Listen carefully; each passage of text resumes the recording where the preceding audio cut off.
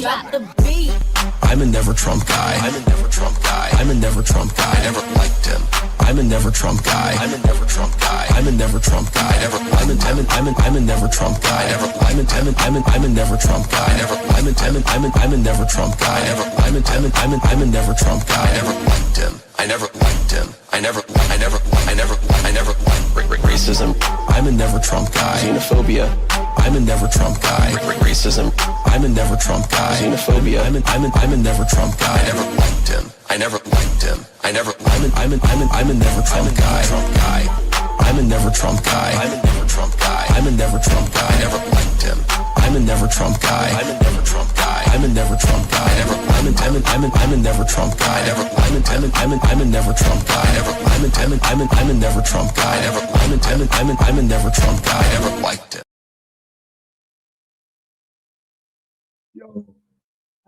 Kings and queens, how are you today? Bellrunner says first. Sabri Keller says yo. Conservative liberalism says live chat is better than top chat. True. Rob says grill shallah. Beef Supreme says good morning. Good morning to you. Jonah says good morning. Randy Chang says good morning, nerds. Well, I guess I need to do an announcement in Discord, don't I? Is Christian Valeris busy, or is he punishing me for not doing sufficient announcements in Discord? Let's find out. You know what's funny too is I watched a Marjorie Taylor Greene episode. I'm not talking to Ryan today. I was just going to use this content as a backdrop. We actually had an interesting conversation yesterday with Pisco. Weirdly enough, I think we delineated our perspectives more to the point that he kind of like understands me more, which is good. Everybody thought I was LARPing. Everybody thought I was grifting. When I said that, no, I actually have underlying Republican principles. And then I started talking about how cops can legally shoot you in the face. And I started talking about how I would rather go to Mars than fucking have dog shit healthcare. And they were like, oh, shit. Going live now, knuckleheads. All right. I threw out the bait. Let's see if Christian Blair shows up. He's been on the campaign trail? Oh, for real? Oh, for the Goonivator. for the gubernatorial elections. I thought you were saying he was doing local canvassing or something, and you were like, no. He's doing a digital media campaign for the gubernatorial elections. Sorry, it's gonna be a weird day. I got okay. So what's been happening is I haven't been getting enough sleep at night. So I'm coming to work with you guys for 5 hours, but then I have editing work that I need to do at night, but I feel like shit, so I don't want to do it. So I've been taking a nap in the afternoon so I can go do more work and not feel like shit and then do a shitty job. So I took a really beautiful nap yesterday. I took like a 3-hour nap. But then what ended up happening was because I took a nap, I got up late. I ate late. I had heartburn, so I went to sleep. But then I woke up at 3 a.m. Then I went back to sleep at 4 a.m. So I probably got I got 5 hours of sleep, but I don't feel totally shitty because I got 3 hours of sleep yesterday in the middle of the day. So I don't feel totally sleep deprived, but I feel off. And so, you know, I'm just going to be weird today. That's what I'm trying to tell you.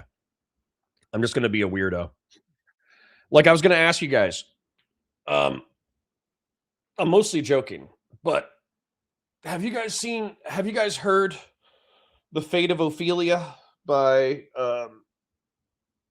T-Swizzle by Taylor Swift? Now, I already know that's a gay question, but I'm about to make it gayer. So the reason why I'm asking you that is because not only did I hear it, I saw it on a TikTok or something, but then I went and checked out the lyrics, liked the lyrics, went and checked out the music video, liked the music video. I guess it's not really gay if I find Taylor Swift attractive, but I think it's gay to like Taylor Swift, unironically, in earnestness. Well, the reason why I like that song, though, is because it's a combination of like pop culture and Hamlet. So for those of you who don't know, The Fate of Ophelia, or Ophelia, is the bride-to-be in Hamlet. And for those of you who don't remember Hamlet, I think he's a Danish prince who finds out that his like uncle, somebody correct me about the plot of Hamlet, but his uncle murdered his father in order to seize the Danish throne and then married his mom. So he's all like emo and fucked up. And he wants to launch a revenge plot in order to kill his uncle. But then everybody dies, including his best friend. Like everybody gets like stabbed or poisoned. And then I think everybody dies except for a single character. And that character might be Ophelia. But then Ophelia, in a bout of melancholic depression, goes like swimming and drowns. And so she's dead too. So the whole thing of like the fate of Ophelia is a side character in Hamlet. I don't think she's that featured that prominently, but she's been a archetype of the melancholic, depressed female who loves the wrong man, who's all fucked in the head. And then the song is actually like in Greek literature, there's comedies and tragedies.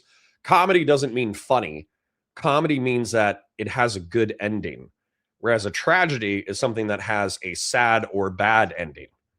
And so the fate of Ophelia, which in the book of Hamlet is a tragedy, actually ends up being a comedy in the song because it's about how Taylor Swift is a emo broad, feeling bad for herself, depressed, loved all the wrong men, and then she ends up loving the right man and it saves her.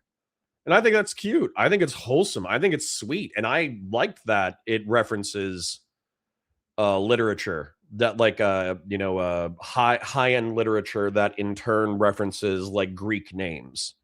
I love it. So I know that's like super gay of me, but I've been bumping Fate of Ophelia for a few hours. Anyways, that's my gay story. Rob says, top Rob on duty. How's the water, boys? Gay. Talking to Ryan today? No, just going to use his video as a backdrop. Like I was saying, I talked with Pisco yesterday about republicanism and what it is now versus what it should be, and why techno-feudalism is attractive, and why the characters, the nefarious characters, by the way, they are nefarious, but the nefarious characters that he thinks are Saturday morning cartoon villains are actually a different style of villain. And so that's where, I think that Pisco could benefit from getting outside of his comfort zone. If he understood that Peter Thiel wasn't a Saturday morning cartoon villain, but actually just like a normal villain, he's a normal villain. He's a guy who thinks he's a good guy, but he wants to do nefarious shit because he's been corrupted by stupid ideology. He's a very normal villain. He's not a Saturday morning cartoon villain. And when you treat a normal villain like a Saturday morning cartoon villain, you kind of fuck up. You fuck up in your prescriptions because you don't understand your enemy. It's like a Sun Tzu quote. It's like don't know yourself and don't know your enemy. You will lose every battle. Know yourself and don't know your enemy, and you will win half of your battles. Know yourself and know your enemy, and you will win every battle. And I think Pisco is guilty of knowing him, not even knowing himself, unfortunately. That was the entire conversation. I was like, hey, here's the history of 19th and 20th century socialism. That way you understand how this has infected the rhetoric and policies of the left. And he's like, my chat is getting bored, so can you wrap this up real quick? And it's like, okay, so you're not interested in knowing yourself. And then I was like, hey, here's the best parts of techno-feudalism that are actually appealing to my right-wing brain. And he's like, well, I would just prefer to think of my opponents as Saturday morning cartoon villains. And it's like, okay, so you don't know your opponents either. So Pisco, unsurprising that we have intelligent Democrats, because Pisco is not a stupid man. So despite my criticisms for the past 2 minutes, I do not think Pisco is an unintelligent man. But because of his chat and because of his own lack of curiosity, he is pridefully ignorant on who he is and pridefully ignorant on who his enemies are, which is not a good recipe for victory. Jen Winkler says, yo, good morning, Jen Winkler. I'm going to eat some trail mix in your guys' earballs because I bought this trail mix because I'm hungry last night. Part of the reason why I had heartburn was I was eating trail mix at like 10:30 p.m. Mr. Savvy says, Ryan's latest video, that's the content. I have no idea, buddy. I just work here. Expect me to have a plan? Conservatism says, lol, you got it. Thanks.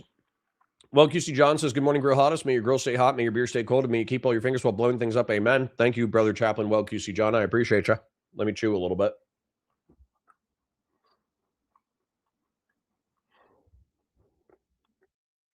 I'm not gay. I just like Taylor Swizzle and chewing on nuts. Where that Grill Hottest intern? No idea. Jen Winkler says, I haven't slept either, and I'm struggling like dangerously driving to work. I'm so fucking tired. Get some caffeine, girl. Get some caffeine, take a nap. I don't know. My wife can't take naps. It's so weird. She could be running on like 3 to 5 hours of sleep, totally feel like shit, be totally dragging ass.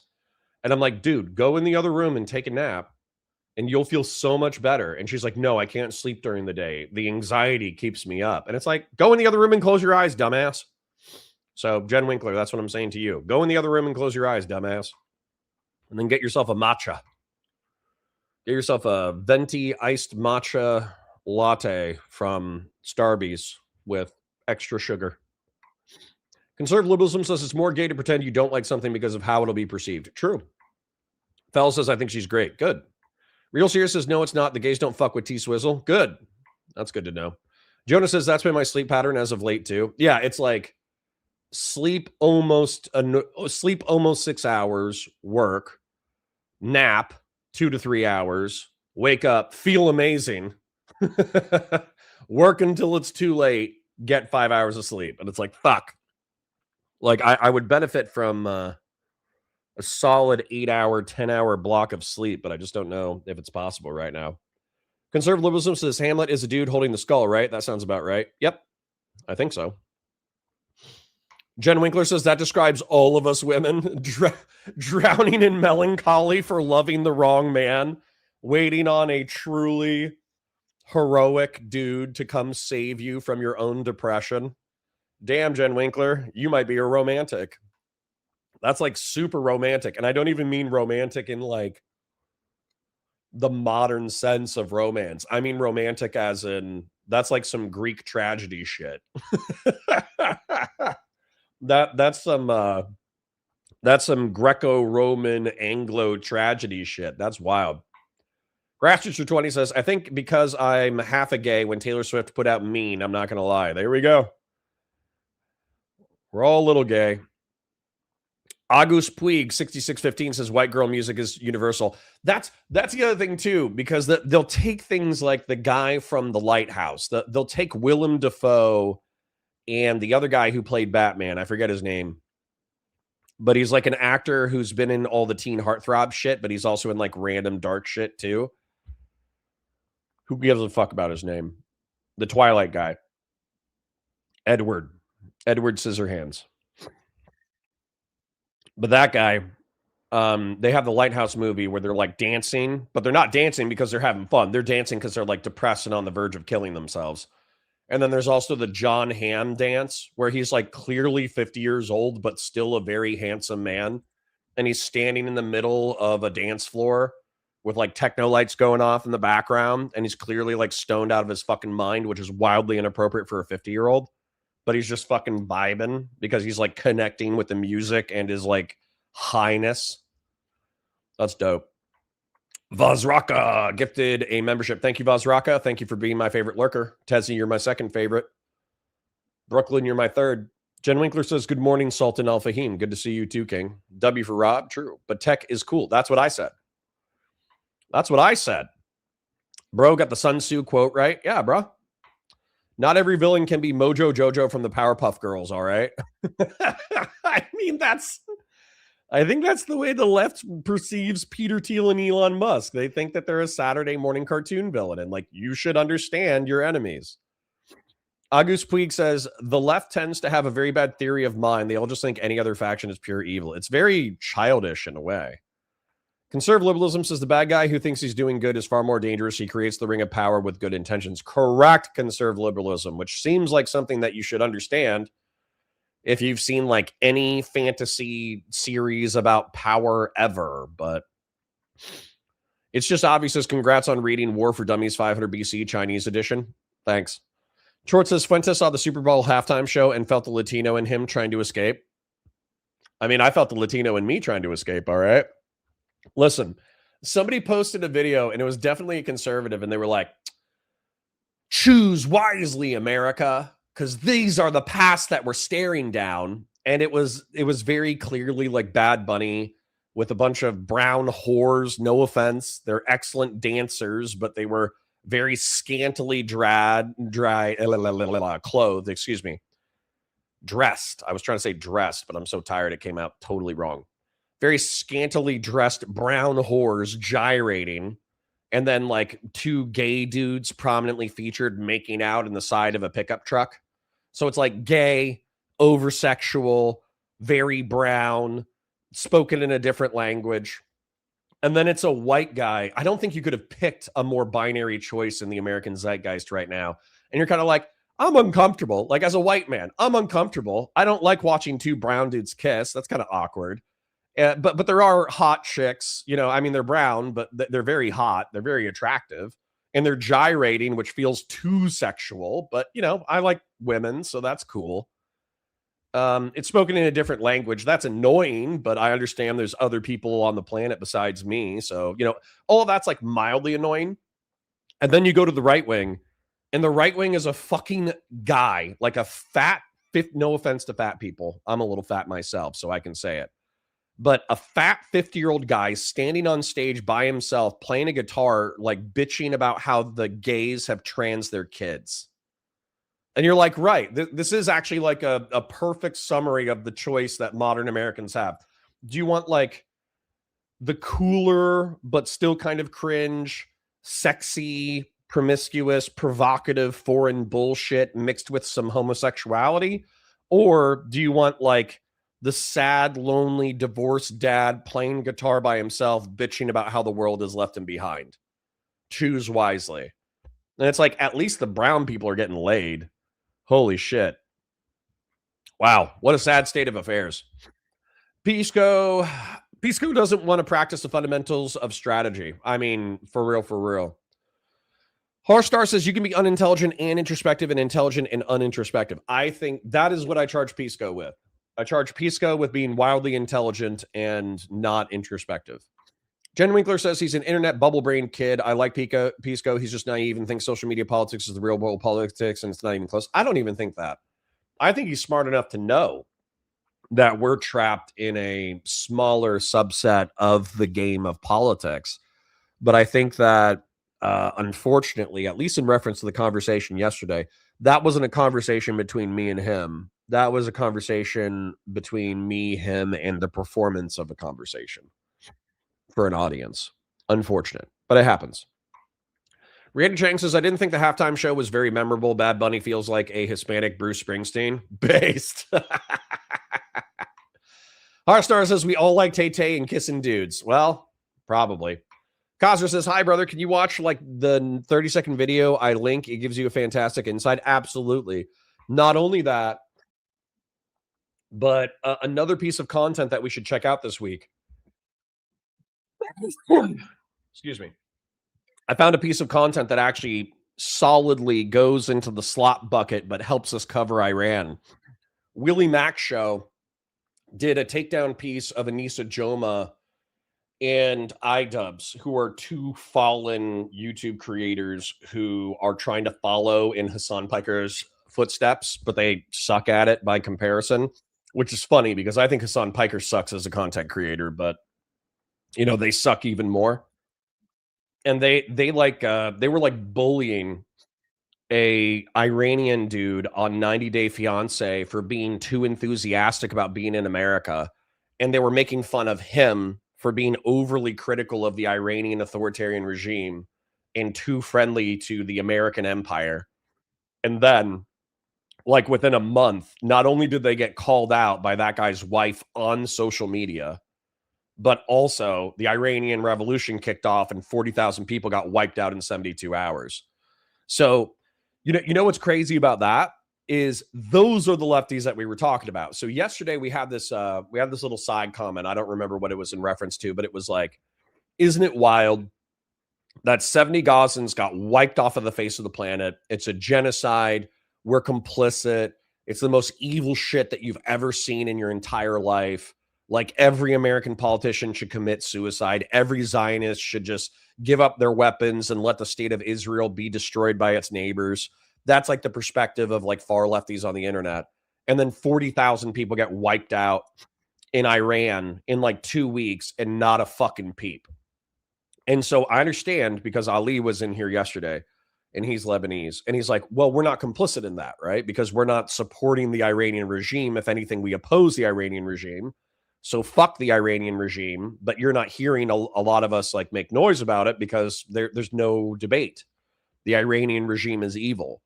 But I think that if Anissa Joma and if iDubbbz were actually introspective, thoughtful people, then they're the exact people who should be doubling back and being like, hey, just to let y'all know, Iranian regime bad.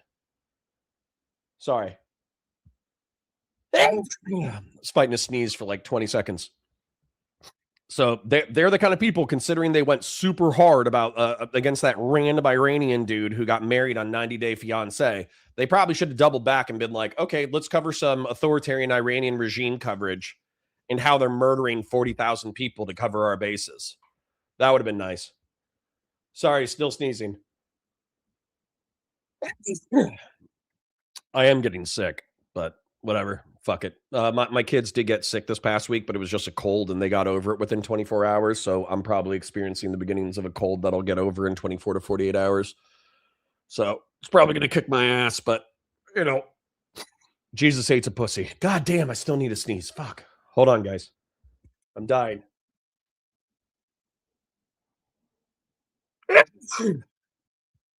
Oh, excuse me. Eben says, loves Taylor Swift plus nuts and mouth. Yeah, I'm definitely not gay. Yep, exactly.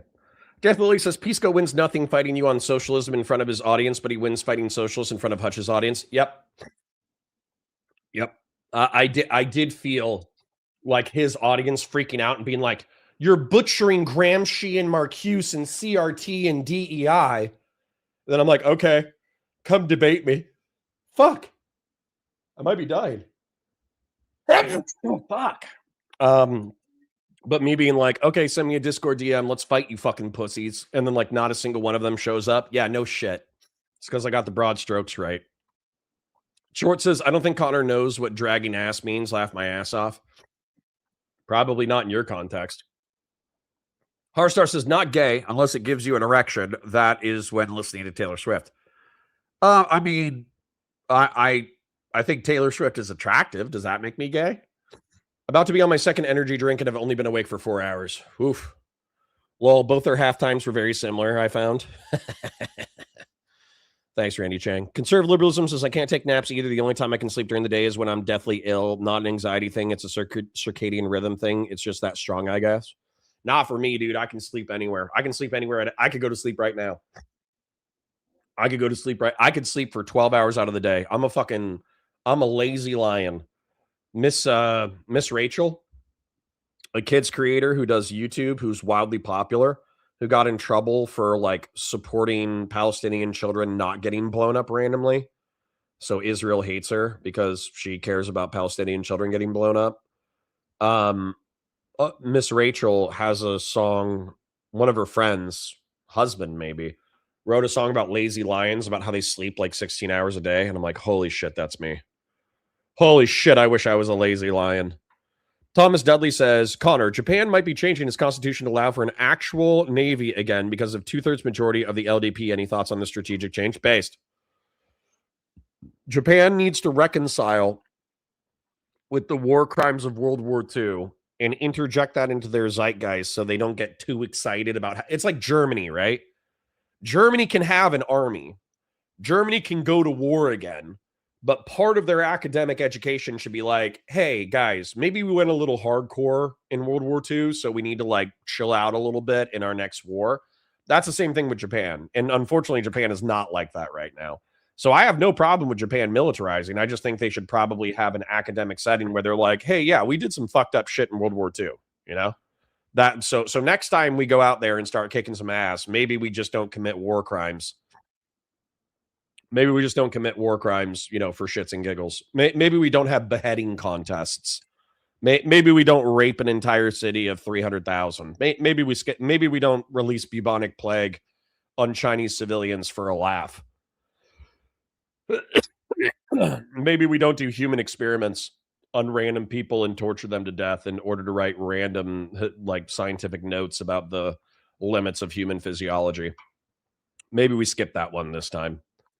Jonah Boy says, it's my work schedule that messes up my sleep. I work part-time 3 to 11. By the time I get home, it's midnight. And once I'm settled in, it's already 2 a.m. True. That there is like an hour. There is like an hour to 2 where you need to settle.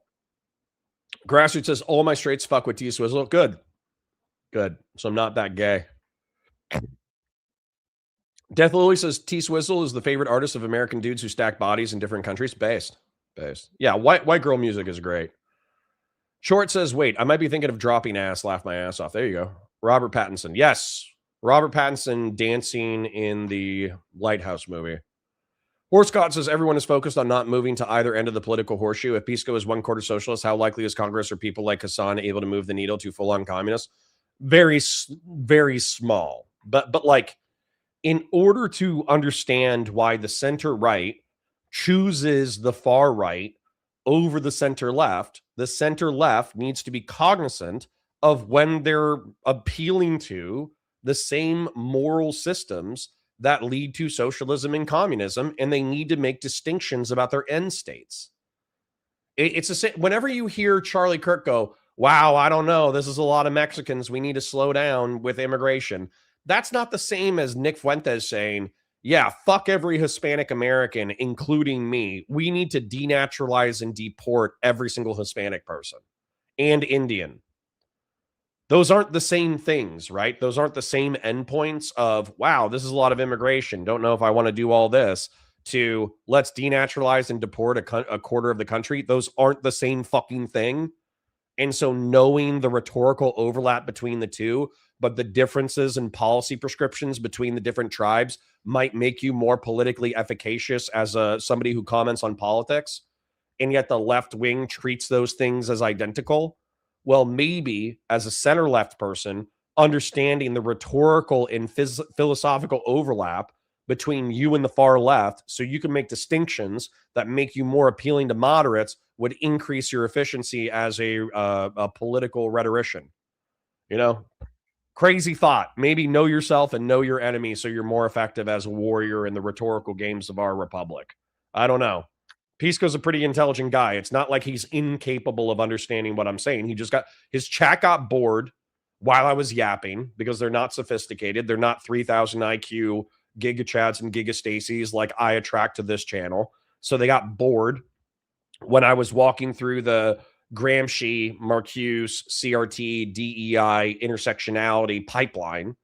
And then they got bored probably as I made it into the early 20th century in reference to the philosophical and political development of socialism, which is actually vitally important to understand why the center right hates the center left for being useful idiots for the far left.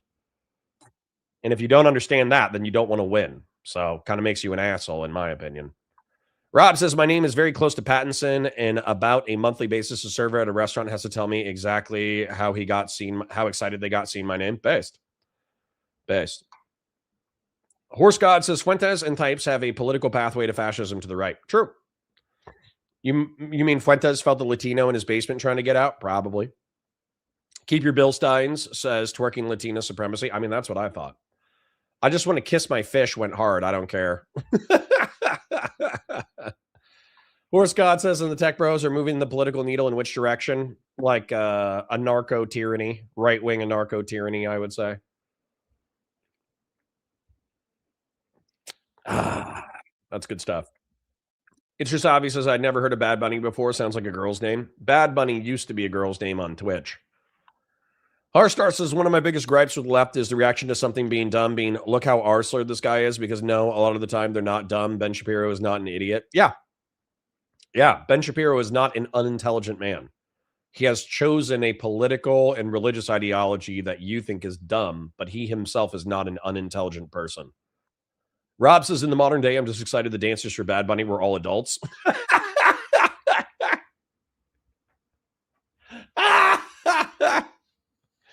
Oh, Rob, it really is about the silver linings, huh? That's an excellent point. Here I am being like mildly homophobic to watching two dudes kiss, and you're just like, hey, at least they're adults. And you know what? You're right. I'm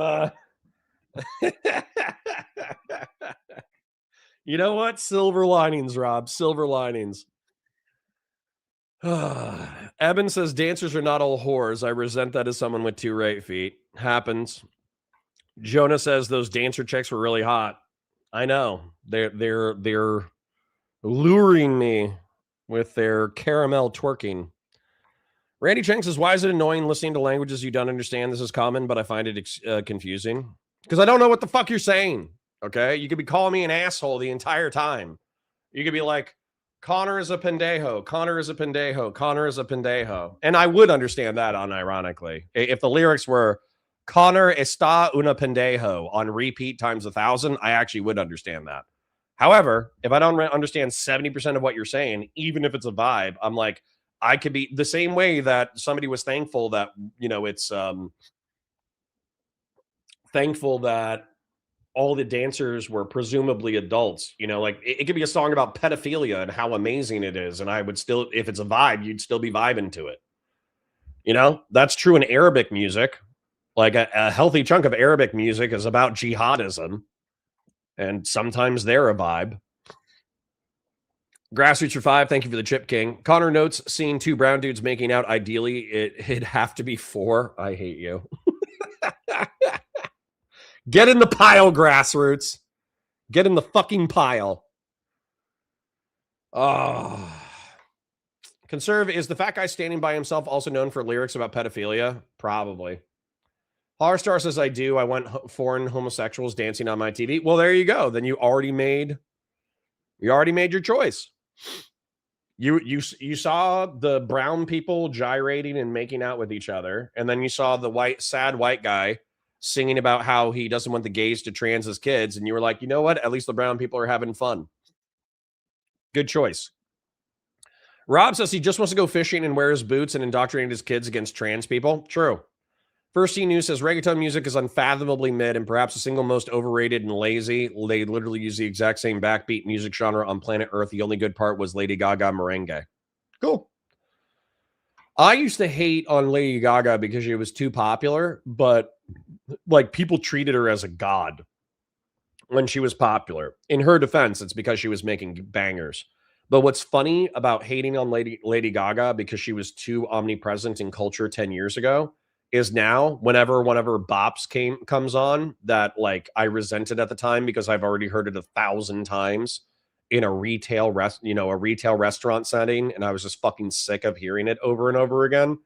Now I can be like, now that she's not popular, okay, that's a fucking bop. Now that I haven't heard that song in 3 years or 5 years, undeniably a bop. August Puig says, feels like the steel man on the left versus the straw man on the right. And even when they are both close to equally cringe, why not show a white guy shooting guns on the right? You know why. Did you see it? Because it was bad. It was really bad, man. Like, I know that wasn't the entire TPUSA halftime show, but the one guy on his guitar was wild. It's like, it's hard being country in this country is the chorus. It's kind of crazy. Andy B says, what if I want neither? Both are clearly not made for me. If you enjoyed either, show's good for you. Well, then I think you just chill the fuck out, Andy B. I think you just go, wow, that's annoying. And then you hit your vape pen and you go to work. Hit your vape pen, drink your Monster, and go to work. Then you go, not for me. Dank Brandon says, Connor, there was an actual country song played at the MAGA PETA show that was about damn transes. I know. That's what I'm talking about. Real Serious with 100 Argentinian peso says, I don't dislike Bad Bunny's halftime show because he's woke. I dislike it because it will validate injecting your stupid halftime bullshit into the World Cup as retaliation. We are not the same. True. Good point. Wowman says, good morning, Grill Hottest. Your high IQ, beautiful bastards. It's true. Honestly, based off of like their chat getting bored, Pisco's chat getting bored, actually describing philosophical and historical socialism and the cultural integration of socialist ideas into sociology, and then them saying that my representations were a straw man, but not articulating how. I think they're all fucking seals. I think they're all fucking guppy fish. I think they all have the IQ of a fucking goldfish. Fed post. Randy Chang says, first teen nudes, dude, I've been complaining about the reggae for fucking years. Let's get a beer. Yeah, well, as a fan of ska, I can't sign off on the hate of reggaeton. I fucking love ska, and I know a lot of people hate ska. Jonah says, MAGA won the culture war, the speed run, the pendulum swinging back, and being very uncool again. Thank God. Hood Monkey says, love when I show up and the first words I hear are, holy shit, I know I'm here. No need to be so dramatic about it. Well, hi, Hood Monkey. Grassroots for 5 says, Cotter got the Vosh take. I love fathers in the household. 12 fathers to every household. No. Fellow Runner says, name one had time show that didn't piss someone off. There were plenty of halftime shows that didn't piss me off. What was it? The 2001 halftime show was like Creed singing like 6 feet. 6 feet. It's like, hold me now. I'm 6 feet from the edge and I'm thinking maybe 6 feet ain't so far down.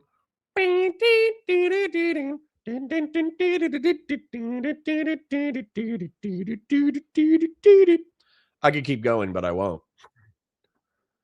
Yeah, fucking Creed and Three Doors Down and all. Who did they make mad? They didn't make anybody mad. What about Rob Thomas and Santana with Smooth?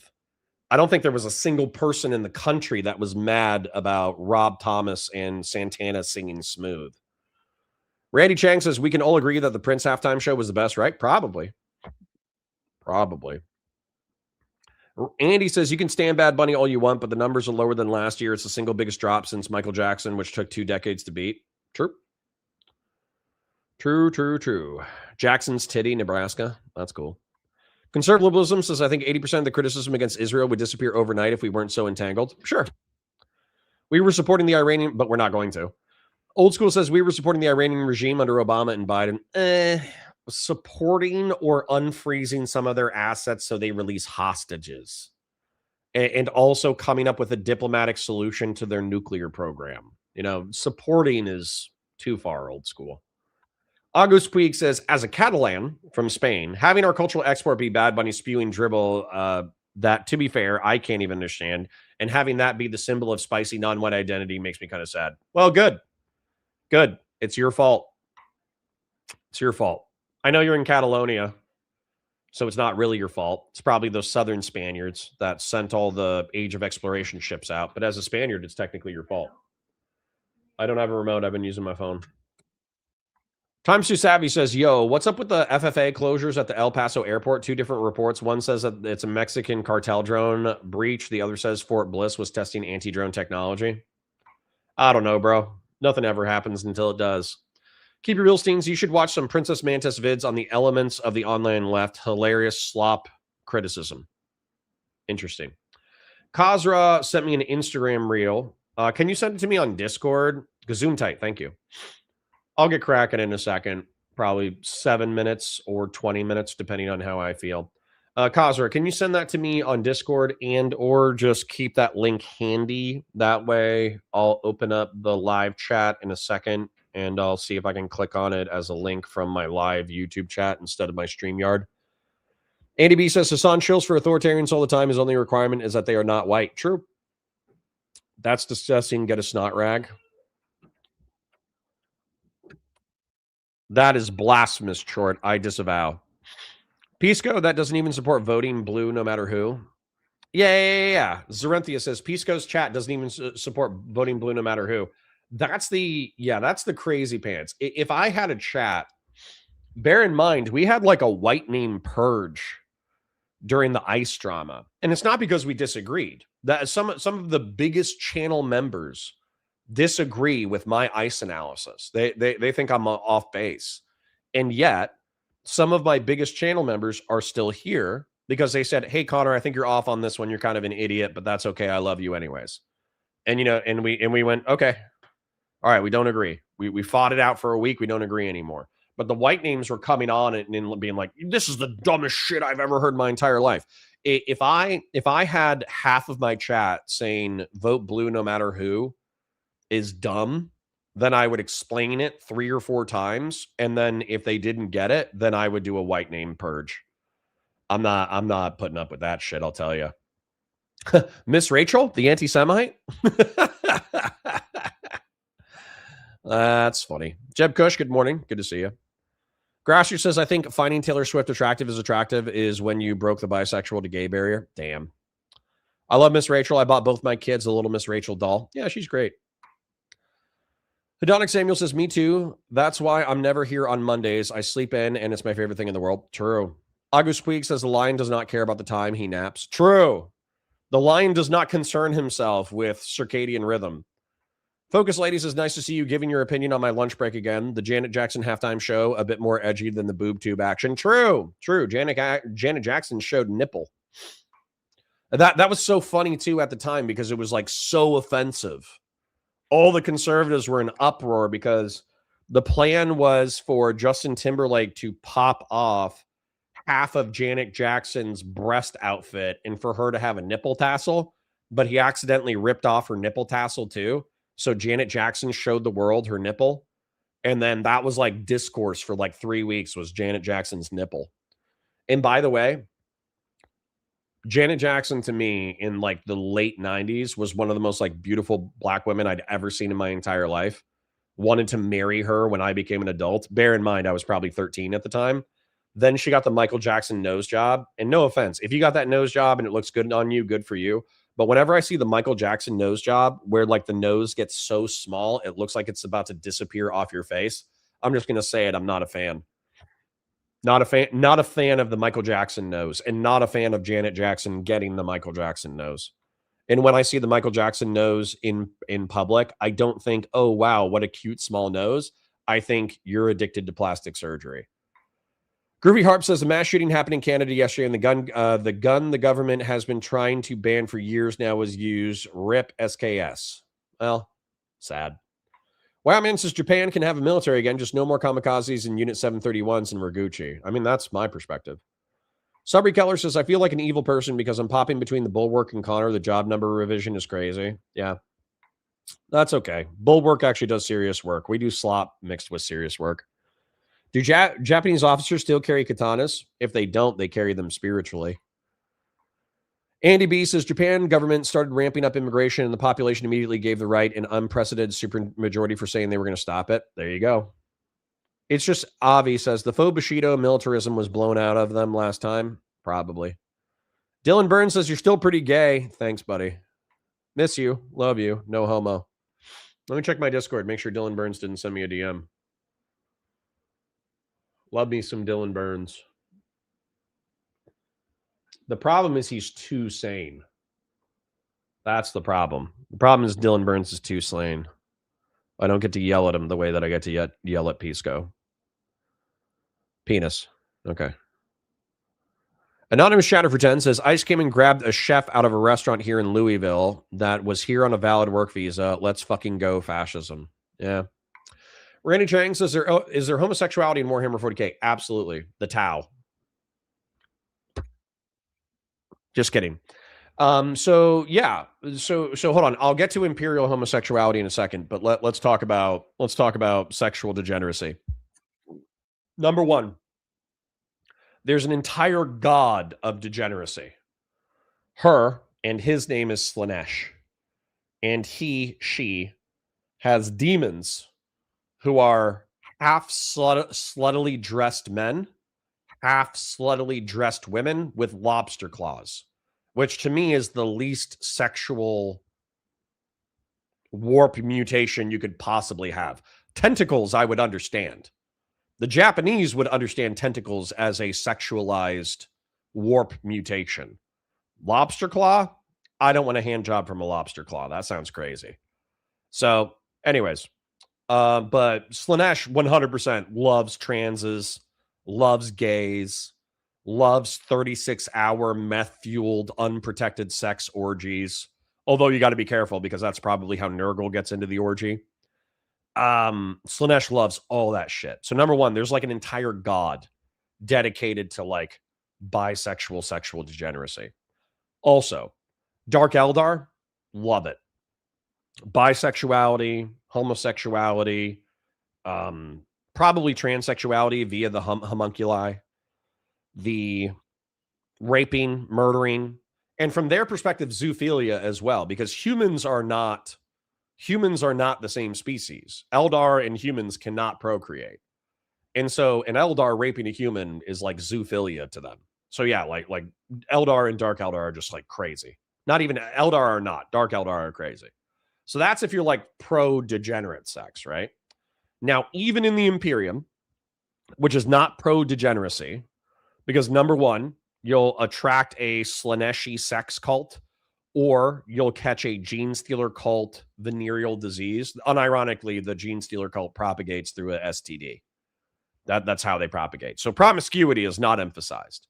But if you're gay or if you're bi, they don't give a fuck. Can you hold a lasgun? Can you hold a missile launcher? Can you kill the enemies of the Emperor of Mankind? Congratulations. You're a part of the Imperium.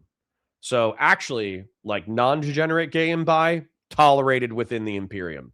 Degenerate gay and bi, you're going to attract a Slaaneshi or gene stealer cult. Therefore, you either need to be gene stealer cult, Slaaneshi, or a Dark Eldar sex slave. You know what I'm saying? So the short answer, Randy Chang, is yes. Also, the Tau are gay, which is, I'm just making fun of them. The Tau are the nicest faction. They're like the Chinese Communist Party. They still do cultural genocides, and they still chemically castrate undesirables in their society, so they're unable to propagate, but they actually are like the nicest faction, which is funny. That's actually funny that the nicest faction in the 40K universe is Chinese Communist China. That's funny. That's weird. I hadn't thought about that before. Eddie says the LDP didn't win because of their strongest rallying points. Anti-immigration is popular. It won for undisclosed other reasons that I can't explain. I don't know what that means, King, but it sounds like a bop. Old School for Five says, hi, Connor. I'm eating a Dutch baby for breakfast. Jesus. It's a pancake, but I just wanted to see your reaction when you said I'm eating a baby. I think we talked about that the other day, didn't we? I think I talked about why Hassan Piker was a piece of shit. Excellent deep cut reference. Keeper Billstein says, I bounced between you both. They were whining for sure. Well, that's what they do. The LDP is anti-immigration. What were they doing for the past 50 years then? Well, we're talking about Japan. I don't think Japan has a sizable immigrant population. I think it's less than 5%. Kazur says, to be fair, at least Charlie had some respect for liberals. There you go. Conserve says, I think the useful idiot thing needs some serious squinting at because there are people who want half measures in that direction, and there are countries who have done so successfully and flourish. Sure. But Pisco's a smart guy. He should know about it. Old School says, I thought Fuentes only allowed Destiny into his basement. Focus Lady says, Horse God is such an awesome scream name. Not going to lie. I agree. Japan doesn't like the ruling party's policy, elects the ruling parties, Orenthia says. Sure.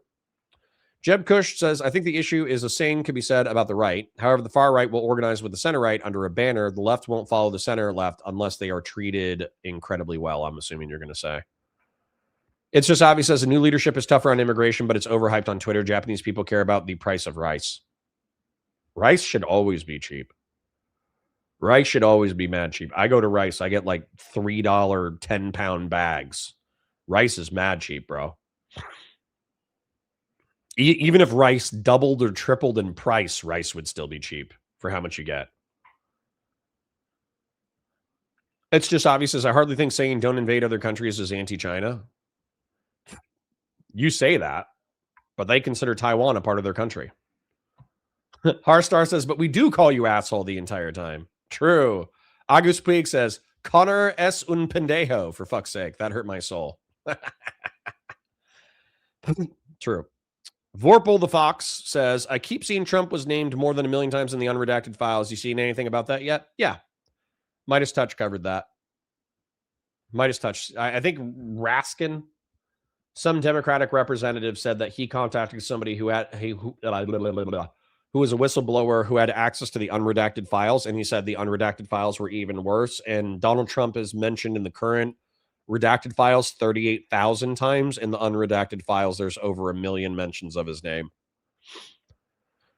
So, Kid Rock has a song about ephebophilia. Unsurprising. Focus Lady says, can you provide a prediction of battle results between the Monty Python Rabbit of Care Banog and Bad Bunny? Oh, Monty Python Rabbit all day.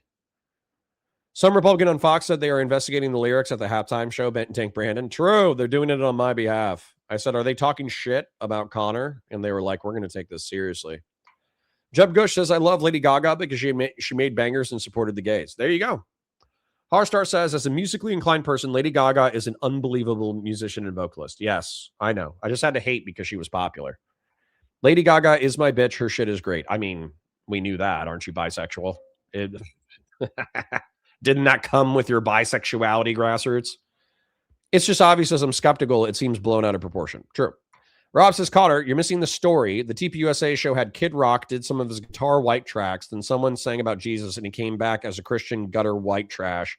We can all be saved. True. Focus Lady says the camera angles were amazing, like The Matrix. What? At the brown women's butts? Sure. Wait, the white guy wasn't part of Bad Bunny's thing? It was like an unironic thing made by right-wingers? If so, then yeah, ouch, big booty Latina time.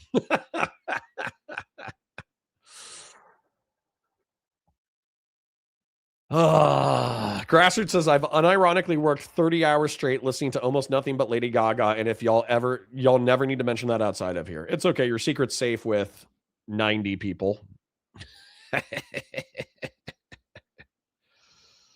Oh my God. It's hard being country in this country. Can we go back to the SJWs being the only ones with a victim complex? This ubiquitous weakness makes me wretch. I'm with you, King. I'm with you. Ska came before reggae, says Real Serious. Good. What's your favorite ska band? The Supervillains. Give me a second. I'm gonna play the Supervillains with you because I fucking love them and I understand. Actually, there's 2 songs I'm gonna play for you real quick. One of them is probably gonna be copyright. One of them's not. And I think I've already played them for you guys too, but I'll do it again. Ba-dum-bum-bum. Ba-da-da-dum-bum. Ba-da-dum. Let's do the ska band first that you're gonna counterpoint, which weirdly enough, I used to have their intro guitar as my intro for my channel. Point counterpoint. This was a huge song that actually like got me through some pretty rough times in the Marine Corps. Huge fan of this song. I got a gun in my hand. Hold on. I got a gun in my hand, but the gun won't cock. My fingers on the trigger, but that trigger seems locked. I can't stop staring at the tick-tock clock. And even if I could, I would never give up.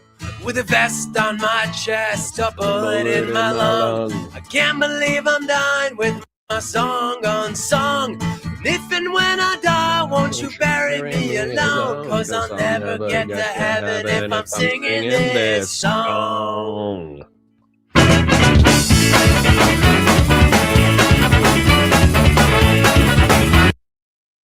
I don't want to get copyright strike, but that's the reason why it's ska. The first opening is just like acoustic rock that you know is going to pick up, but obviously the brass is where it gets ska. This, by the Supervillains, there's so many good Supervillain songs. I could literally sit here, get baked, and listen to the Supervillains with you all day. They're amazing, but it's a acquired taste, I suppose. What you need to think about is being blitzed out of your mind. Your girlfriend just broke up with you. Your car is falling apart, but it gets you to the show. And then you fist fight each other in the pit while listening to this song.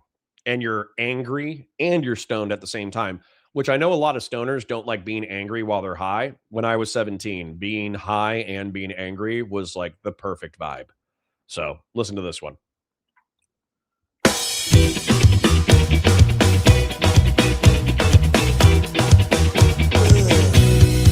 Let's go!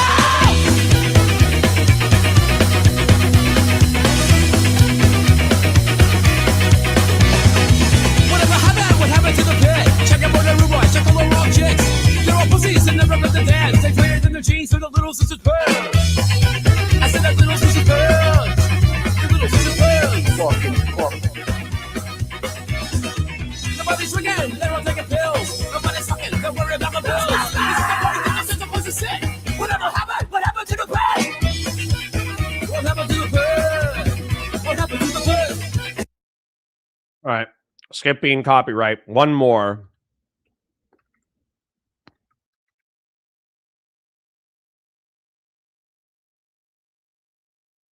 I don't know if this is going to be on YouTube or not. This one, dude, this song, being miserable and hating your job and having bad relationships and being baked out of your mind and listening to this song is like spiritual tonic. It's so good.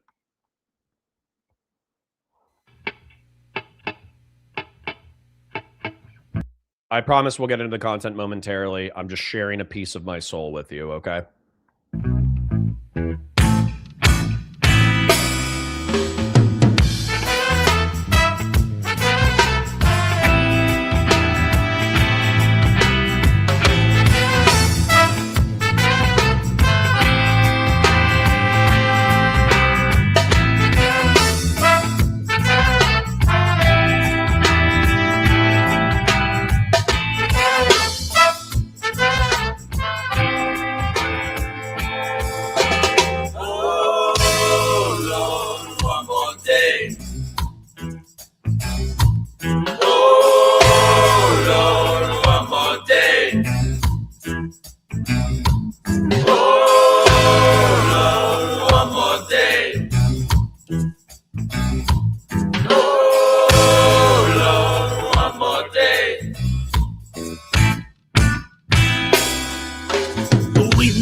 Make enough money, but we not smoke enough trees, but we not get enough honey.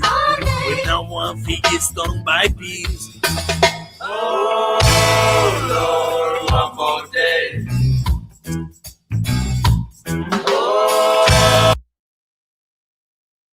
It's a spiritual lament. It's a spiritual lament. It's so fucking good. And it does pick up towards the end and have this like raucous, like middle finger to the world.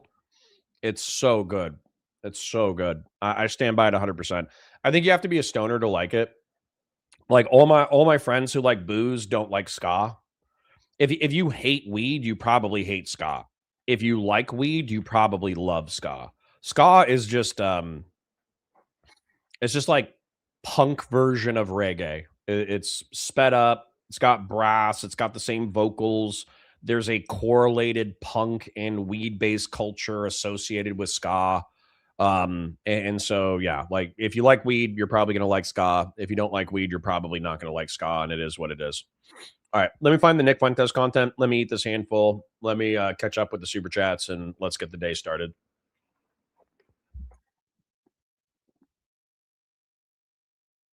I got Cosner's DM.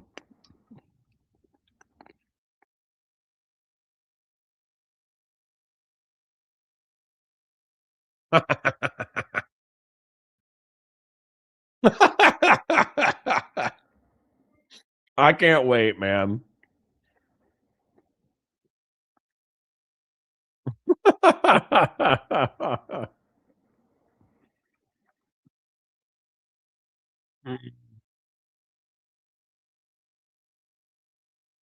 He's got a 20-minute video with the dumbest prescription I've ever heard in my fucking life.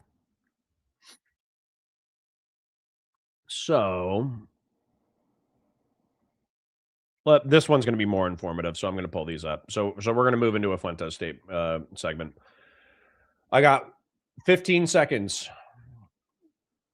Keep your Bill Stein says your ice analysis sucks, but I'm still here. Keep your Bill Steins. I'll challenge you. Do you think that I'm wrong, or do you not like what I have to say? Because there's a difference there. If you don't like what I have to say, that's totally fine, mate. What's up? Mute myself. Oh, yeah. Give me a second.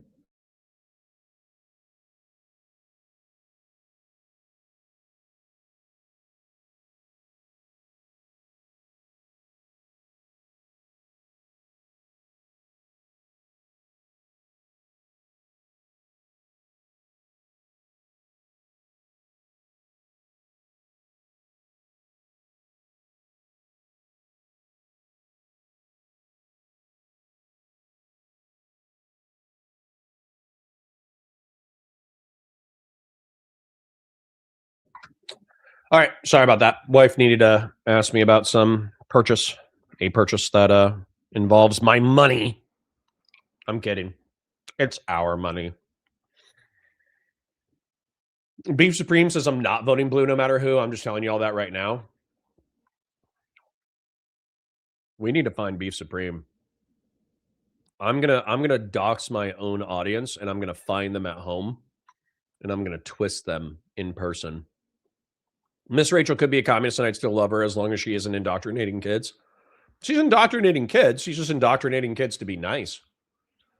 Focus Lady says, bro, you remind me of my doctor. He used to be a highway patrolman. Based.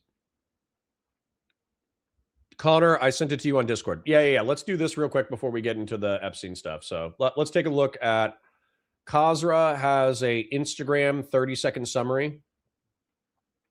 So we're going to take a look at that real quick before we get cracking.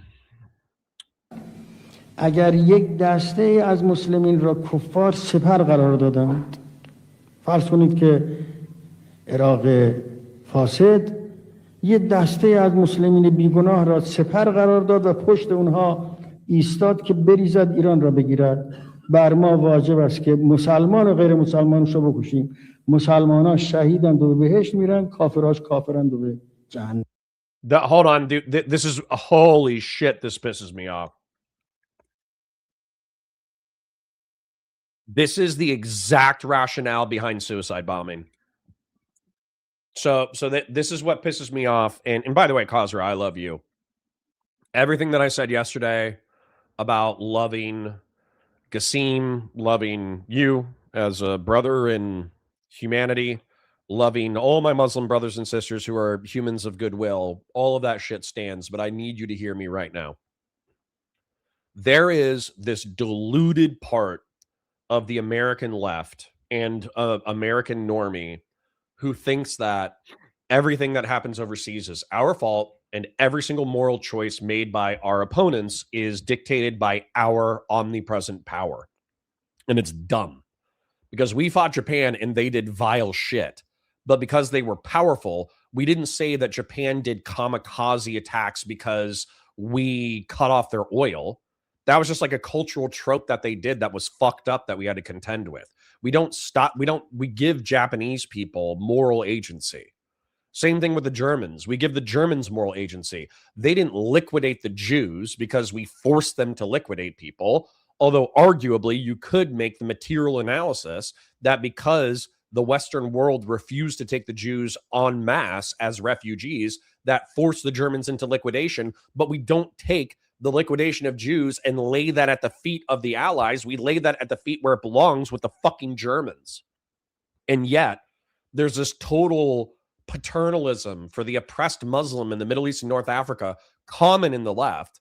Whereas this logic is exactly what leads to suicide bombing. I told you guys about this.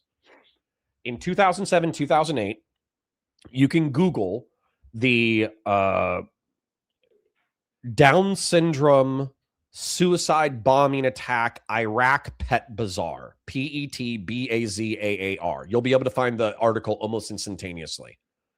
A couple of jihadists went into a home for disabled people.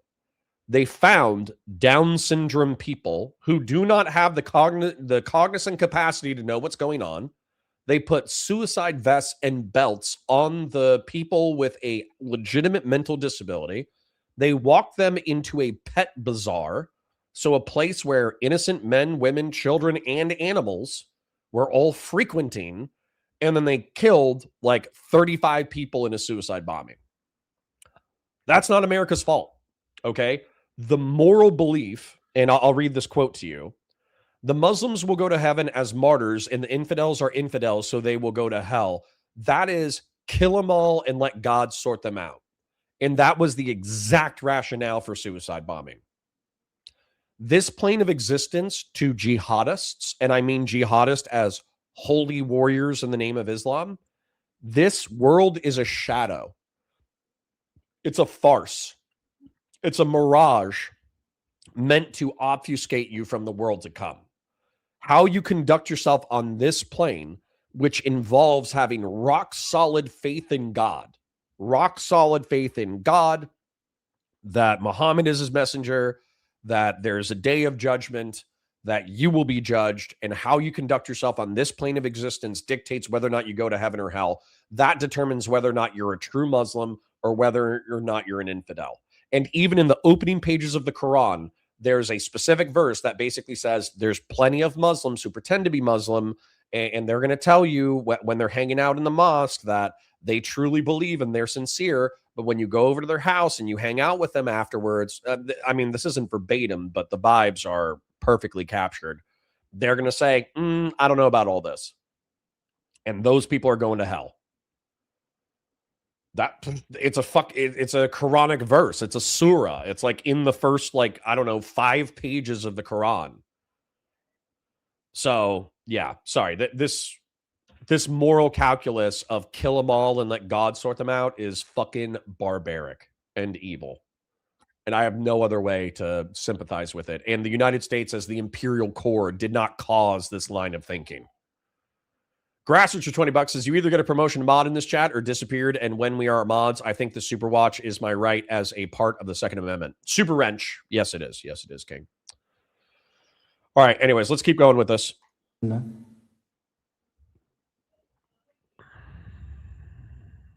Oh, was that it?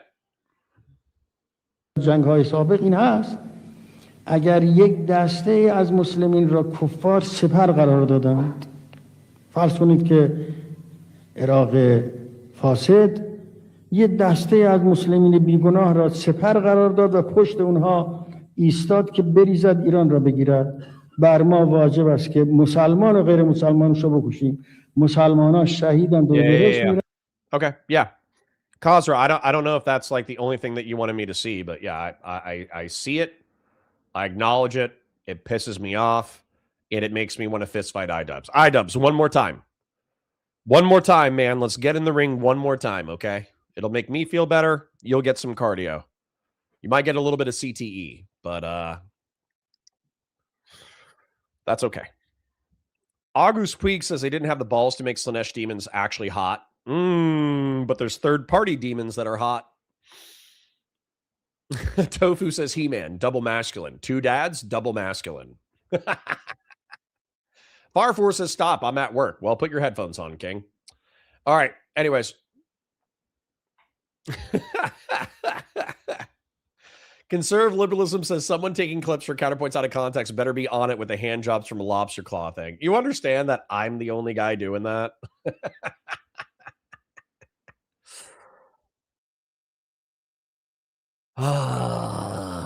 All right. Someone put sexy lobster claw into Chat GPT. Subry Keller says, oh my God, Pam Bondi is getting grilled by the house today right now, and I really want to see how she squirms out of this. She won't. She'll just embarrass herself, but she'll keep doing what she does anyways. All right, I'm going to read this super chat. Actually, I'm going to read all the super chats, and then I'm going to get into it. It's just Avi with the 2. Tau are the best faction. You can't touch my mechs. Well, I want to do a Dark Age of Technology army with Titanfall proxies from the tabletop game Blackout. Let me show you this real quick. Totally irrelevant. I know I'm losing chatters by not just getting into the content. I don't give a fuck. I'm sick I'm sneezing. I'm under-caffeinated. Blackout tabletop game. This is a game about near future space colonization. And I actually think the lore for the colonization kind of sucks. But the models and the factions are so cool. I don't give a flying fuck. They basically have like the Russian and Chinese organized into a faction with Titanfall robots. They have Americans as a solo faction doing their own thing. Then they have the United Nations as their own faction. And weirdly enough, the United Nations is the dominant faction that's most technologically advanced and most morally dubious. So what I want to do is I want to use these infantry models that are on your screen right now because these infantry models are amazing. And I want to use these as proxies for fire warriors. And then what I want to do is I want to take the dusters. That's what they call their versions of mechs, which are okay, but the weapons are meh. And then what I want to do is I want to take 75 millimeter Titanfall mech models. I want to get these because these are available on like Cults 3D, and these are available on like third-party websites. And I want to 3D print Titanfall mechs and use them as proxies for Tau mech suits. And then I want to build effectively a complete Tau army list, but instead of it being fish people with goat hooves that with no noses that the entire internet wants to have sex with, instead it'll be like a human dark age of technology planet lost in the warp. And then I'm going to play as Tau. Anonymous Chatter says, it's so hard to be country in this majority white, majority Christian, majority retarded country. Imagine how hard it must be to be anywhere else. True. AK Batusai, sorry for saying the Arsler, Ken. AK Batusai with the 5 says, I think the problem the Democrats have with appealing too much to their progressives is they need 90% of black votes in the U.S. having 50-50 voters. Yeah, but black folk are disproportionately socially conservative. Anonymous Chatter for $10 says, if you want to see a bunch of angry high people, I recommend any metal concert. That's 90% of the people there. The rest of them are drunk looking for someone to get high with. True. Fast and Bulbous for 5 says, can you put on Trump's favorite music, Kids Bop? Badumts, pedo joke. Anyways, let's do an intro. Let's get some content rolling. I'll be taking notes. So if Christian Valeris was here, he could be giving us some feedback on the note meta. But I haven't seen him. Very upsetting. Anyways, like the stream, share it with your friends, engage with chat, super chats if you got them, memberships if you got them. Let me go ahead and open up the YouTube chat and make sure that I have the live chat going. Let me get a intro going. Let's actually do some content. The problem with eating trail mix is you always have residual nuts in your mouth. Gross. All right. If Valor Media Network has Hassan Piker on, I'm going to Sudoku. It wasn't Valor Media Network, thank God. All right. What is this? Valor Media Network. What? Did I not type that in? I need to find my own live stream so I can pull up my live chat. Here we go. Need to mute myself. I need to pop out chat. I need to set a goal. It's just Avi super chatted. Thank you, King. It's just Avi says, your sci-fi channel got up to the Expanse, right? Surely Gundam is not far off. The tech level is about the same. Yep. Correct. Next on the docket is going to be like Titanfall. Well, it's going to be Aliens first. Then it'll be Titanfall and Gundam and all that stuff. So. All right. Let me set 10 super chats for the next 2 hours. You guys have already done a goal and a half in the past hour. Thank you for your chips and your oils. Like the stream, share it with your friends, engage with chat, super chats if you got them, memberships if you got them. I parasocially love you. Thank you for being here. All right, let's do an intro. God, this fucking camera, dude. I need to install.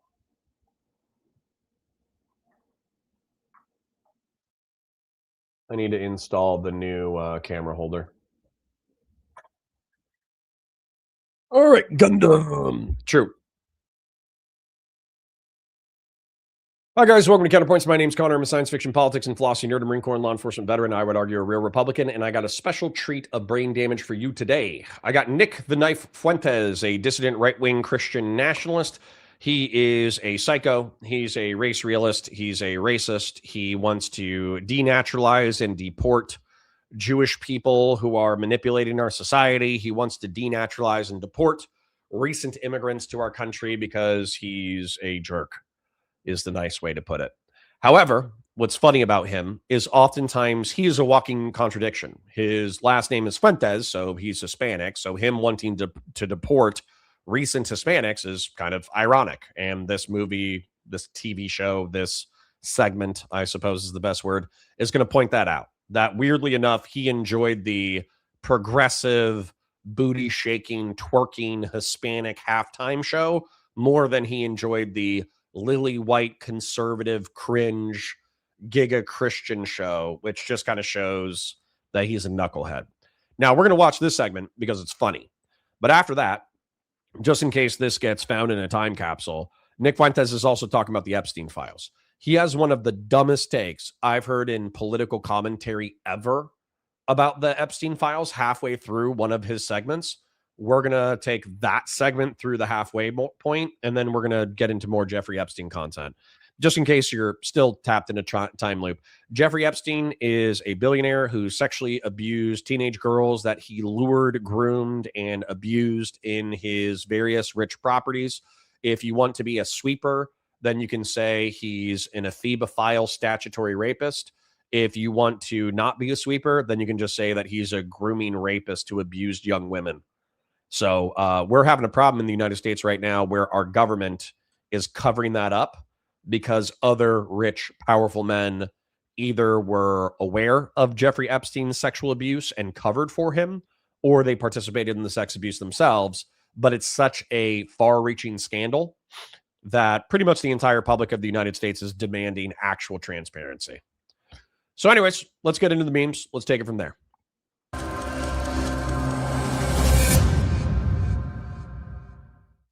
With that being said, we have to talk about this Super Bowl halftime show. There is so much to talk about. The greatest Super Bowl halftime show of the 21st century. I thought it was great. I understood every word. I don't know what everybody was complaining about. People said, I can't understand a word of the Super Bowl halftime show. This is ours. This is America. I was like, I don't know what you're talking about. I understood every word he said. I understood it perfectly. People were saying it's un-American. I'm like, this looks exactly like the neighborhood I grew up in. Okay. He's being sarcastic. He grew up in the lily white upper middle class suburbs of Chicago. All right. I should have expected some sarcasm. I was like, this is super relatable. The sugar cane, the nail tech, the salsa dancing. I was like, that looks like where I'm from. I was like, those look like my parents. Those look like mi familia. That's like all my cousins. I think I recognized a few people there. I thought it was great. That was the kind of culture I grew up with. That was kind of the rhythm of where I grew up in Mexico City. And they look like my people, talk like my people. I was like, finally, I feel included. No, I'm joking, of course. Just rage bait. You guys are idiots. You guys are idiots, all right? It's just a little rage bait. Hey, just jokes. Relax. Everyone's going to be okay. What do you need, a safe space? Here, we'll rent an overflow space and, we'll hang up some red, white, and blue streamers and we'll put some country music on. Okay. We'll do a little counter programming. Okay. Would that make you feel better? Do you need a little safe space? This song is in Spanish. This isn't English. This is Spanish. Hey, it's okay. We have some counter programming. We rented an overflow room. We're going to play some country music. There. It's all right. It's going to be fine. We'll have some ranch dressing. We'll have some Domino's pizza. It's going to be fine. No, I'm kidding. I'm just teasing. Guys, since when did our side become like this? Maybe we've always been like this and I just never saw it. No, dude. You're part of it. Hold on. I'm going to let it flow and take some notes, but this is actually wild. Here's my unironic take about that. I'm joking around a little bit. Here's my unironic take. Is we have to talk about a couple of things. We have to talk about the halftime show. We can't talk about it without also discussing the Kid Rock thing that was going on somewhere else. What the fuck was that? I mean, if that's the best we have to offer, honestly, I'm switching sides. If that's seriously, they said this is the all-American halftime show, God, family, and it's like, okay, if that's the all-American halftime show, I don't know, guys. We're losing them. You know, we got to come up with something better because that was a tough watch. If it is a requirement to pretend to like that, to be like a patriot, like I can't do it. I'm just telling you up front. I'm going to be honest with you. Full disclosure, I can't do it. I think I'd rather kill myself than pretend to like that. So you're telling me we're at the Super Bowl party with the normies, with the hoes, with the chuds and the faggots. We're at the Super Bowl watch party.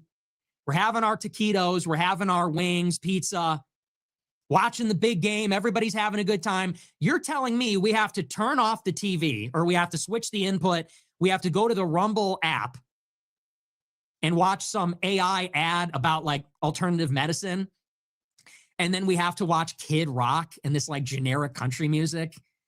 And we have to pretend to like this. We have to all be like, this is really good. She's really good.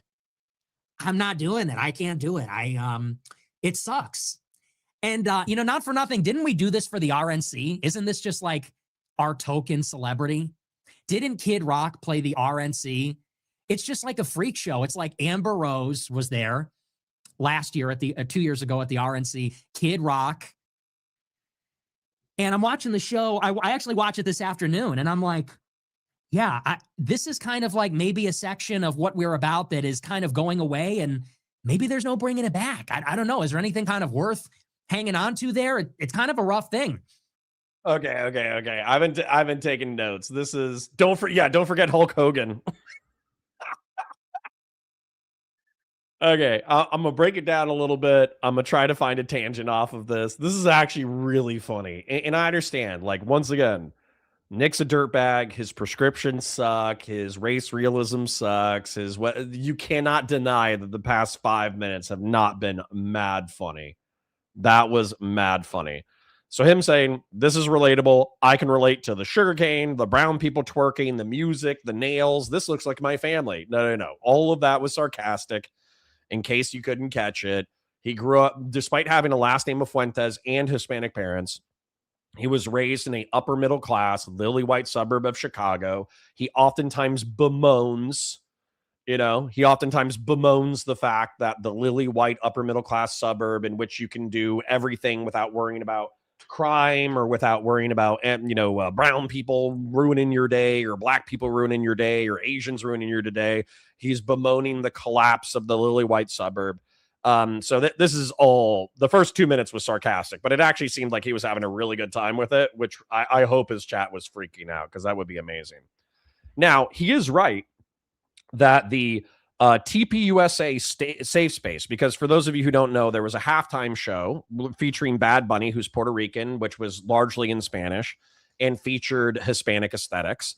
But then there was also a TPUSA competitive halftime show, which was like filled with like country and Kid Rock. That's what he's talking about.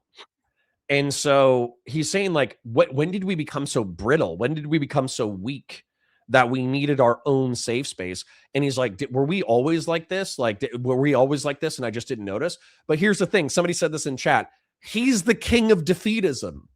He's the king of saying the Hart-Celler Act was put in 1965 and the Browns and the Blacks and the Hispanics are going to swarm us and destroy us and we might as well give up. It's so over. Donald Trump has been captured and this, that, the other. He's the one who's been creating the mental fragility necessary for people to demand a lily white safe space with Domino's pizza, ranch dressing, country music, and Kid Rock. So yes, not only was the right wing always this sensitive, particularly in the past 10 years, and he's a part of it. He's a part of the sensitivity. He's a part of the defeatism. He's a part of the fragility that can't stand, brown people speaking Spanish and twerking. And once again, like I opened my show kind of half sarcastically, which is like, Yeah, is it annoying to hear a language that you understand 30% of instead of a show in your indigenous language? Yeah, it's kind of annoying, but whatever. Is it annoying to see like, twerking people being overly sexual during the halftime show when I'm more sexually moderate than them? Yeah, it's annoying. Is it annoying to have like a 5-second camera hold on two dudes making out on the side of a truck in a fake sugarcane set? Yeah, it's kind of annoying. But like, I'm not going to like freak out about it. And I'm sure as hell not going to. I will eat Domino's pizza and then I will dip my crust in ranch dressing, but I will keep my I didn't even watch the Super Bowl, to be honest. But if I would keep my TV on the mainstream program, and then I would just mute it for 5 minutes, mute it for 10 minutes. I would turn it back on when Lady Gaga came on stage. You know what I'm saying? I wouldn't be freaking out about it. So very silly. So Nick saying I'm switching sides, I think is really funny. Am I required to like this? I think I'd rather kill myself. Amazing. Rumble says, do we have to watch an AI alternative medicine advertisement and then watch Kid Rock and a generic cowboy? Or Amber Rose, he didn't even say Nicki Minaj, but Amber Rose, Nicki Minaj, and Kid Rock is the best we can do. Okay. And the truth is, Amber Rose was, what did she like Donald Trump for? Did she like Donald Trump because he was a capitalist and an entrepreneur, and she's a capitalist and an entrepreneur, and also he was doing like pardons for prisoners that she was sympathetic to? So Donald Trump was corrupt and pardoned a bunch of people, but Amber Rose is a prison reformer. So that she liked that. And then she also liked that he was like somebody who emphasized capitalism. Then Nicki Minaj went to the recent TPUSA event. Amber Rose is like an OnlyFans girl. Nicki Minaj is a rapper who raps about people shooting cops and dealing cocaine. Fucking crazy. These are conservative media influencers. What the fuck is going on? And then Kid Rock, y'all might be listening to other music from Kid Rock that I haven't listened to. But for me, Kid Rock's biggest song is Cowboy. Cowboy. That song from the early thousands, that's about like traveling to California and Nevada in order to find women to pimp out of a hotel and do cocaine and beat the shit out of the local mayor and bang his wife. That was the biggest Kid Rock song. Why is this a conservative artist? What the hell are we talking about? And I think this is the weakness of conservatism. I'll wrap this up. I'll wrap this rant up. But isn't it kind of insane how far we've fallen as a conservative culture? Like the Amber Rose, Nicki Minaj, Kid Rock, our own safe space, in being offended by brown people twerking. That's how far the conservative movement has fallen. Absolutely fucking pathetic.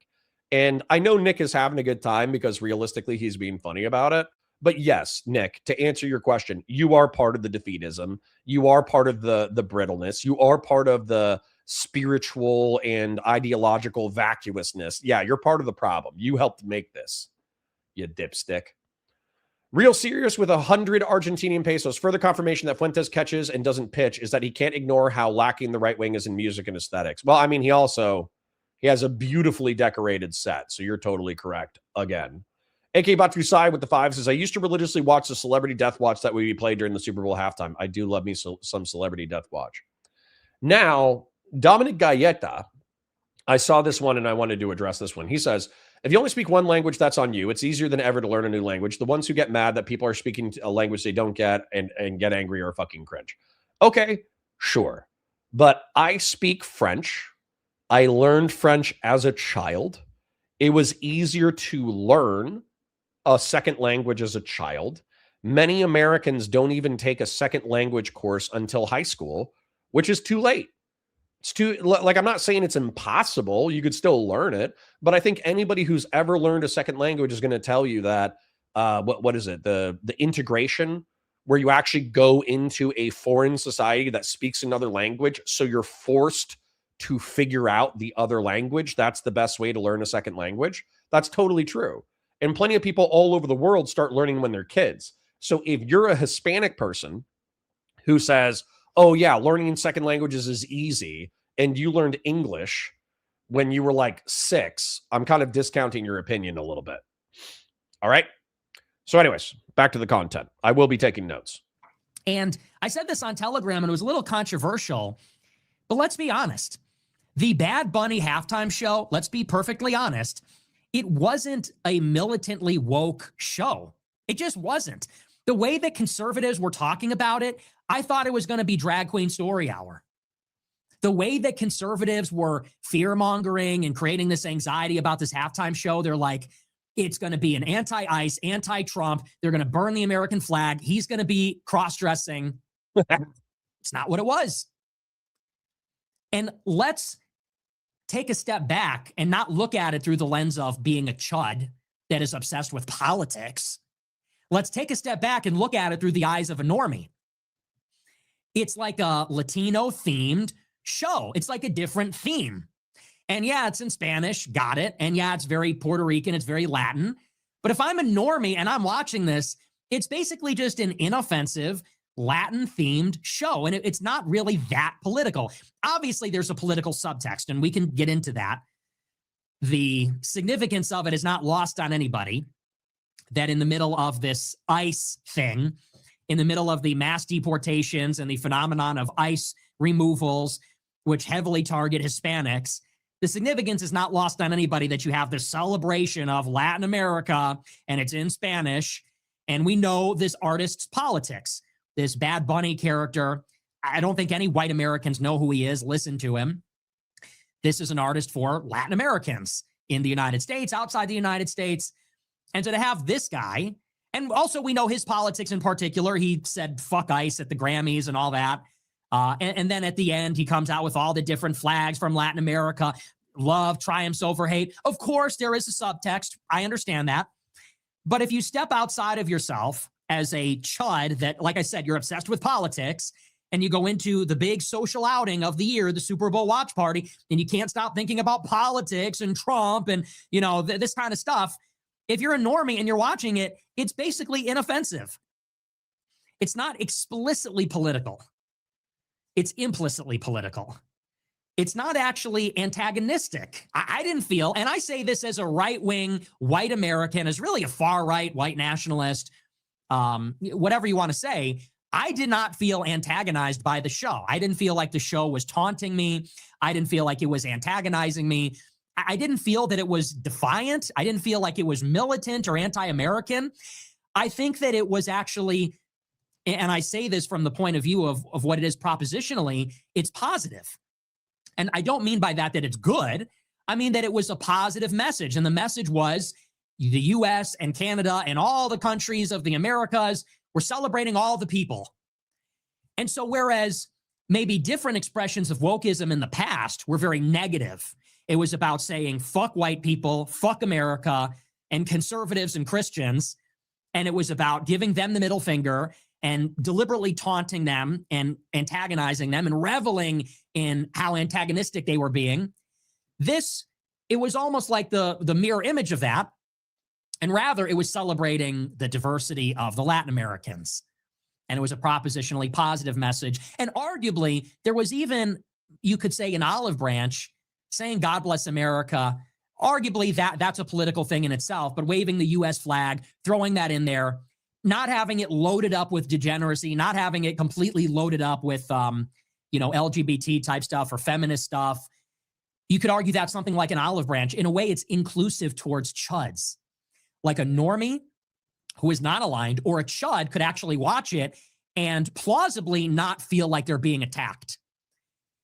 Now, why do I point this out? A lot of people are not going to like me saying this because people are going to say, well, what are you talking about? It's in Spanish. It's cultural imperialism.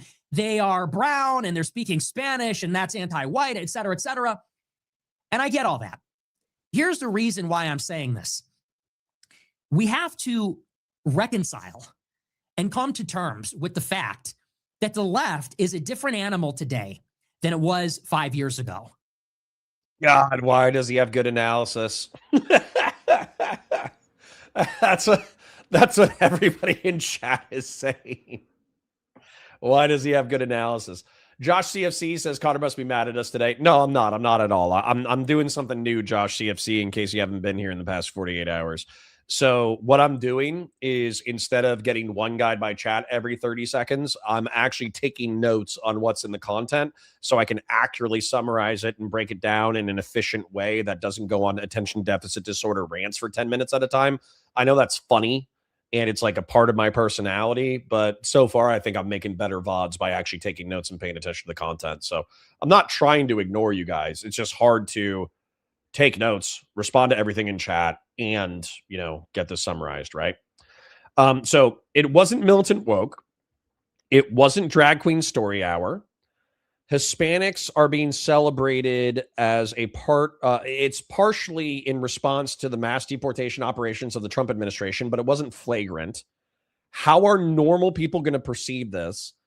And then Kazra says in chat, one of the signs of a great culture is the majority celebrating minorities. And that kind of makes me think of Persia, Greece, and Rome, which are some of the greatest empires that I've ever seen on the planet. And so I agree with you, Kazra, that that is typically a sign of greatness, is syncretism, being able to incorporate many ideas into the whole.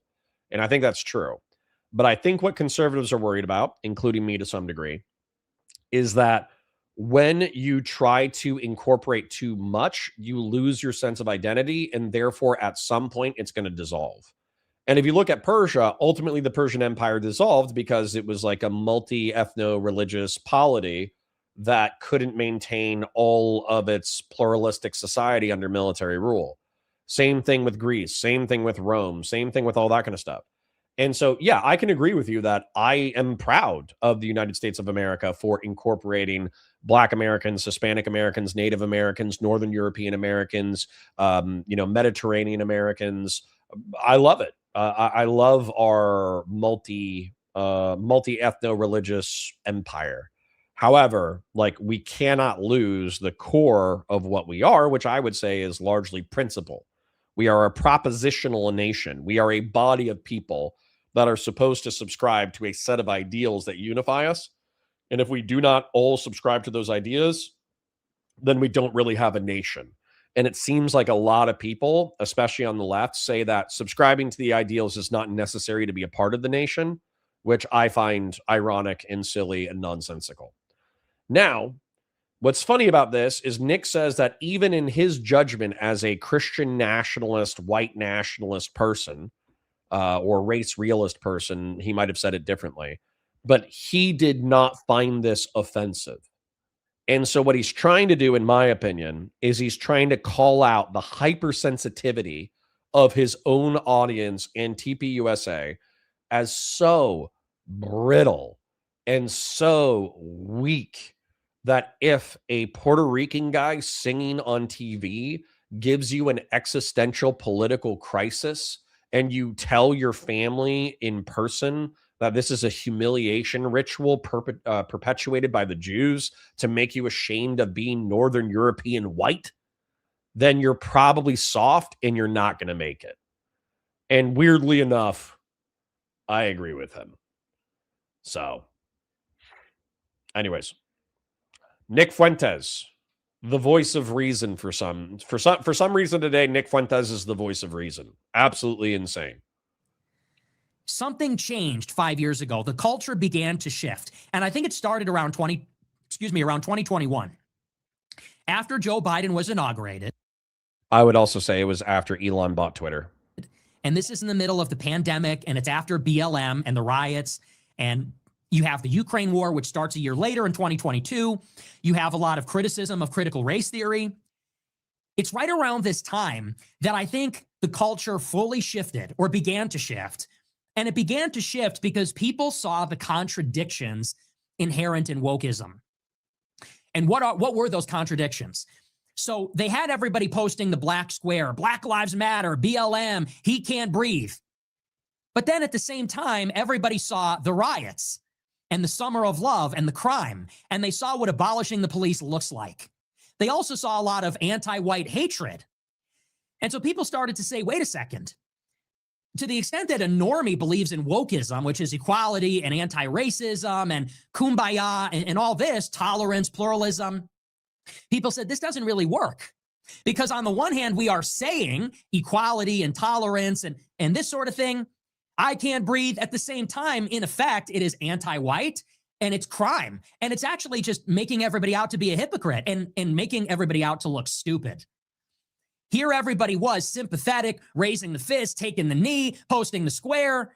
And what did these black people do? They then burned down the city. And actually, the BLM organization was stealing from everybody. Not only did they burn down the city, but they actually burned down their own city.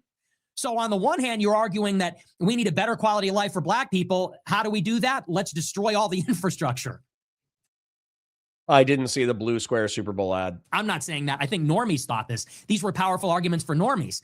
They said, so BLM is corrupt. They said abolishing the police leads to crime. It seems like an excuse actually for crime. And so much of it is just anti-white. And we saw that with critical race theory. People got sick of the COVID lockdowns. They saw the Democrat politicians were having dinner in restaurants while they were forcing everybody to mask. They saw the lunacy of the double maskers, the fake science. They found out many of the conspiracies were true. Then with Ukraine, people saw that we're raising the flag for democracy and liberalism, but you're putting all this money behind a totally corrupt government. They don't hold elections. So there was sort of this cultural moment in 2021 and 2022, I think, when people became disenchanted and disillusioned with woke, left-wing liberal hegemony. They saw what we saw years before, what many of the disaffected young white men saw in 2016 with the first Trump election, in 2017 and 2018. All of this future is female, anti-white, global citizen type stuff that we saw then. I think the normies caught up about 5 or 6 years later. And they saw the censorship, the foreign wars, the lockdowns, the BLM crap, the anti-whiteness. And I think slowly but surely people started to turn against it. Now, the left has adapted. And I think you're starting to see what I would call a post-woke leftism. And they have I don't know if I call it leftism, but I'm going to let him cook for a little bit longer. sort of synthesized the critiques of wokeism. And you see this in the rise of dark woke and the dirtbag left and these guys like Cumtown, where they're able to say racial slurs in an ironic way. And you got guys like Shane Gillis. I actually consider Shane Gillis to be like a post-woke left-wing comedian, where they can present as a chud. They can present as maybe culturally, racially insensitive, in reality holding liberal politics. And maybe he's a bad example. Maybe he's not a Democrat, but he shows how it's possible to be still liberal, still maybe holding a woke politics, but not with that overbearing, over-the-top woke demeanor, the kind of censorship and blue-haired, triggered SJW type stuff from the years before. I also think about Kamala Harris's. Okay, I'm just going to pause it there, even though he's still cooking the same idea, okay? The left of 2020 is not the same as 2026. I agree with that. I would say that the liberals now are infinitely more comfortable calling or telling leftists to shut the fuck up. Like that is a consistent thing that I cover, is effectively Destiny and Hutch, who used to be champions of incredibly progressive ideas and to some degree still are. When the left wing, back in 19, bear in mind, I've been doing political commentary. I've only been live streaming full time since like April of last year, but I've been doing one stream a week since like 2019. From 2019 to 2025, I was doing like 1 or 2 streams a week for 2 or 3 hours, which is not a good recipe for growth, but I still kept my finger on the pulse of the online political zeitgeist. And the truth is that what was going on at the time was because Destiny, Vosh, Hassan Piker, other characters were trying to correct the anti-social justice warrior backlash of the late 2010s. They were constantly trying to steelman the wokest of ideas. And you actually see that with Destiny, probably, I would say, in 19 and 20, where he's steelmanning trans ideology as aggressively as he can, and he's fighting it on its own terms, even with poor methodology in 2019 and 2020. But what kind of happened in 2020 was, I think that we hit the pendulum of left-wing discourse And then Destiny was kind of like, wait, hold on. Do I really believe in women who are assigned male at birth? You know, that's the woke term. Do I really believe that you can be born with testes? You can go through a male puberty up until you're like, I don't know, 16, 17, 18. You can have the associated physiological changes in reference to volume of lungs and like shoulder to waist ratios and all that kind of stuff. And that doesn't confer you disproportionate physical advantages in sports. And he just like started reading all the shit and he was like, no. Like he doesn't hate trans people. I don't think Destiny hates trans people, but probably similar to me, he doesn't think trans people should be in fucking combat sports, you know? And he thinks that the sports leagues should come up for rules that make sense with transition. So if you transition before you go through puberty, that's probably different than transitioning after puberty. And being on puberty blockers and or hormones for 5 years, 10 years, 15 years, that's totally different than being on hormones for 3 months. And so parsing out these nuances is something that a lot of the trans rights advocates didn't want to do. They said trans women are women, period, end of story. Don't challenge this heterodoxy. And the second that a trans woman identifies as a woman is the second that they become a woman. No further questions. And that did not work. Okay? It didn't work logically. It didn't work biologically. It didn't work politically. It didn't work rhetorically. And so what happened is that the pendulum swing in online politics that was common, especially in Twitch politics, what was common in 2019 and 2020 is actually viewed as almost absurd in the current era because people played with the arguments and realized that they didn't like them. Like, listen to Chud Logic talk about his own woke era. He undeniably thinks of himself as cringe and too progressive and too sensitive and too soft because he had a bunch of far left friends and he wasn't willing to tell them to shut the fuck up. So anyways, so I think that what Nick is noticing, and I'm sorry for taking a 5-minute rant in order to articulate it, but basically the liberals are a lot more comfortable telling leftists to shut the fuck up. Nick thinks it's all the same thing. It's obviously not the same thing. The liberals grew some balls.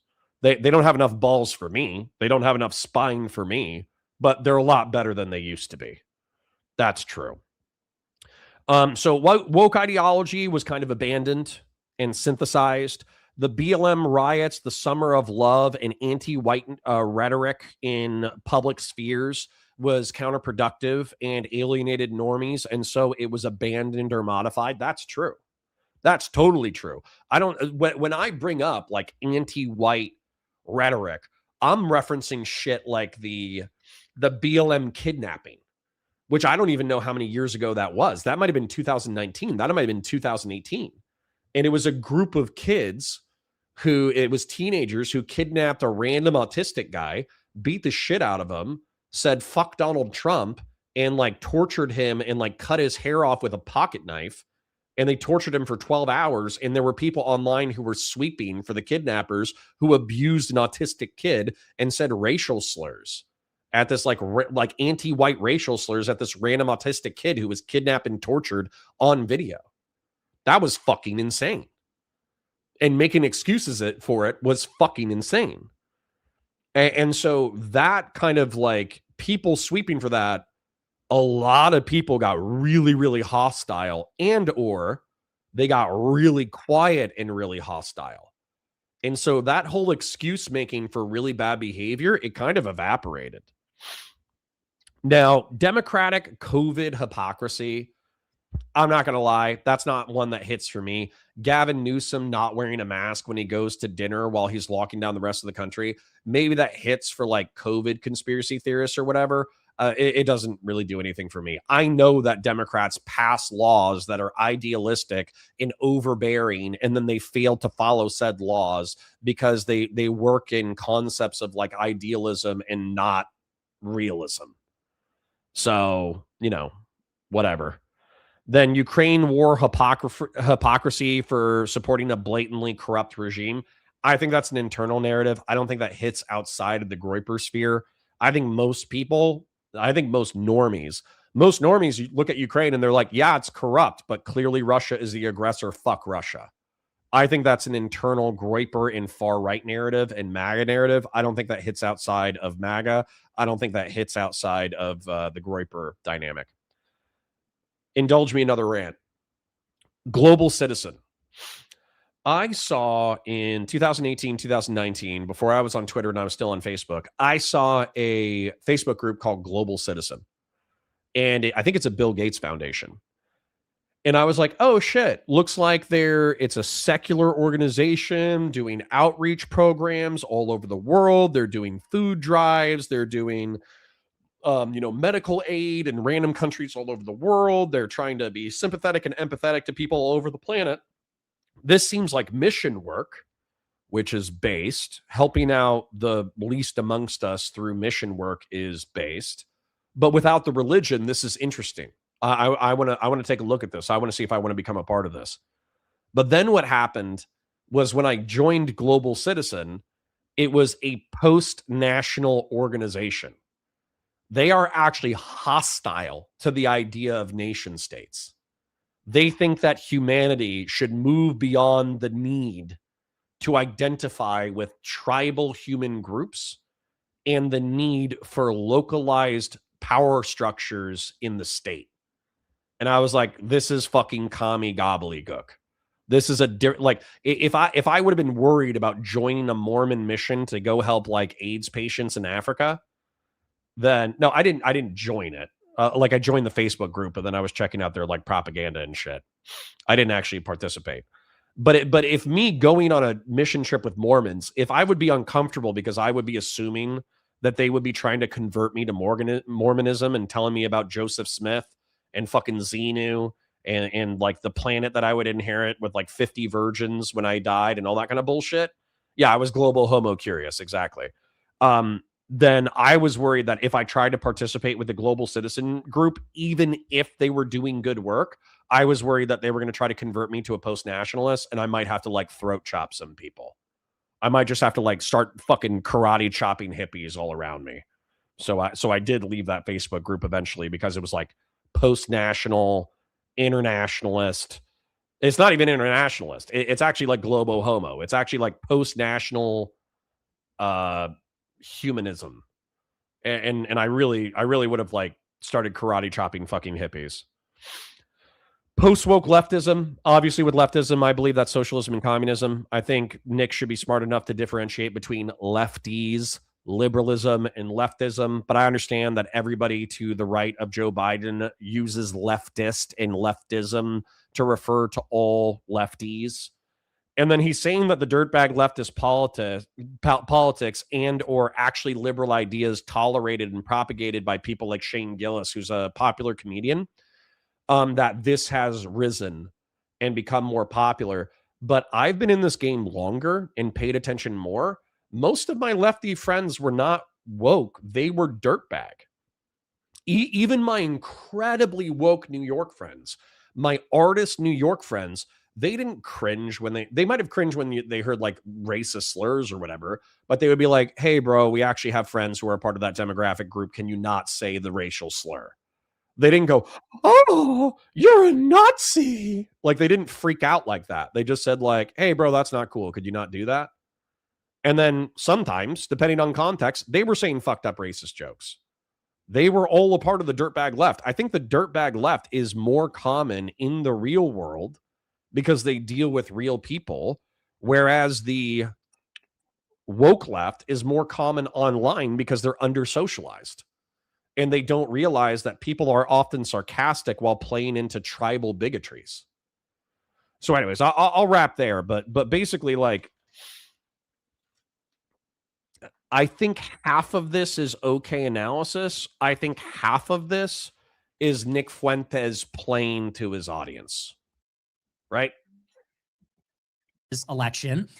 Now, Kamala, she was a vice president. There was a machine that propelled her into the nomination after Biden stepped down. But when she picked a vice president, she picked Tim Walz as basically an olive branch to white people. They said, we need a white football coach from the Midwest, from Minnesota, to get white men on board. They started selling a camouflage hat. What do you think that was? That was their version of a MAGA hat. Think about it. In 2016, they said the MAGA hat is a swastika. In 2024, they had their own version of it. Why? It was the same purpose. The MAGA hat is a trucker hat. It was supposed to say, we are the white working class. We are truckers. We are welders, plumbers. What was the camo hat? It was a hunter's hat. It was supposed to say, yes, Democrats can be hunters and own guns and coach football and fix a pickup truck. It was a self-conscious outreach to white men. You had white dudes for Kamala. In 2016, they were practically saying, which was partially started by Sam Drismala, the founder of Progressive Victory. That's so funny that Nick Fuentes and so many people comment on how ineffective PV was. And yet the white dudes for Kamala, as much as it was made fun of for being soy, because it was soy, the white dudes for Kamala actually was like a huge fundraising success. They got like a dozen random political operatives and creators to go onto a live stream for like 3 or 4 hours for white dudes for Kamala. And I think they raised like 10 or 12 million dollars. don't vote for us. In 2016 and 2020, they were practically saying, fuck white men. We hate white men. Don't vote for us. Don't identify as white. It's shameful. In 24, they said, no, we're white dudes for Kamala. We're white, we're men, and we're voting Democrat. And don't get me wrong, yes, that was very like gay coded and it was for faggots and pussies. But there was this, clearly there's a shift happening. And what would you say the shift is? They have integrated this into their worldview. And they've sort of taken MAGA, which is an appeal to the white working class. And you could say it's an authenticity. It's a level of performative vulgarity. I think of J.D. Vance, who works in swear words into his speeches. Everything is, I was talking to some white dude and we did some normal shit. Like, it's incorporating this sort of thing into the repertoire. And so the Democrats and the left are sort of taking multiculturalism. They're taking... Holy shit, I feel like I'm a performative vulgarity.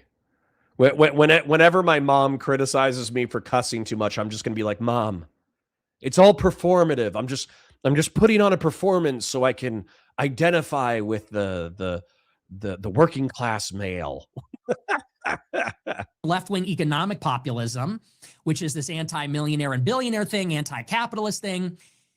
They're taking their left-wing program and they're integrating into it the MAGA hat.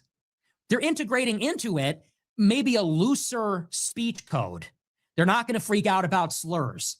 And they're integrating into it an acceptance of white men. We're not going to beat the shit out of white men explicitly anymore.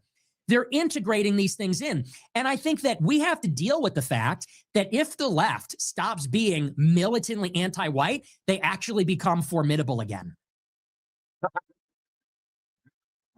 Why does he have good analysis? What is happening? In a word, if the left stops being militantly, explicitly, aggressively anti-white, in other words, if they sort of live up to their own values, they start being formidable again. Because there's a lot of people out there. I think about guys like Dan Bilzerian, who's a friend of mine. And Dan Bilzerian, I mean, he's probably as right-wing as it gets. He's got like libertarian politics. But if a Democrat in the future, like a Ryan Grimm or a Max Blumenthal or a Glenn Greenwald, that sort of person steps up and says, you know, I'm kind of like a libertarian on guns. And I'm kind of a libertarian on social issues. I think that's a culture war.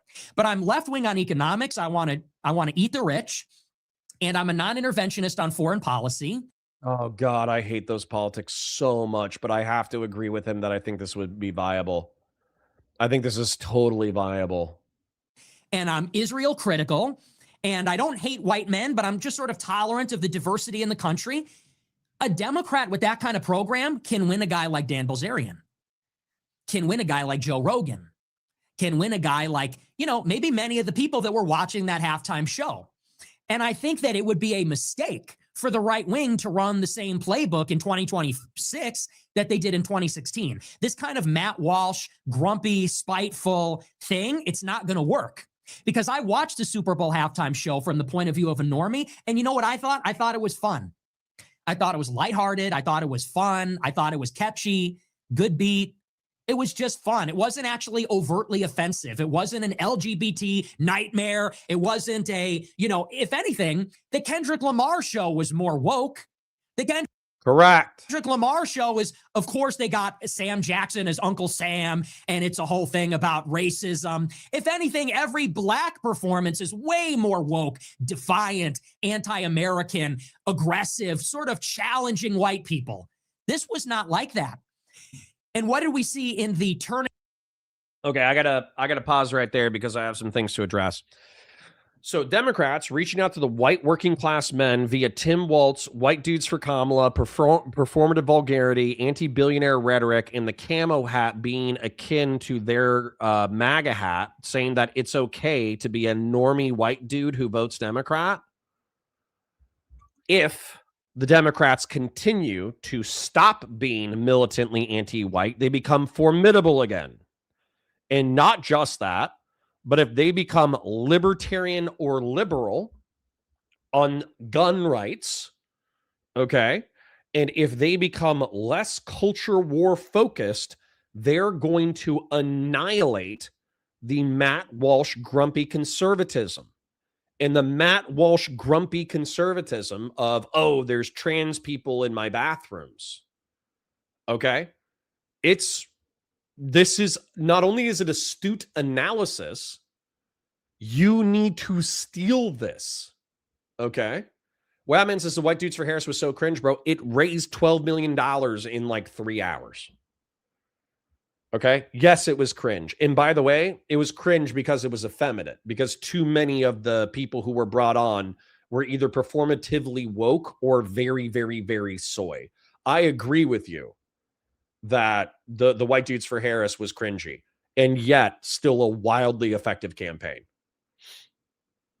So if Nick Fuentes is afraid of this, you need to listen to this. Okay. You need to understand that if Democrats change their minds on guns and black bulls for Harris, I hate you.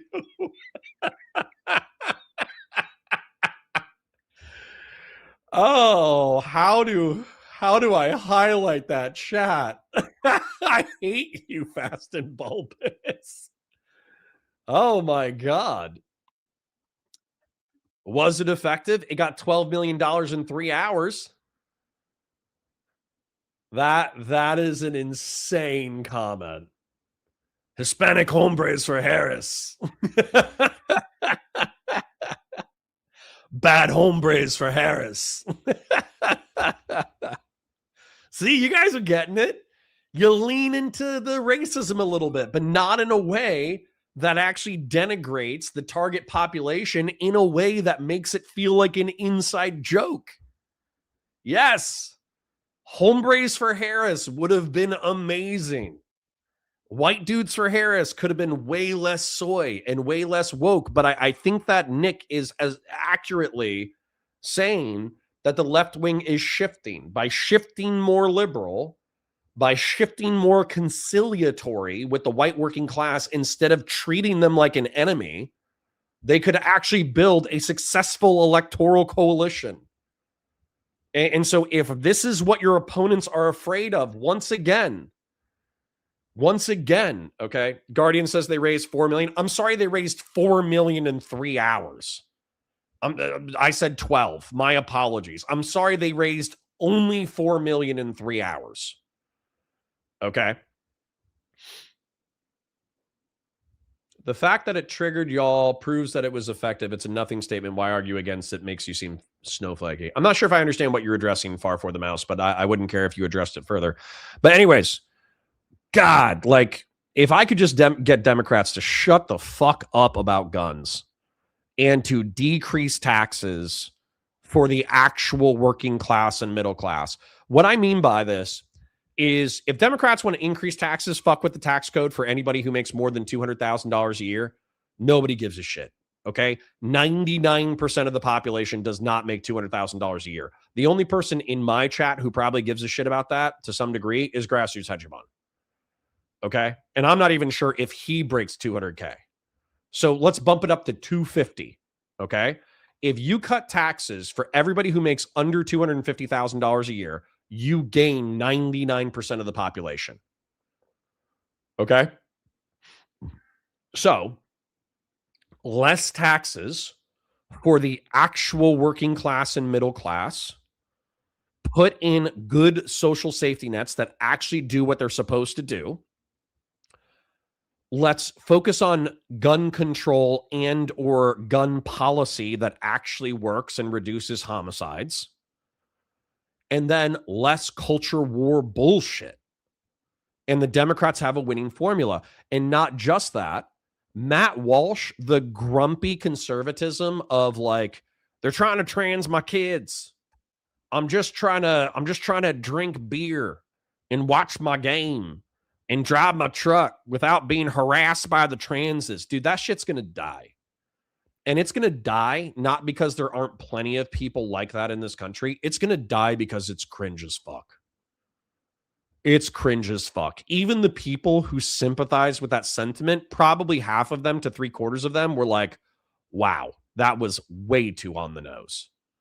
There are very few people who are unironically listening to the song, "It's hard to be country in this country."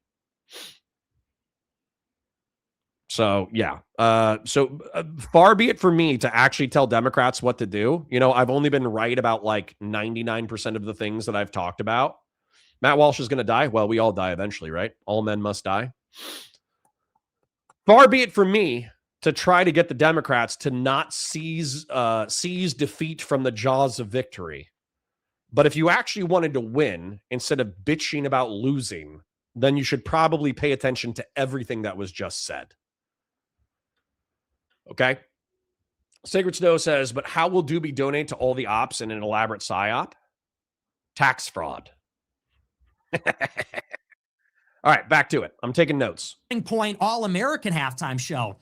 Oh, sorry. Quick show. Like the stream, share it with your friends, engage with chat, super chats if you got them, memberships if you got them. We're already at 16 super chats on the day. We've only been live 2 hours. Okay. And what would I say? I would say that 20 is a slow day for me, but it's still a perfectly good day. 20 super chats over the course of 5 hours is perfectly fine. I'm perfectly happy with that. However, good days are in the 30s and 40s. Those are spicy days. So if you're an oiler and you want to oil, please oil. If you're a chipper and you want to chip, please chip. I parasocially love you. Thank you for being here. Thank you for giving me your eyeballs, and thank you for giving me your money. I sincerely appreciate it. Also, like the stream. Apparently, we're only at 30, but we're at like 110 people. Like the stream, it's free. Like the stream, it's fair. Like the stream, it's free. Engage with chat. That's free. There's lots of cool, interesting people in there. Super chats if you got them, memberships if you got them. I parasocially love you. Thank you for being here. And sorry, somebody did ask a question that I wanted to address. Randy Chang says, one day we'll look back on this trans thing like the satanic panic of the 80s. Yeah, sure. But I'll be around in order to say, yeah, some shit was actually cringe. You know what I'm saying? Patriarch says, Connor, how much of the 1% is your Alex Preddy take? I don't know what you mean. Oh, probably most of it. If you're saying like the thing that I'm wrong on, I still don't think I'm wrong. I think all my prescriptions are accurate. I think all my descriptions are accurate. I think my legal descriptions are accurate. I think these guys are not going to get charged, not just because they're in a Republican federal government. I don't even think they're going to get charged at the state level, which is entirely possible. Fellrunner says, unban Officer Nasty. Do I have to? Okay. I'll take a break from taking notes so I can unban Officer Nasty. If anything, it was self-ghettoizing. It was taking our ball and going home. Everybody's enjoying the Super Bowl. 135 million people are enjoying the big game and the Latin halftime show and whatever. And then you have all these conservatives that took their ball and went home. Turning Point USA, this like political group, puts on some other show with Kid Rock. And what's even the point other than to say, you know, well, we're just protesting all of that. Why? Because it's in Spanish? And by the way, it's a totally contradictory message. The Heritage Foundation had a Super Bowl ad where they have like a Jewish family and a black family and an Hispanic family and an Asian family and a white family all being Christian eating at dinner. And so it's like, what's the Republican message? It's like, well, we're not white nationalist and we're not white identitarian. We're inclusive, but you can't speak Spanish. And so it just takes us to... Sorry, I have to pause. Rob says, Connor, I can't believe they tried to sneak this right under our nose. Kid Rock is just a synonym for Epstein Island.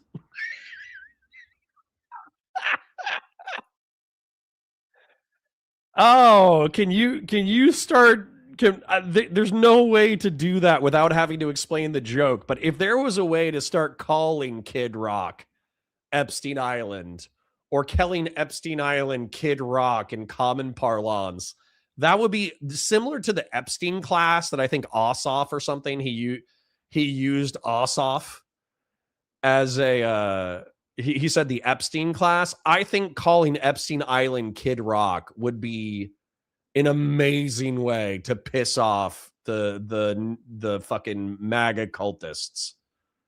That was amazing. Who said that? Who said that? I know it's a regular who I love. Was it Rob? I think it was Rob. It was Rob. Rob, what a genius. You're my favorite, Rob. Lethal Lance is a good guy, but Lethal Lance also goes by Rob. You're the better Rob. You are the most superior Rob. All right, I'm working on unbanning Officer Nasty, so give me a moment. The place where the white right, the kind of white Republican response actually comes across as being overly political, bitter, resentful, spiteful, and just kind of sad and depressing. And I watched, on the other hand, the All-American halftime show from Turning Point, and it's all country. It's all like generic country music. There isn't one star out of the whole group. And the lyrics are all super political. The lyrics are all like, I hate trannies. And it's like, can't we make a song without it being about the culture war? You know, if you translate some of the Bad Bunny songs, they're about like taking pictures with your friends at a party. Then you get these country music songs and they're like, I can't be country no more because I'm getting canceled by the woke mob. Like, that's the song. The song is like some old guy in a leather jacket with a fucking hair transplant. And the lyrics are like, I can't be country no more because I'm getting canceled for saying boys can't be girls. And it's like, can I watch the fucking halftime show concert without a guy with a t-shirt that says based talking about trannies in the school? Like, really? Those are the lyrics. The lyrics are super political. And they're just sad. That was one of the songs. The song was like, we're getting bullied by the left because we just want to cut the grass and go to work. And the left is picking on us. And it's like loser festival. Fucking loser festival. And say what you want about the Bad Bunny thing. It feels like triumphant. They're celebrating their culture. They have actually an expansive, inspiring vision, objectively speaking. The photo is, love is more powerful than hate. That is an asinine thing to say. It contains nothing. There's no content. But it is something that is, you could say, is emotive, like it's sentimental. And this inclusive, expansive idea of, hey, we're all Americas are part of this thing. Like, that's actually uplifting in an objective way. Real Serious with 100 Argentinian peso says, now I want Michael Bay to make a sequel to The Rock, but it's Kid Rock and it's Nick Cage infiltrating Epstein Island because they're threatening to release the files.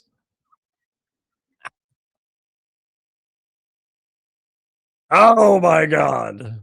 Dude, Justin, Nick did cook here. All the liberals and all the progressives and all the libertarians in my chat all agree. Nick was cooking for this segment. Totally true. Then you go to Turning Point Fest and it's like, oh, we can't be who we are because the left is picking on us. Oh, we're being oppressed because the left is mad. They're canceling us for saying men can't be women. One is so hyper political and uninspired and sad and weak and basically just like a bitch fest. And the other is like, no, we are the world. Like, our message isn't even political. Our message is just the way things are. And so I said it on Telegram, this is my honest prognosis. If we embrace that, whatever that was, the Kid Rock halftime show, we're cooked. It's just over.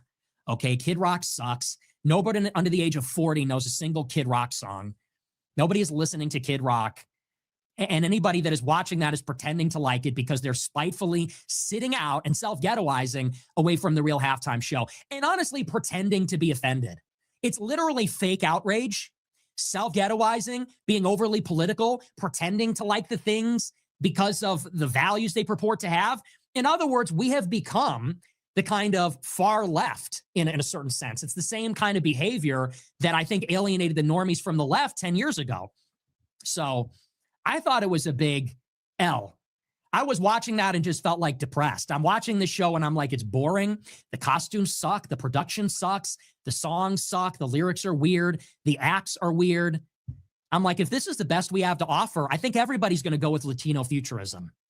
If the white right, if the best we have to offer is the sad dying gasp of white culture, it's like some white trash country hip hop artist from Detroit from the 90s. If that's the best we have to offer, people are going with liberal hegemony. And if Dude, let's go. Latino futurism. Holy shit. All right. We got to break this down a little bit. So conservative isolationism, proverbially taking the ball and going home, is a self-fulfilling prophecy of defeat, where the cultural and social isolation of putting on bad social performances that only appeal to a subsect of the population is going to ultimately destroy the conservative movement. Agreed. That TPUSA was effectively loser festival, and then he listed all of the reasons, like weird production, low production value, weird lyrics, awkward transitions, old artists, all that kind of stuff. Amazing. Positive vision for conservatives. So I'm not saying positive as in like emotionally positive. I'm saying like you can have a negative future, a negative view of the world where you just say everything sucks, everything's lame, my enemies are bad, et cetera, et cetera, et cetera. And because people capitalize on anger, that's a viable political strategy, particularly in the era of populism. However, if you do not have a positive vision of something to sell people, then ultimately people will compare your positive visions of the world. And if somebody else has a different positive vision, then they're going to go with the different positive vision that actually forwards a goal to achieve if you have no goals.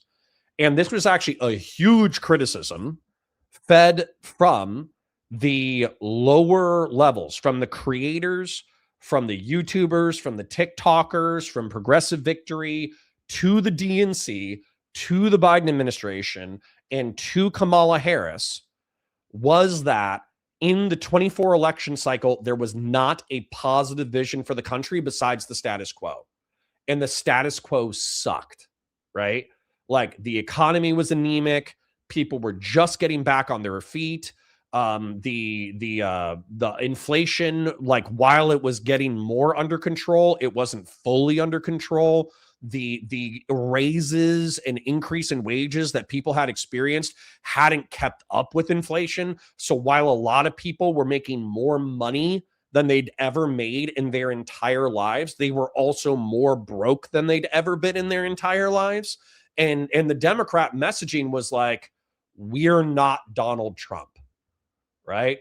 Donald Trump is going to destroy this country. He's a piece of shit. He's going to get people killed. He's gonna, fuck things up. Do you remember how he fucked up COVID? A lot of the things that we're dealing with are his fault. Like it was almost, I'm not saying that they didn't, try here and there to offer a positive vision, but it was always within the larger shell of Donald Trump's bad and we're not Donald Trump, right? And so for conservatives, I'm actually cheering on conservatives to continue to be, especially MAGA conservatives, especially Trump cultists, especially Matt Walsh. Please keep sweeping for pedophilia. You are losing your political capital by the day. Matt Walsh, Ben Shapiro, Nick Fuentes hasn't done this, but, he still steelmans Trumps on occasion. Every right-winger who sweeps for the Trump administration, in turn sweeping for political, every right-winger who sweeps for the Trump administration, sweeping for the pedophile cabal, they are losing dramatic political capital by the day. The people who are cheering on the tariffs and price increases for working class families, they are getting turbo fucked and losing political capital by the day. So please keep being a member of the cult. Keep cheering on tariffs. Keep cheering on the techno-feudalists. Keep cheering on the pedophile sweeping. You are fucking yourself. Not just for this upcoming election cycle. Your opposition research is probably going to be using what you said during this political moment against you for decades. And by the way, I'm here with fucking bells on, okay? I'm here ecstatic to see you fucking up so bad because I want to go back into the right wing and say, hey, 20 or 30 years ago, we weren't perfect and we cut taxes and we didn't have a positive vision for the country, but at least we didn't sweep for pedophilia. At least we didn't like destroy our relationships with our neighbors in mass deportation operations by violating the First, Second, and Fourth Amendment.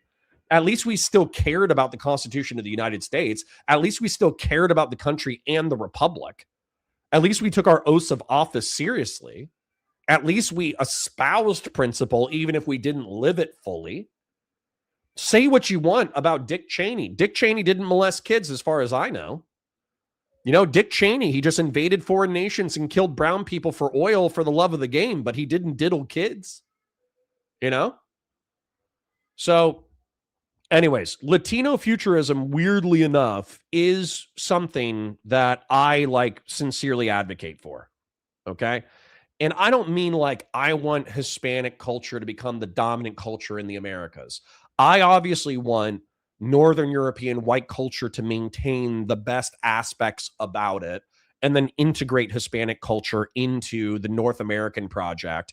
And then also for Hispanics to adopt the positive versions of North American culture into their own cultures and then improve as a society. So I don't just want like Hispanics to become dominant in America and Northern European culture totally evaporates. That's not what I'm interested in.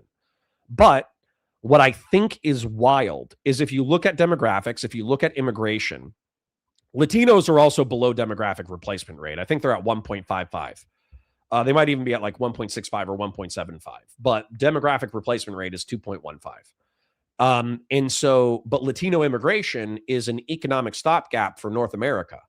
We can make up labor shortages with Hispanic immigration, and they're parallel enough of the culture that Hispanic integration into the North American project is a perfectly viable long-term strategy.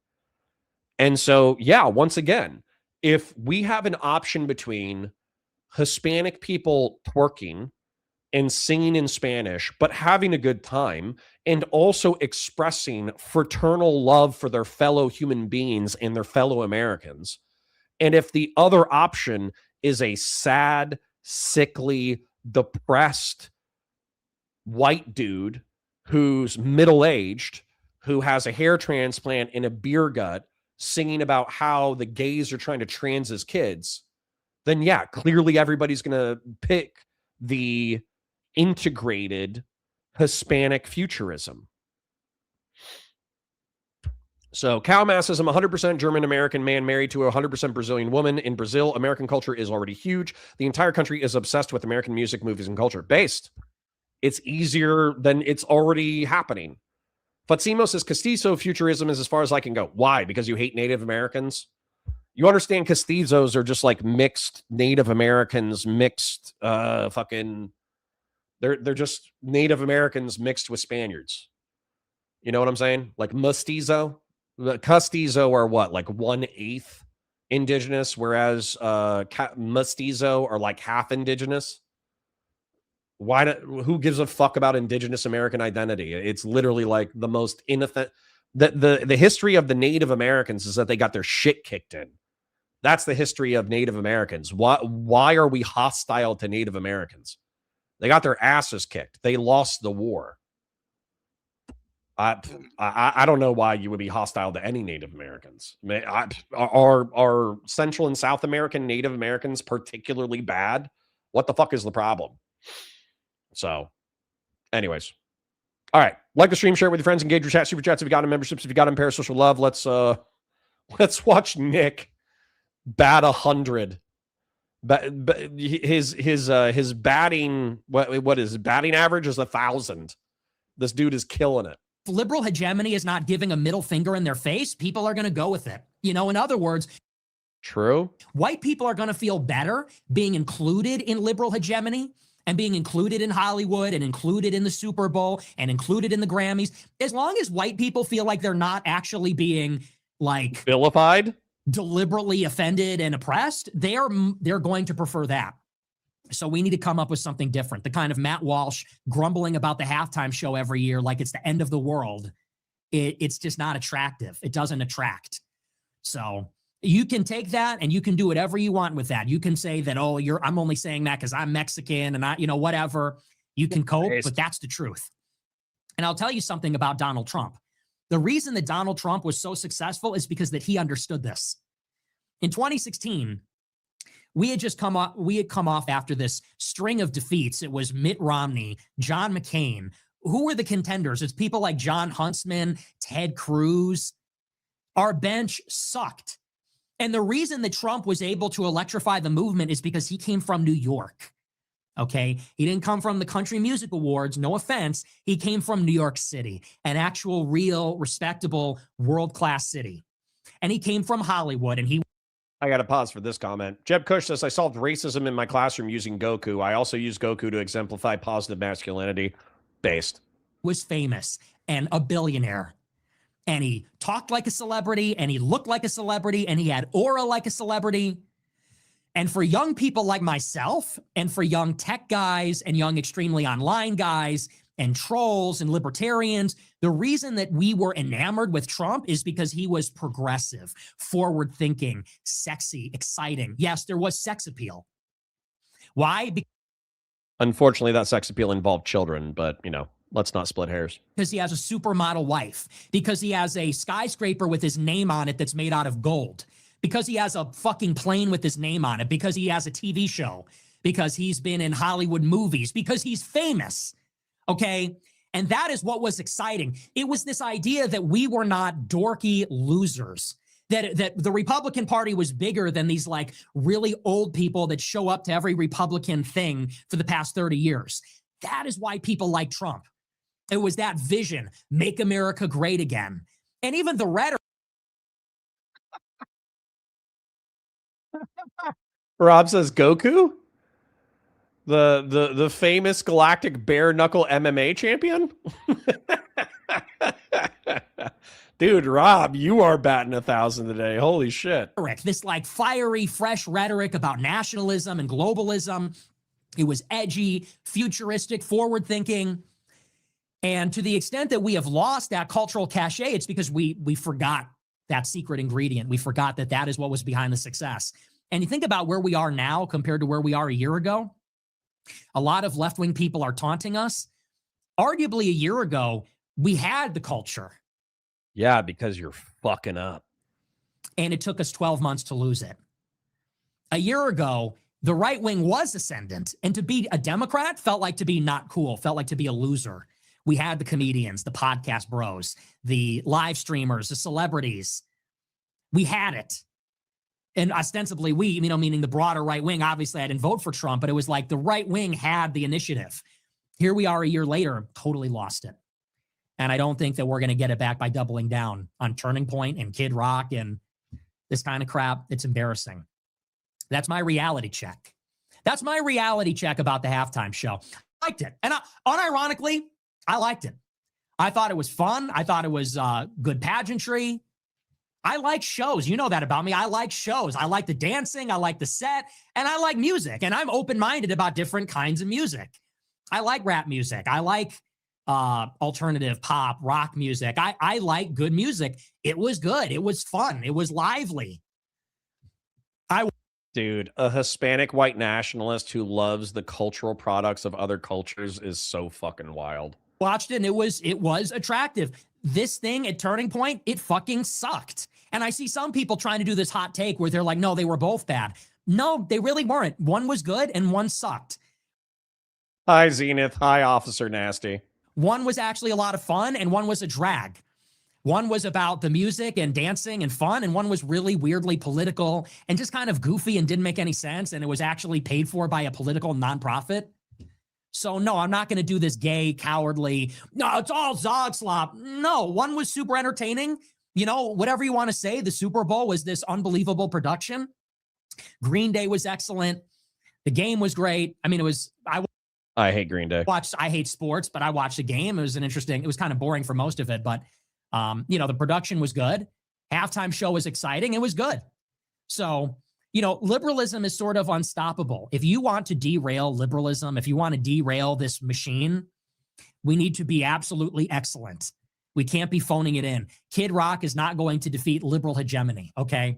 If you think the fucking Super Bowl and the military-industrial complex and everything that America is, Hollywood, all of these world wonders that America creates, if you think that's going to be derailed by a Kid Rock concert, and like, you know, if we just get enough of the silent majority of QAnon believers and alternative medicine believers and, you know, weird Christian cultists that support Israel, you know, if we just get enough of those people in a stadium and enough red, white, and blue lights and stuff, that we're going to win, you're wrong.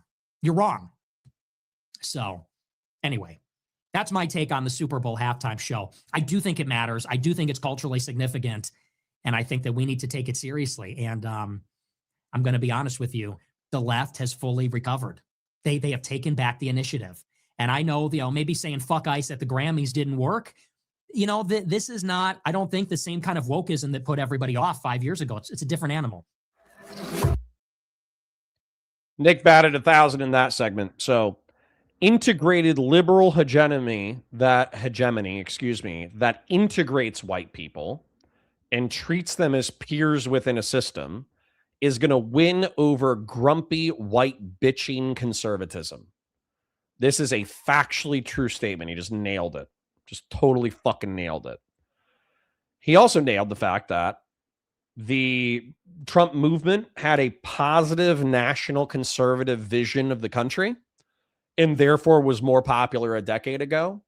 And this is the scariest phrase. If you're a dissident right-wing guy, if you're a techno-feudalist bro, if you're a podcasting bro, if you're anybody in the right wing, realizing that Trump in the MAGA movement and the Trump cult has squandered political and cultural momentum in 12 months to the point that they're now getting their shit kicked in, that should be alarming to you.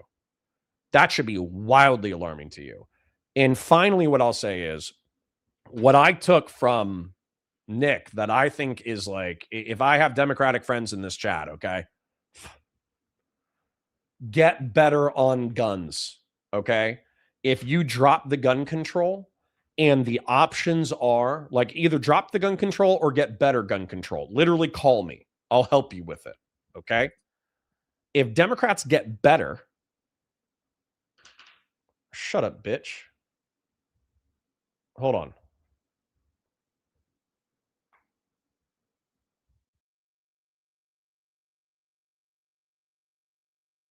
Dude, DTW Duval 6865 said, what kind of dumb shit is Connor talking about today? 24 hours. Fuck off. How about that? Interrupting me in my closing statements, you fucking piece of shit. Eat a bowl of wieners. Anyways, back to it. So if Democrats get better on guns, then that is going to appeal to the libertarians who have the choice between left-wing authoritarianism and grabbing guns and right-wing authoritarianism that, weirdly enough, also grabs guns. Okay? So you literally take away the ammunition from the center-right pro-gun people. Okay? And then less culture war, less anti-whiteness, and more integrationist equality with white folk, with white working class folk. Don't make white working class folk feel like the fucking enemy. Make them feel like peers in the American project, and liberal hegemony will win. Okay? All right. Now, somebody said, Green Day Holiday is amazing. I fucking hate Green Day Holiday. It's not whether or not it's a good song. It's a great song. I've heard it 10,000 fucking times. If I hear Green Day Holiday come on the radio, I change the radio station. If somebody's playing it, I ask them to skip. I've heard it 10,000 times. I don't give a shit about Green Day Holiday anymore. And let's be real. Brain Stew, phenomenal song. It's literally a song about jacking it. Okay? It's a song about jacking it. It's a great song. One of the best, like, weirdo punk songs of the early thousands or whenever it was released. Phenomenal song. I could listen to that song 10,000 times and not get sick of it. Boulevard of Broken Dreams, also another banger, super cringe. Hated Boulevard of Broken Dreams. Thought it was way too emo, way too cringe. And then, not just that, Wake Me Up When September Ends, the music video of a Midwestern Rust Belt couple joining the American military industrial complex, going overseas so they can kill Haji, and then like a random girl in the Midwest crying in rusted out bleachers. I wanted to take a pistol, not pistol, I shouldn't fed post. I wanted to take this pencil and jam it into my eardrums and try to stab my brainstem with a pencil. Okay? And it's, once again, it's not because of the sound. The sound is perfectly melodic. It's not because the lyrics are unintelligent. It's because it insists, to quote Peter Griffin, it insists upon itself. It's so like self-interested and narcissistic and heady and self-obsessed. It's like they've never talked to a Rust Belt soldier who enlisted during the War on Terror ever, because they portrayed him as a victim. Whereas he's like a victim of socioeconomic circumstance. Whereas every veteran I know from the Rust Belt was like, can't wait to get overseas and smoke some Hajis. You know what I'm saying? It was crazy. Crazy to portray Midwestern boys who enlisted during the War on Terror as socioeconomic victims. You've never talked to a Rust Belt soldier. You've never talked to a Rust Belt Marine. Those motherfuckers were excited to get overseas. They fucking love that shit. They want to go back.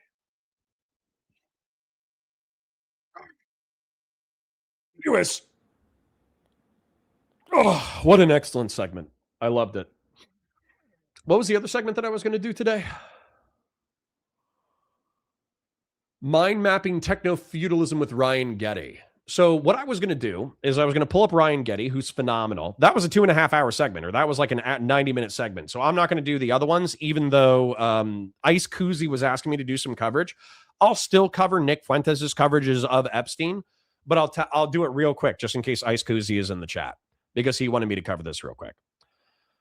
The thing that I'm most interested in is I want to check out Wexner, the guy who the guy who was the founder of Victoria's Secret. I want to see his background, because apparently he was part of who gave Jeffrey Epstein seed funding in order to start his career as a finance blackmailer guy, but allegedly he was also involved in the underage sex trafficking.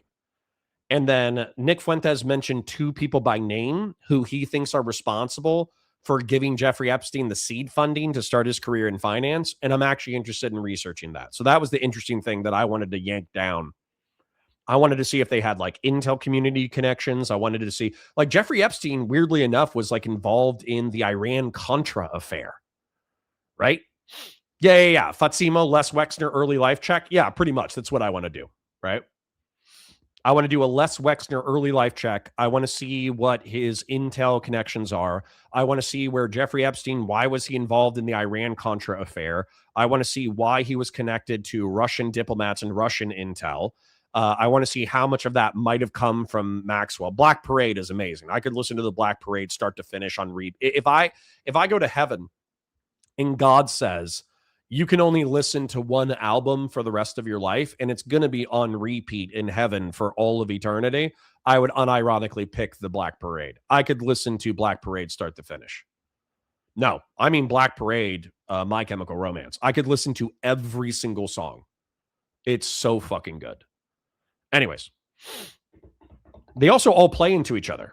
I don't know if you guys know that. If you guys have ever listened to My Chemical Romance's Black Parade, every single song flows into the next song. Like every single end of a song from a beat perspective could be played back to back to back to back because the lull towards the end of the song is the beginning of the next song. It's so fucking good. Anyways, I will not abide by... You can hate My Chemical Romance for being too emo. I agree with that. I'm too emo. But holy shit, is it a good album. Holy shit. Oh, anyways. Let me pull up Ryan Getty. Ryan Getty's a good... unless y'all got something else that's popping off. If y'all wanted to check out the Pam Bondi deposition, we could just watch Pam Bondi get wrecked on Capitol Hill. That could be entertaining. I might not have very much commentary. I'm just gonna be laughing at her getting wrecked. The other option is I could pull up Ryan Getty, who's an excellent liberal video essayist, and I would just like interrupt him and break him down while I was doing mind maps. Wowman says My Chemical Romance, Na Na Na is better than Black Parade. I love that album. So many people hate Na Na Na. So many people hate something Planetary Go because it's like techno mixed with emo rock. Holy shit, I love that song. I love Planetary Go. Planetary Go is amazing. All this chat is hella white today. I mean, that's true. Okay. Grassroots says, I like Ryan, but I also like watching Pam Bondi get dogged. Let's watch Pam Bondi get wrecked. Can we talk about why JD Vance is a pick for you? Yeah, we can do that. That's going to be part of the techno-feudalist calculation, okay? Pam Bondi hearing today. I'll change the title real quick. Holy shit. Wexner's name was listed more than 4. And I would argue 5 hours of questions, not her political opponent. District of Columbia. Oh, dude. Jim Jordan is going to sweep. Raskin is going to annihilate her because Raskin is the guy who said that Donald Trump's name appears 1 million times in the Epstein files, in the unredacted files. And then I already know that Thomas Massey, probably everyone, I swear to God, anybody who's like anti-Epstein, anti-Trump, they might just second all of their time to Thomas Massey. So Thomas Massey can annihilate Pam Bondi on the stand. That might actually be what we're in for. So this might be fire, to be honest. Mind mapping techno-feudalism. Let me delete Ryan Getty. Not that I don't love Ryan Getty. I love Ryan Getty. But let's do Pam Bondi hearing and mind mapping techno-feudalism. Dude, look at this chat too. The chat is like, lock her up, lock her up, lock her up, lock her up. Dude, if the chat's saying that, half of these people are MAGA people who believed in like Pizzagate and shit. So that means like half of MAGA is calling for Pam Bondi's blood. This is actually going to be probably pretty interesting. So let me fast forward to Jim Jordan probably doing some preliminary sweeping. All right, let me go to like 1.1, 1.1, maybe 1.15. Let's do 1.15. Everybody, like, the Congress has no sense of creating content. I know I'm not a concise person at all. I know that I love to yap. Holy shit, does Congress love to yap. Oh my God, they love to yap. Anyways, like the stream, share it with your friends, engage with chat, super chats if you got them, memberships if you got them. Thank you to the Oilers. Thank you to the chatters. Let me read a couple of things. Newmax for 10 says, wish we could see Nick's chat during this segment. I agree. That would have been fucking fire. Anonymous chatter for 20 says, treating being a member of the cool political movement as a win is such a dystopian reality of American politics. We need an Enlightenment era 2.0 reality. TV wasn't supposed to become reality. It was supposed to mock it.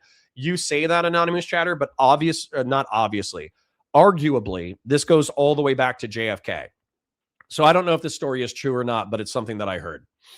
John Fitzgerald Kennedy deliberately walked in front of Richard Nixon before they had a debate in the presidential debates where JFK won. And he said in front of Nixon on purpose that he was not going to do makeup because he wasn't going to do makeup because that's like pussy shit. And he said that in front of Nixon. And Nixon was already considering not doing makeup.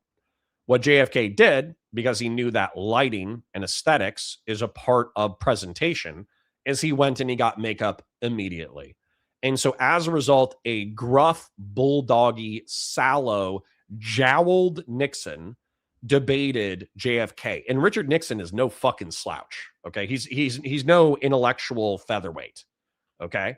And people say consistently that if you close your eyes and don't watch it and you listen to the actual debate, Nixon fucking crushed JFK. Okay. I don't know if this is true. This could be this could be like one of those like urban legends that I'm just propagating. But because people were watching, they saw JFK not only look better, but they saw a sallow, jowled, unhealthy, weird-looking Nixon going on autistic rants, and they saw JFK, yes, mogging him. Yes, JFK was mogging him in aesthetics.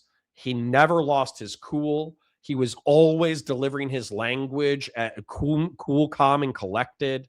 And so once again, if you turn off the video, fucking Nixon bulldogged and annihilated JFK. If you turn on the TV, JFK fucking mogged Nixon. And it's arguably one of the first times. Yes, it's arguably one of the first political moggings. So, yeah. Veld T. Win says, I don't know how you can make Nixon look good. You asked me a question in a comment section the other day, and I wanted to answer it, but I think it got lost in the comments, or your question was so complex that I just typed what? W-A-T to you, Veld T. Wind. But you asked me a complex question the other day, and I don't think I addressed it. Yeah, JFK was the original looks maxer. Correct. So I might have just spread misinformation on my stream, but it's fun misinformation. So feel free to spread it elsewhere. We are at 19 donations on the day. We got 30 minutes left. We're at a 5 out of 10 on the goal. Technically, we've hit 2 goals today. If we get one more super chat in the next 30 minutes, we've technically hit 2 goals today. That's a good day for me. It's a slow day for me, but it's a good day for me. So chippers, if you want to chip, oilers, if you want to oil, do so. If you don't have any more oil, you don't have any more chips, you're pacing yourself, you're budgeting your shit, don't worry about it. So anyways, like the stream, share it with your friends, engage with chat, super chats if you got them, memberships if you got them. I'm going to do an intro and get cracking. So let's do an intro real quick. God damn it. Sorry for taking the Lord's name in vain. I need to use my wall camera mount. I am so sick of this camera that's mounted to my desk just shifting over time. Could JFK mog the OG Washington in his prime? Probably. Washington was like 6'4", but he was ugly as shit. He had like ivory teeth. He had wooden teeth. He was bald. His hair was like dragged back in that classic colonial style. A 40-year-old JFK with a full head of hair and a charming banter to like a charming cadence to his language. Yeah, he might have mogged Washington, even though Washington was taller. Grasser says exactly. That's why I'm writing in Richard Nixon's severed head and the head ass Spiro Agnew from Futurama. You have to wean off of the crime and corruption slowly, otherwise it's medically dangerous. Based. That reminds me, I need to file my taxes. So, all right. Like the stream, share it with your friends, engage with chat, super chats. If you got a membership, if you got them, my parasocial love you. Thank you for being here. Engage with chat. There's 3,000 IQ Giga Chats and Giga Stacy's in the chat. Like the stream. It's free. Apparently, we were only at 30 likes earlier today. It's free, guys. Like the stream. It lets other people know that we're live. They can come hang out. They can have a good time. And then, like I said, super chats if you got them, memberships if you got them. If you don't worry about it. All right. Anyways. Hi, guys. Welcome to Counterpoints. My name's Connor. I'm a science fiction, politics, and philosophy nerd, a Marine Corps law enforcement veteran, and boy, do I have a historical moment for you. The Attorney General, who is in Donald Trump's hand, Pam Bondi, who has been sweeping a pedophile ring, is getting grilled by Congress today. Okay? For those of you who don't know, let's just say that you're in a time capsule. There was a gentleman by the name of Jeffrey Epstein. We don't really know how he got his money, but he became a millionaire and a billionaire relatively quickly. He allegedly was a financier and a philanthropist. And what he liked to do as a hobby is he liked to sexually recruit underage girls.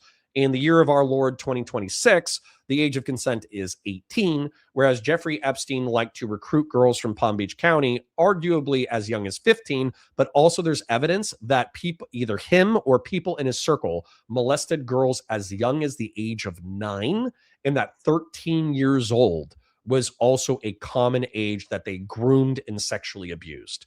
The reason why this is pertinent is because Jeffrey Epstein is friends with former President of the United States, Bill Clinton. He is former friends with Bill Gates, one of the richest people on the planet, one of the tech moguls of the past 50 years. He's former friends with Donald Trump, the current president. And Donald Trump, our current president, is going out of his way to defy congressional law in order to redact files that have been ordered by Congress to be released unredacted to expose the pedophile ring. And they've been the Department of Justice, led by Pam Bondi, and the FBI, led by Kash Patel, have been redacting government documents in violation of the law in order to sweep for the powerful men and women who helped in the sex trafficking ring. It's probably one of the largest scandals in American history. I think it's absolutely comparable to the JFK assassination. I think it's comparable to Iran-Contra. I think it's comparable to a lot of scandals like the Lusitania and the USS Maine, the Gulf of Tonkin incident. This is going to be one of those things that goes down in history as a massive scandal in American history. And not just that, I think this is arguably larger. While the other incidents that I mentioned involve war, and they involve malfeasance and corruption and bribery and this, that, the other, this actually involves sitting members of Congress and sitting members of the administration looking the other way for pedophilic sex abuse, which in our culture is one of the most grievous crimes that you can commit. It's actually like murder, rape, and pedophilia are viewed as nigh unforgivable crimes. And with murder, most people think that you should be incarcerated for life or you should be killed by the state, like euthanized by the state. For rape, depending on the nature of the rape, if it was like forcible or drug related or something like that, people think you should be incarcerated for decades and or killed by the state. With pedophilia, plenty of people in the United States of America think that this crime of finding innocent people to take advantage of and predate upon their innocence in order to sexually take advantage of them is so vile that not only should you be killed by the state, you morally, arguably, you should be tortured first. So having people in our government, in our culture, knowingly cover up a pedophile sex abuse ring is fucking insane. And yet we are confronted by this reality. So we have Jim Jordan. He's like the head, the chairman of the justice, whatever member of the House. So he's presiding over it. He's a Republican. He swept for Trump in the past. He might sweep for Trump, and he might sweep for Pam Bondi now. And then we have Representative Raskin, who will appear on our stream shortly. He's a Democrat. He's a bulldog. He's going to be going after Pam Bondi super hard. And then we have Thomas Massie, a libertarian. Typically, they love ephebophilia. They love reducing the age of consent, but not this guy. Thomas Massie is one of the co-authors of the Epstein bill. And so as a result, he is aggressively going after Trump, going after Pam Bondi for covering up this pedophile ring. Let's take it from there. Like the stream, share it with your friends, engage with chat, super chats if you got it, memberships if you got it. My parasocial love you. Thank you for being here. In this country. 31% of the American people, almost 1/3 of the American people live in a city, county, or state where the left-wing leadership tells local law enforcement not to work with federal law enforcement. Now, what does that mean in practice?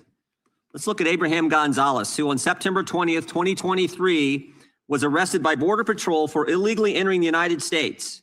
And of course, the Biden administration released him into the country. 5 months later, February 26, 2024, Mr. Gonzalez is charged with assault. 2 weeks later, March 11, 2024, he's charged with felony motor vehicle theft, stole a car. And on March 20th, 2024, 9 days later, he's arrested by the Denver police and placed in the Denver Justice Center.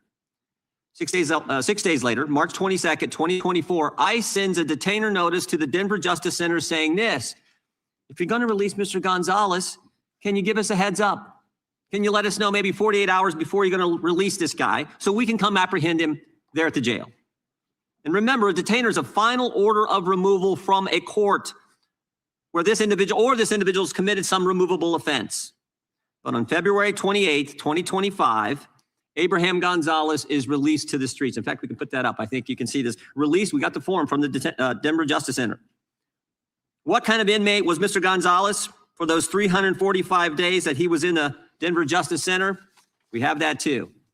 Violent to the staff, keep separate. So this guy was so bad, you had to keep him away from other inmates. He'd already assaulted some staff members. Okay, I'm going to fast forward this because this is actually like vile to me. This is evil. Okay.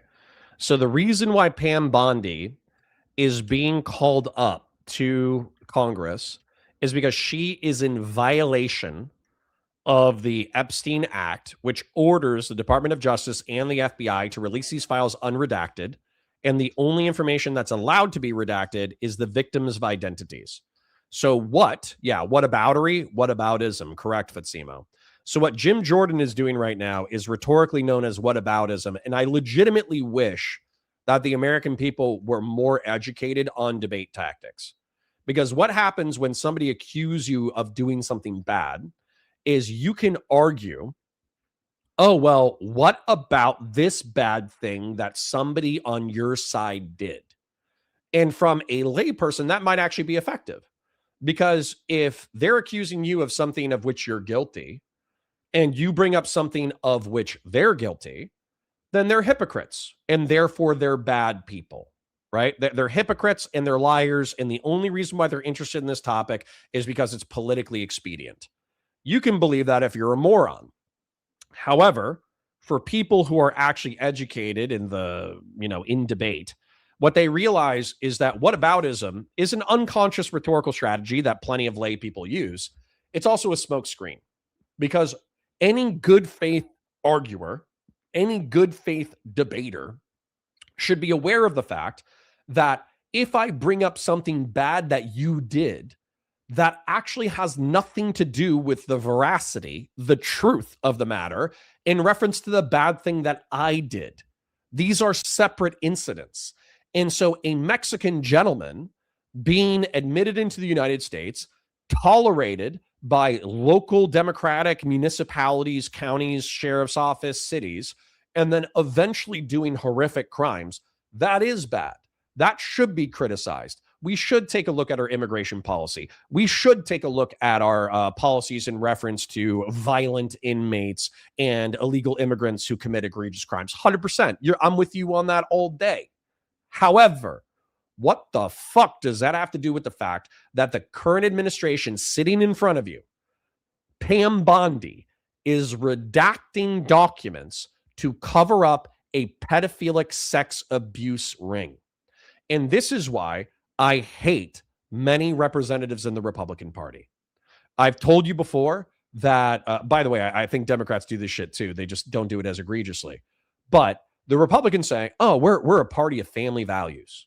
People should get married, raise their kids, love their wives. They should take care of their communities. They should pay their taxes. They should get a house with a white picket fence, and they should live good old-fashioned values. What do we learn about these people after decades? That they're rich, materialistic douchebags who love cheating on their wives.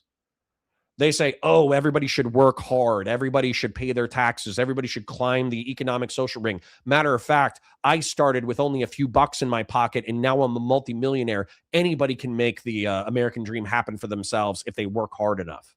Do you know what we find out about most of these people? Most of these people are fucking Nepo babies. They went to the right schools. They have their right friends. They got a 6 or 7 figure job out of school. Almost every single one of them has a Juris Doctorate. Most of them have been to Ivy League education. They're all like the elites of the elites. So them telling a plumber that they can become a NASA astronaut is horse shit. Okay? 6, 7, indeed. So having Mr. Jim Jordan be a part of the party of family values, a part of the party of hard work, a part of the party of integrity and virtues, and the Democrats are the sex degenerates. They're the freaks who want to destroy society through transness and gayness.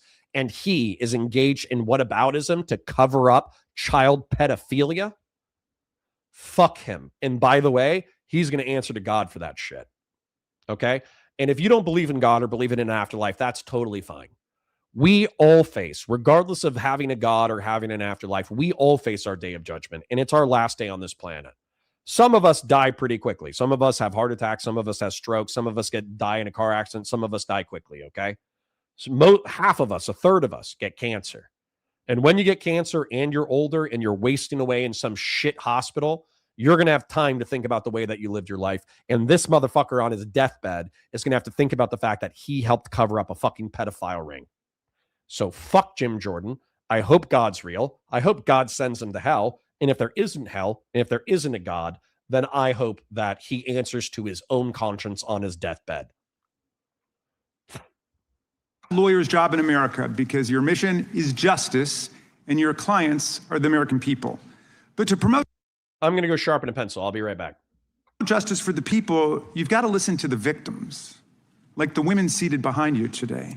Those are just some of the hundreds of survivors of Jeffrey Epstein's global sex trafficking ring who are demanding that the truth be told and are demanding accountability for the abusers who trafficked and raped them. You still haven't met with these survivors. So with their permission, let me introduce to you the survivors and late survivors' family members who are present today.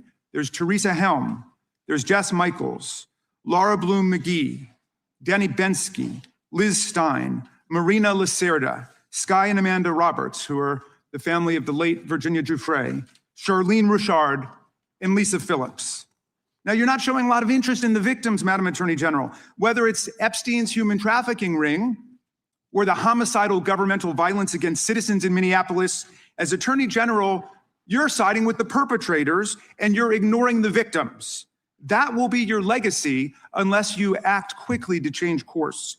You're running a massive Epstein cover-up right out of the Department of Justice. You've been ordered by subpoena and by Congress to turn over 6 million documents, photographs, and videos in the Epstein files, but you've turned over only 3 million.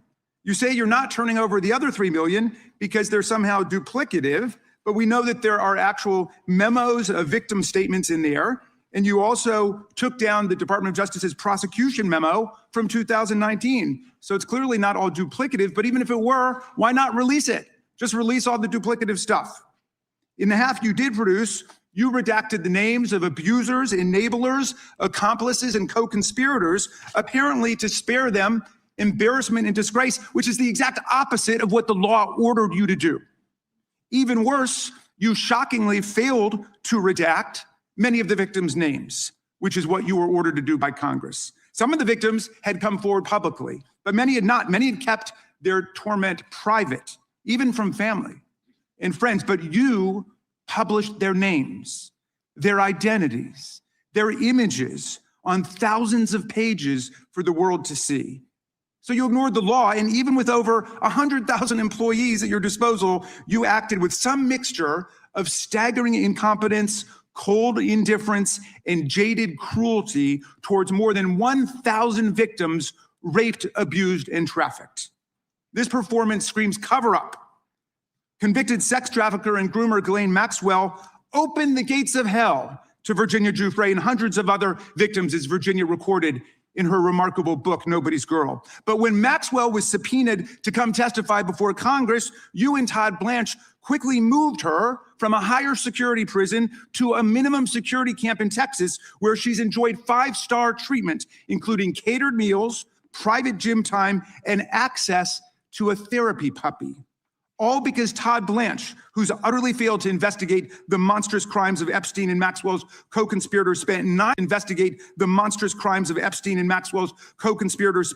hours with Maxwell and satisfied himself that she would have nothing untoward to say about Donald Trump, which is your only real interest in the matter, based on institutional performance. But abandoning victims and coddling perpetrators is what you do best. When the FBI opened a criminal investigation into the brutal killing in Minneapolis of Renee Good, a poet and 37-year-old mother of 3, by Trump's masked paramilitary ICE agents, you shut it down.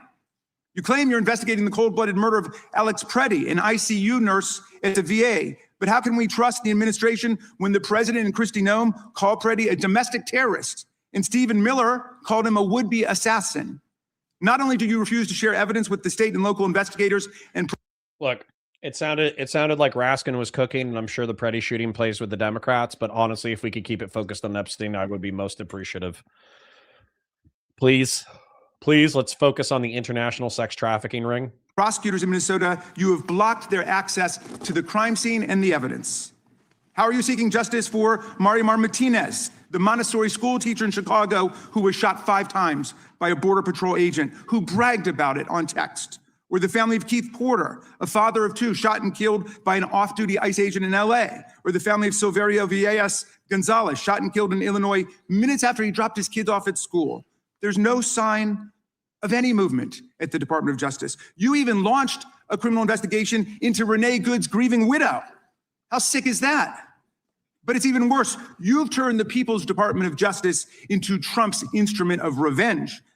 Trump orders up prosecutions like pizza, and you deliver every time. He tells you to go after James Comey, Letitia James, Lisa Cook, and Jerome Powell, the head of the Federal Reserve Board, and members of Congress like Adam Schiff, Mark Kelly, Alyssa Slotkin, Chrissy Houlihan, Jason Crow, Chris Deluzio, and Maggie Goodlander, to name a few, and you snap to it. You replace real prosecutors with counterfeit stooges who robotically do the president's bidding. Nothing in American history comes close to this complete corruption of the justice function and contamination of federal law enforcement. And the good news is many serious lawyers at DOJ, including some of your own original employees, have refused your lawless orders.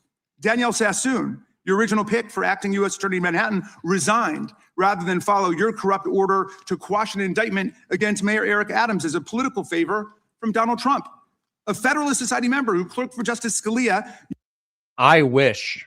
I do admire that woman who told the DOJ to fuck off. I'll start taking notes in a minute so we can let it flow or whatever. I do admire her, but I wish she had stayed.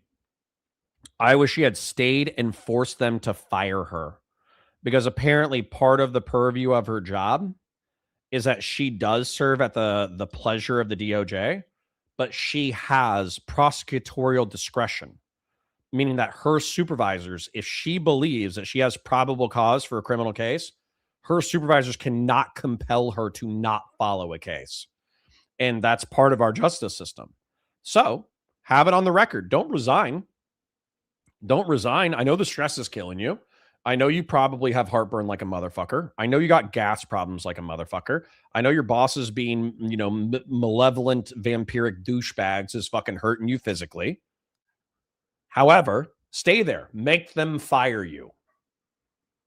U.S. Attorney Sassoon refused to participate in this blatantly corrupt scheme. Her top assistant, Hagan Scotton, an Iraqi war vet and 2-time Bronze Star recipient who clerked for Chief Justice Roberts, and then Judge Kavanaugh, promptly resigned too, writing to your office, quote, "I expect you will eventually find someone who is enough of a fool or enough of a coward to file your motion, but it was never going to be me. You and the president nominated Eric Siebert, a 15-year career prosecutor, to be your U.S. attorney for the Eastern District of Virginia.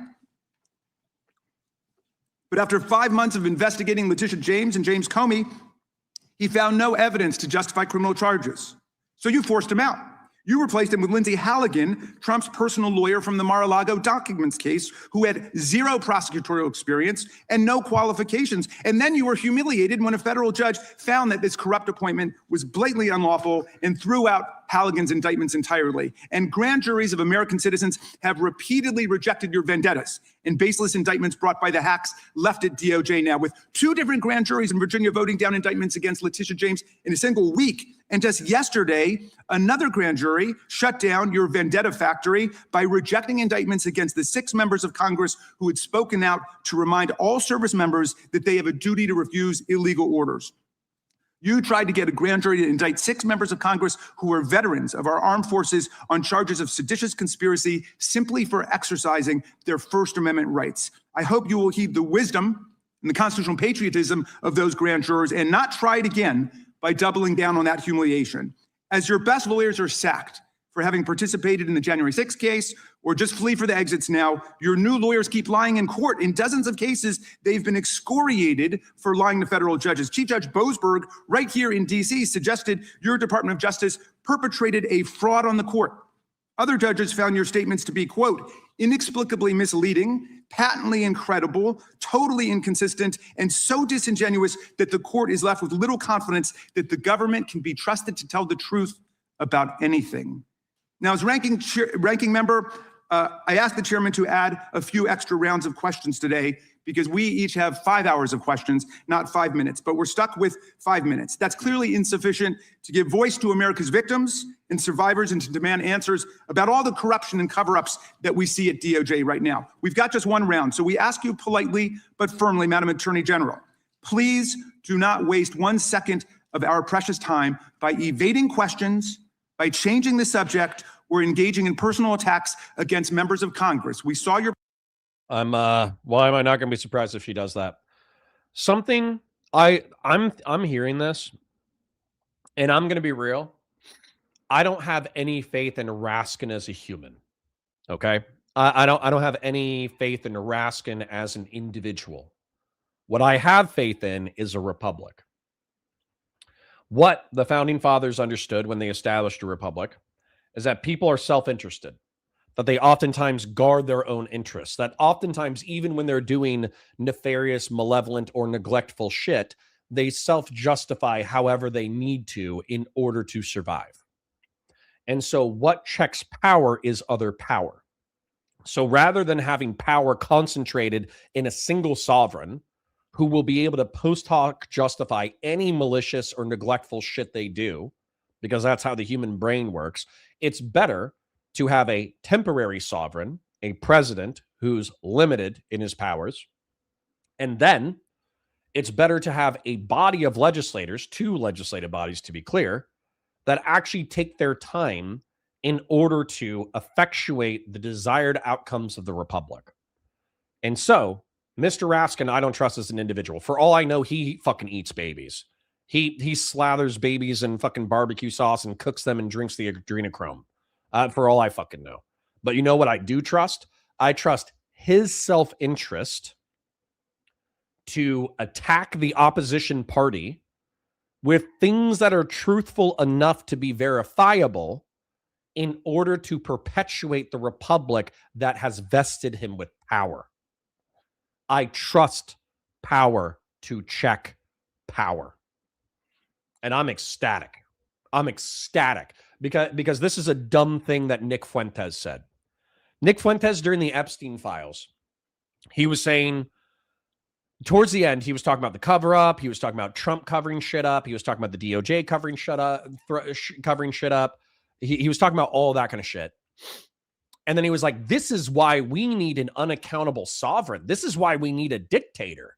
Because a dictator could cut through all the red tape. A dictator could unilaterally expose the deep state and the Mossad and the intel agencies and all that kind of stuff.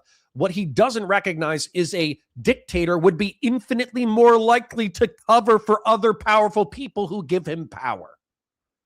Having a dictator makes it infinitely more likely that you would never hear about any of this shit. Because you know what power craves? More power. You know what helps power gain more power? Other powers that are sympathetic to it. So a dictator wouldn't be more likely to expose Jeffrey Epstein. A dictator would be more likely to help Jeffrey Epstein complete his crimes as long as it was financially, socially, and politically beneficial to do so. It's one of the dumbest fucking political analyses I've ever heard in my entire fucking life. And I think it's like a post hoc LARP because he can't accept the fact that having a dictator is a dumb fuck idea. If I could challenge, I know I had, past tense, I might have some Nick fans in my chat. Y'all should challenge him on that shit because that's the dumbest fucking thing I've ever heard in my entire life. Why wouldn't an unaccountable dictator cover for his friends? It's one of the stupidest fucking things that's been ever uttered. Right? At least Curtis Yarvin would say, oh, well, if a few kids get molested, but realistically, the American public is still, protected because we have a dictator who advocates in our best interest through this understanding of new monarchy, then Curtis Yarvin actually has like the logical follow through to be like, yeah, a few kids might get molested, but on the whole, it's going to shake out better. Whereas Nick actually doesn't even see the hypocrisy. Rob says, this is why I tell you Nick isn't smart. I don't think he's dumb. I think he's either lying or he's delusional. So, anyways, back to Raskin grilling the fuck out of this person. Performance in the Senate, and we're not going to accept that. This isn't a game. In the Senate, you brought something with you called a burn book, a binder of smears to attack members personally for doing the people's work of oversight. Please set the burn book aside and What happened to Prime Kai? answer our questions, and when you hear us reclaim our time, that means it's time for you to stop speaking. We only have 5 minutes, so when we reclaim our time, that means you stop. And if you don't, we will ask the chair to stop the clock and let you go on his time. The quality of justice in America depends on the character of our government. Please do your job and bring the Department of Justice back from the brink. The survivors seated behind you and the American people watching everywhere deserve a Department of Justice worthy of its name. I yield back, Mr. Chair. Without objection, all of the opening statements will be included in the record. We will now introduce today's witness. The Honorable Pamela J. Bondi has served as the Attorney General of the United States since February 5th, 2025. She previously served in the Office of the White House Counsel, 2 terms as the Florida Attorney General, and spent more than 18 years as a prosecutor. We welcome our witness and thank her for appearing today. We will begin by swearing you in. Would you please rise and raise your right hand? Do you swear or affirm under penalty of perjury that the testimony you're about to give is true and correct to the best of your knowledge, information, and beliefs, so help you God? I do. Let the record show that the witness has answered in the affirmative. Thank you. You can be seated. And please know that your written testimony will be entered into the record in its entirety. Accordingly, we ask that you summarize your testimony. Madam Attorney General, you may begin. Thank you. Thank you, Chairman Jordan, Ranking Member Raskin, and distinguished members of this committee. Thank you for hosting me here today. I'm grateful for the opportunity to answer your questions, highlight the work of our department, and discuss the most important topic of all, keeping the American people safe. Awesome. Awesome. A little over a year ago, I was sworn into office as the 87th Attorney General of the United States. I came into office with the goal of refocusing the Department of Justice on its core mission after years of bloated bureaucracy and political weaponization. The Department of Justice's core mission is to fight violent crime, protect the American people, and defend the rule of law above all else. Let's ignore the largest pedophile conspiracy ring that you're currently sweeping in American history. While our work is never done, we have made tremendous progress to make America safe again. In 2025, we saw the lowest murder rate in 125 years. That's nothing short of historic. If you compare 25 to 24, here's what you'll find. The murder rate is down 21%, robbery down 23%, carjacking down 43%, gun assault down 22%, ag assault, burglary, could go on and on. Crime is declining. This did not happen by accident. The numbers tell an important yet straightforward story. President Trump has given us the resources, the support, and the leadership to protect the American people. President Trump's policies have saved lives. I cannot think of a policy outcome more important than protecting the lives of American citizens. Can you? This trend has been especially clear in Washington, D.C. and in Memphis. These are 2 iconic American cities that spent years in the grip of horrific violent crime. The Department of Justice surged law enforcement resources, and the results came quickly. Crime plummeted in both cities. And I want to make one point loud and clear. Okay. So Jeb Kush says, hasn't crime already been on a downward trend? Yes. Okay. But I'm not going to pretend for a second. So we understand that you can have, no. I'm okay, Fast and Bulbous. This isn't making me angry. I need you guys to understand this, though. China is safer than America. You understand that, right? But they don't have guns. They don't have private civilian weapons. They have a deeply integrated surveillance state, and they have the ability to incarcerate anybody who opposes the state. So if you're a problem, if you're antisocial, if you talk shit to cops, if you're a pro-democracy demonstrator, if you're a violent, if you're a rapist, if you're a murderer, if you're a petty thief, if you're whatever, the Chinese state doesn't give a shit about human rights. They'll just incarcerate you and they'll tell you to go fuck yourself. And if they release you after a harsh bid like 5 years, 10 years or whatever of your life for theft, and you do it again, they'll throw you in for 20 years. They don't give a fuck. They don't give a fuck about your individual human rights. They just care about the whole of society. They root their casus belli, their raison d'etre, their case for war in their reason of being in protecting the collective whole. So they don't care about individuals. Yeah, China's way safer if you don't criticize the government. If you don't criticize the government, it's a perfectly safe society.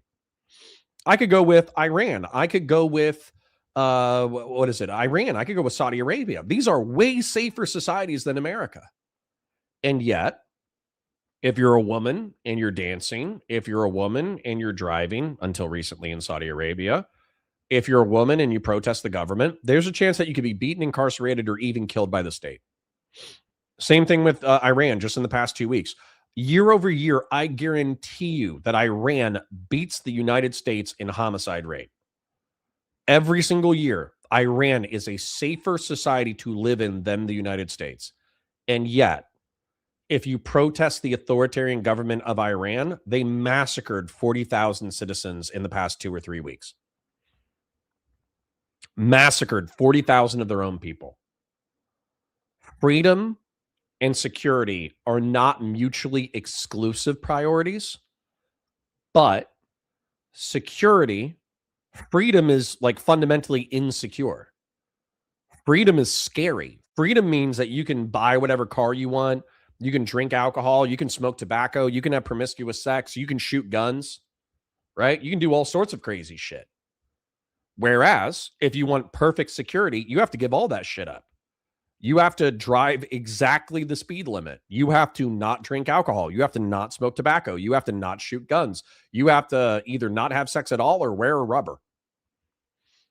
You know what I'm saying? So I think I've belabored the point. I don't even know if belabor is a word that I'm using properly. But the truth is that the way that they achieve these stats is, number one, they're probably cooking the books a little bit. Let's be real. But then number two is they surged federal law enforcement deployments and they surged National Guard deployments to tough cities. And maybe that's what they need. But if you don't fix the systemic issues of education, if you don't fix the systemic issues of broken families, if you don't fix the systemic issues of criminal enclaves, of people who have known no other life but a hard life their entire existence, the second the security forces leave, it goes back to the fucked up thing that it was before. Security forces are a band-aid on which they're a building block of a foundation for society to be built on. But if they're temporary, it's just a fucking band-aid. Rob says, having experienced Chinese traffic, they're far more free than we are. Well, maybe in reference to traffic laws, you got a point, Rob. But anyways, let's get back to it. I've been yapping about the balance between freedom and security enough. We achieved those results by working with Democratic mayors. Public safety does not have a party registration. When your constituents call 911, they don't ask for political views of the responding officer. They ask for help. I have federal agents in each and every one of your districts. They're here to help, and I am here to help. Many cities and states have worked with us and taken advantage of our federal support. Some have not. Meanwhile, a few elected officials have declared that they are, quote, at war with the federal government and encouraged widespread obstruction of law enforcement. This has resulted in avoidable clashes on the streets, as you've all seen. We've seen rioters storming a Christian church. Citizens and law enforcement officers have both been endangered. Yes, correct. Sorry, I saw the gifted, but I didn't acknowledge it. Vazraka, thank you for the renewal of your membership, and thank you for the gifted. You are my favorite lurker. Tezzy is my second favorite. Brooklyn is my third favorite. By reckless rhetoric. We have made dozens of arrests in and around Minneapolis so far, and many of them could have been avoided by simple compliance with federal law. Of course, our efforts reach beyond. Sorry, Andy B asked an interesting question. Why are we pretending that Dems wouldn't be sweeping just as hard as the Republicans right now if you flip the 24 election? I don't give a fuck. Democrats can be pieces of shit too. Why do I give a fuck about that? I care about the fact that the Department of Justice has been covering up a rape cabal for the past 30 or 40 years. Why do you give a fuck about whether or not the Democrats are hypocrites? You can do the right thing for the wrong reason. You understand that, right?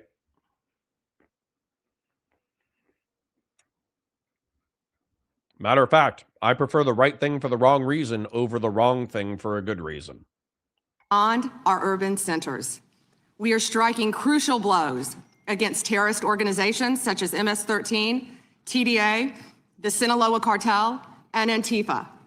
And as we sit here, I think you've seen the news this morning. The news is reporting that cartel drones are being shot down by our military. That's what we all should care about right now, protecting America. Not the pedophile ring that I'm helping to cover up.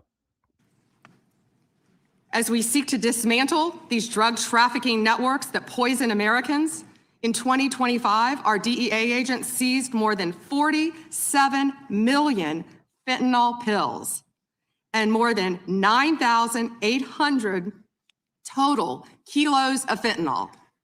That represents 369 million potentially deadly doses that can kill Americans. At least they finally fixed their rhetoric on that, because when they first started saying that, like, oh, we saved 300 million lives by seizing this many doses, it's like not that many motherfuckers are doing fentanyl, and not that many motherfuckers are dying from it. I'm using the word potentially. They've actually fixed their rhetoric on that, so that's nice. Fatsimo says Connor would get splatted by Dr. Manhattan. No, that's incorrect, Fatsimo. I wish that I was principled enough to be like Rorschach. So for those of you who don't remember this, in the comic book and the TV series The Watchmen, what happens is Dr. Manhattan is played by Ozymandias in order to come to his secret lair. Ozymandias was a superhero, but he ends up being the villain of the narrative. And what he does in the movie, at least, is he uses the energy signature of Dr. Manhattan to annihilate major cities across the globe and frame Dr. Manhattan for the attack. And what he was saying was the world was so close to thermonuclear annihilation that having a shared enemy of Dr. Manhattan between Russia, China, the United States, all the countries of the world, hating Dr. Manhattan and coming together to spend endless amounts of resources hunting him across the galaxy to kill him will unify the planet in such a way that hundreds of thousands of people died, yes. Hundreds of thousands of innocent people died.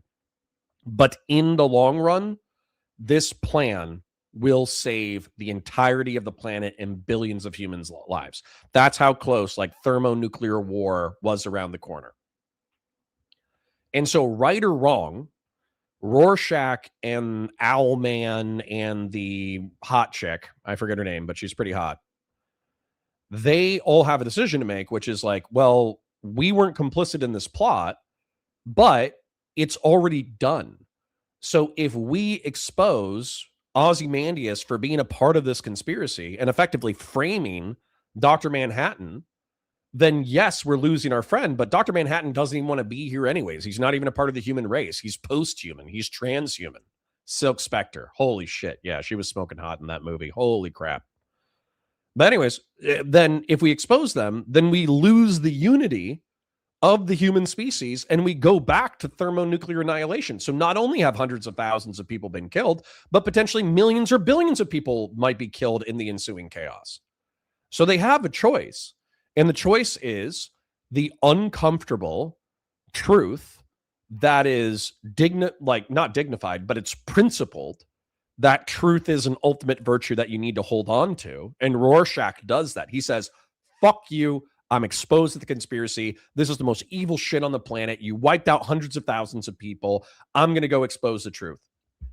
And then Owlman and Silk Spectre are like, well, number one, we don't want to die. Number two, this is a total mind fuck, but we see the logic of Ozymandias' plan.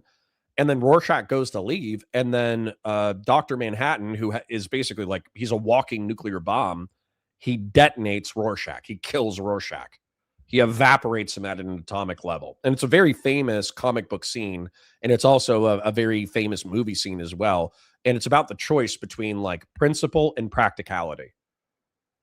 And so for me, I would like to think I'm brave enough to be like Rorschach and say the truth is the truth, and we must pursue the truth at all ends, even if it means the extinction of our species. We have to hold to these principles, or we're no better than animals. But I also see Ozymandias's logic. I also see Owlman in Silk Spectre's logic, where they're like, it's already done. What can we do? Ozymandias was saying, let's sacrifice a few 100,000 people to save the planet. Silk Spectre and Owlman are saying it's already done, and we've already lost a few 100,000 people. If we expose the truth, we lose billions. So yeah, it was total mindfuck, total mindfuck. So not only, sorry, real quick, and then we'll get back into it. But I hope I would be brave enough to be like Rorschach, but I have a sneaking suspicion I might be like Owlman. I'm not going to lie. I have a sneaking suspicion I might be like, well, it's already done. Whoops. But there's also another mindfuck here. So in the movie, Rorschach sends his personal diary to some journalist or something. And so there's still like this element of maybe the truth will come out. I don't know. That's how I read it in the movie. I don't know how it actually works. But presuming that his diary did not expose Ozymandias's plan, Rorschach just died in vain, right? He's not even saving anyone.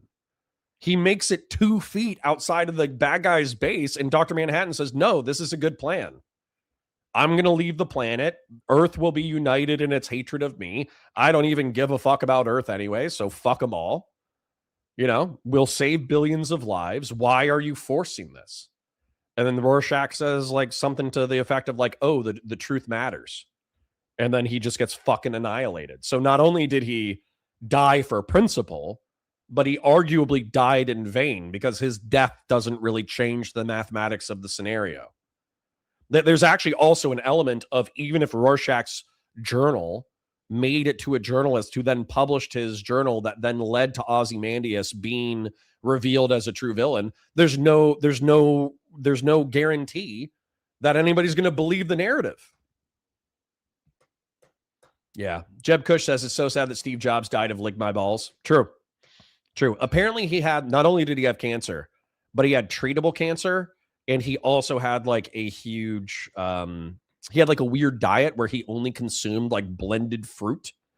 And Ashton Kutcher did that as a part of the movie, and he almost caused like renal failure. Like he almost had kidney failure as a result of following Steve Jobs' insane diet.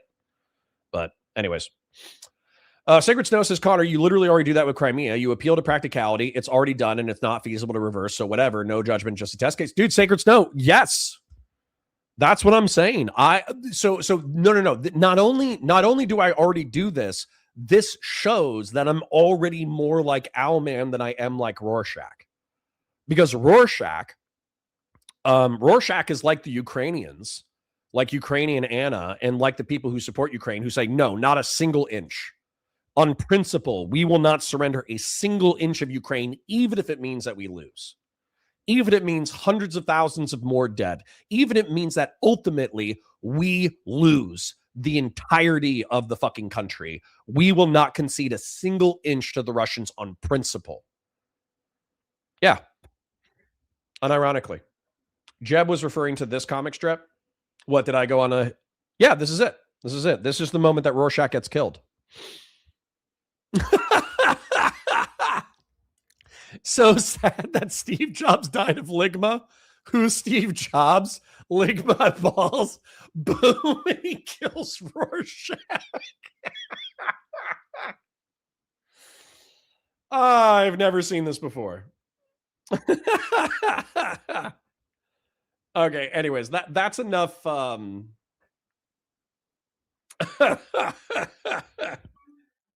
That's enough of that.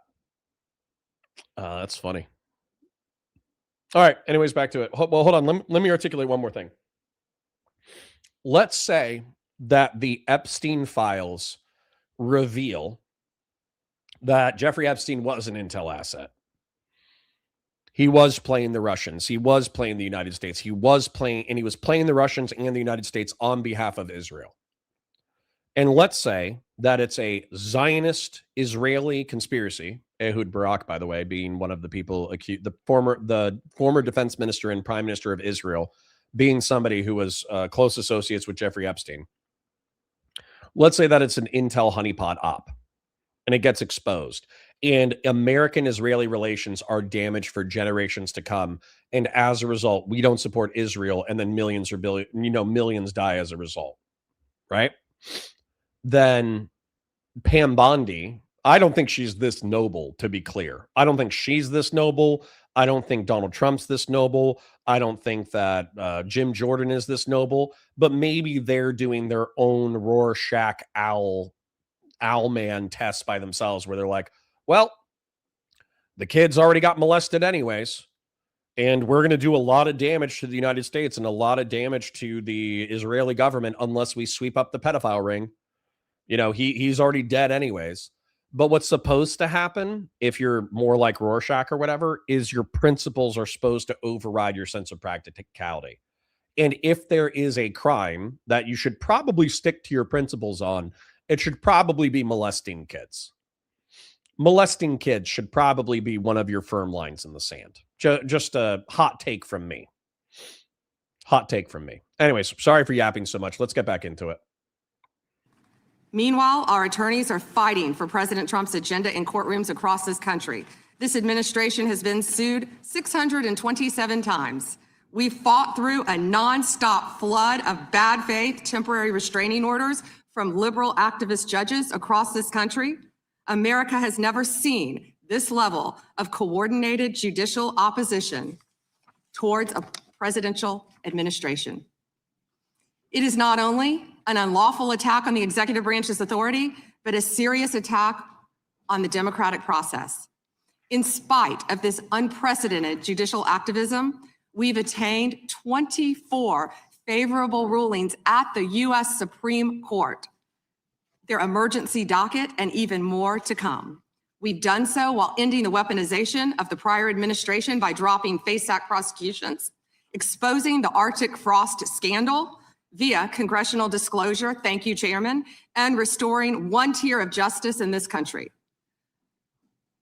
To address the Epstein files, more than 500 attorneys and reviewers spent thousands of hours painstakingly reviewing millions of pages to comply with Congress's law. We've released more than 3 million pages, including 180,000 images, all to the public, while doing our very best in the time frame allotted by the legislation to protect victims. And if you brought us a victim's name that was inadvertently released, we immediately redacted it.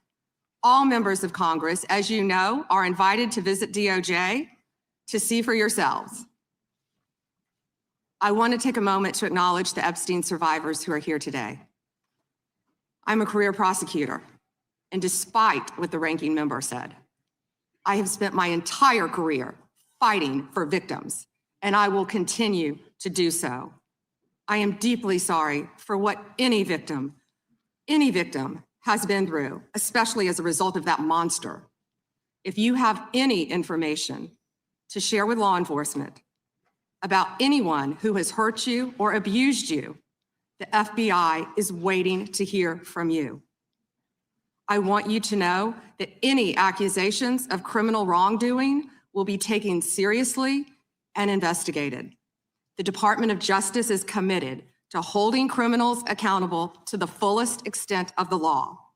In 2025, the FBI arrested over 1,700 child predators, a 10% increase from 2024. We also located 2,700 victims of child exploitation and shut down 3.8 million dark web pedophile accounts. 3.8 million. So please, if you have information to share that needs to be investigated, contact the FBI.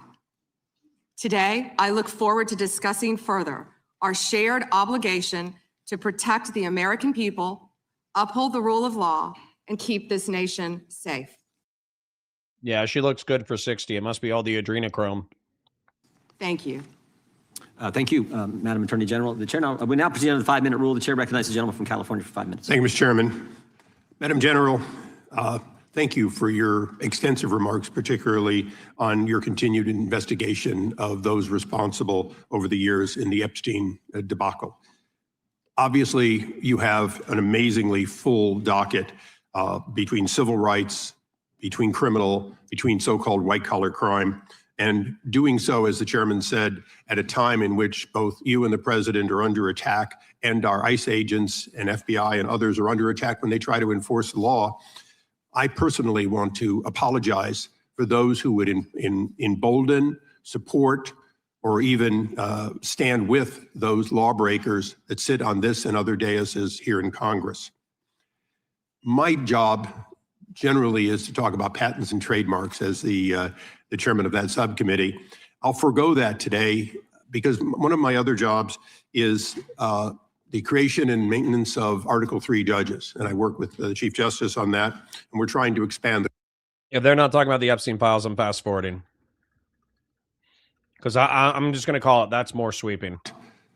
Minneapolis and other places in which the backlog of criminal aliens, including in my home state of California, people who have hurt other people, people who have opinion to Article 3 and everything.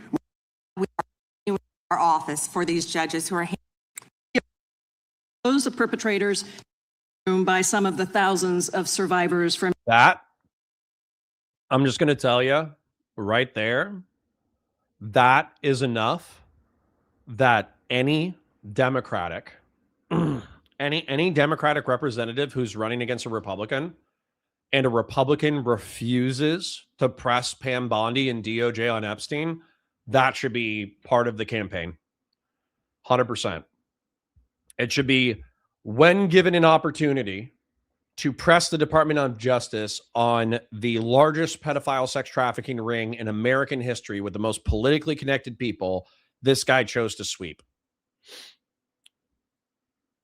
That 100% should be part of the campaign. And if there's a debate, it should be like, hey, Representative Issa, you had an opportunity to hold the Department of Justice accountable in reference to the Epstein files. Why did you choose to spend your time highlighting criminal issues in your constituency? I'm a huge fan of holding criminals accountable. Why are you helping to sweep for the most powerful criminals in our society? Why are you covering up pedophilic and ephebophilic sex trafficking? Why are you trying to sanitize the attempt to do so? What the fuck is wrong with you?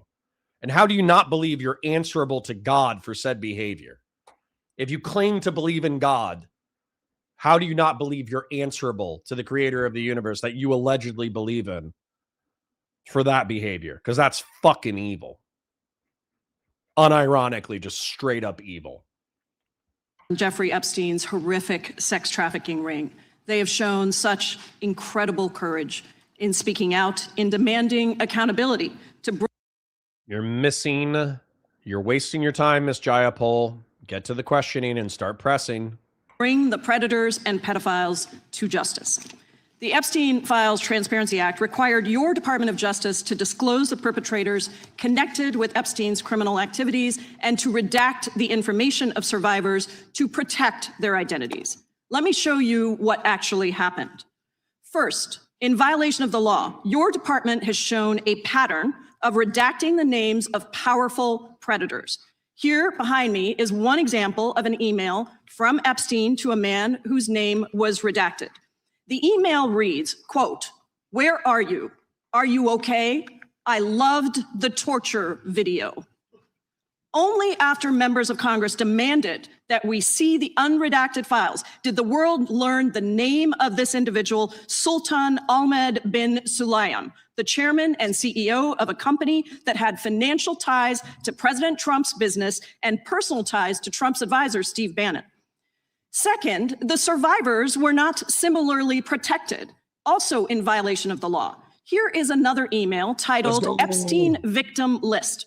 We have blurred the names of the survivors for their protection, but your Department of Justice initially released this list of 32 survivors' names with only one name redacted, along with numerous files that disclose not only the names, the emails, and the addresses of survivors, but also nude photographs and even the identities of Jane Does who had been protected for decades until your department released their names. Survivors are now telling us that their families are finding out for the first time that they were trafficked by Epstein.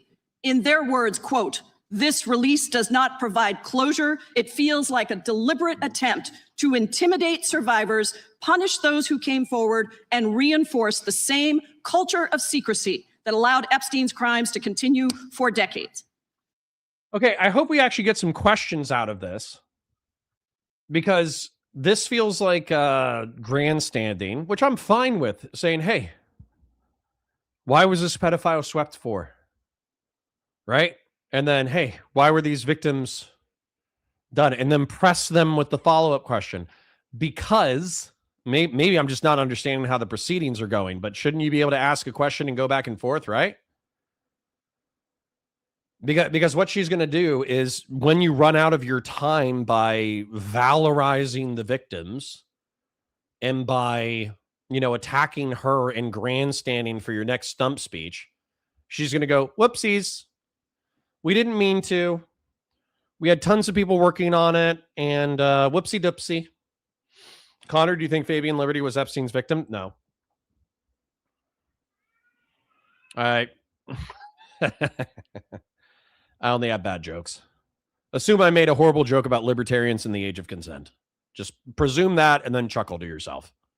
To the survivors in the room, if you are willing, please stand.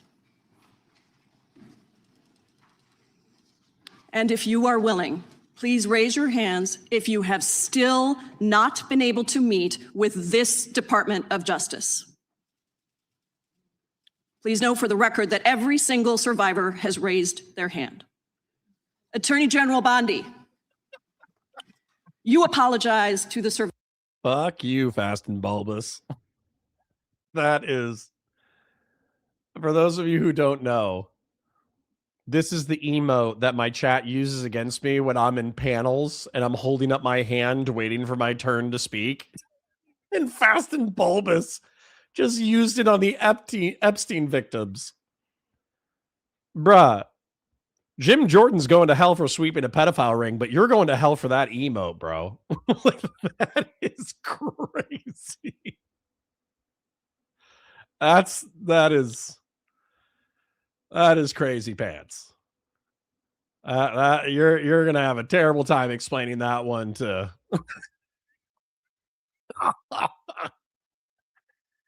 You guys are gonna have a terrible time explaining that to St. Peter. You're not getting past the gates of heaven. You are going straight to hell for that one. Quick shill before we keep going. Like the stream, share it with your friends, engage with chats, super chats if you got them, memberships if you got them. Thank you for being here. I hate you. I hate you so much.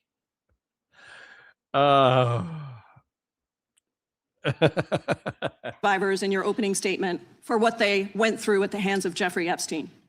Will you turn to them now and apologize for what your Department of Justice has put them through with the secrets? No.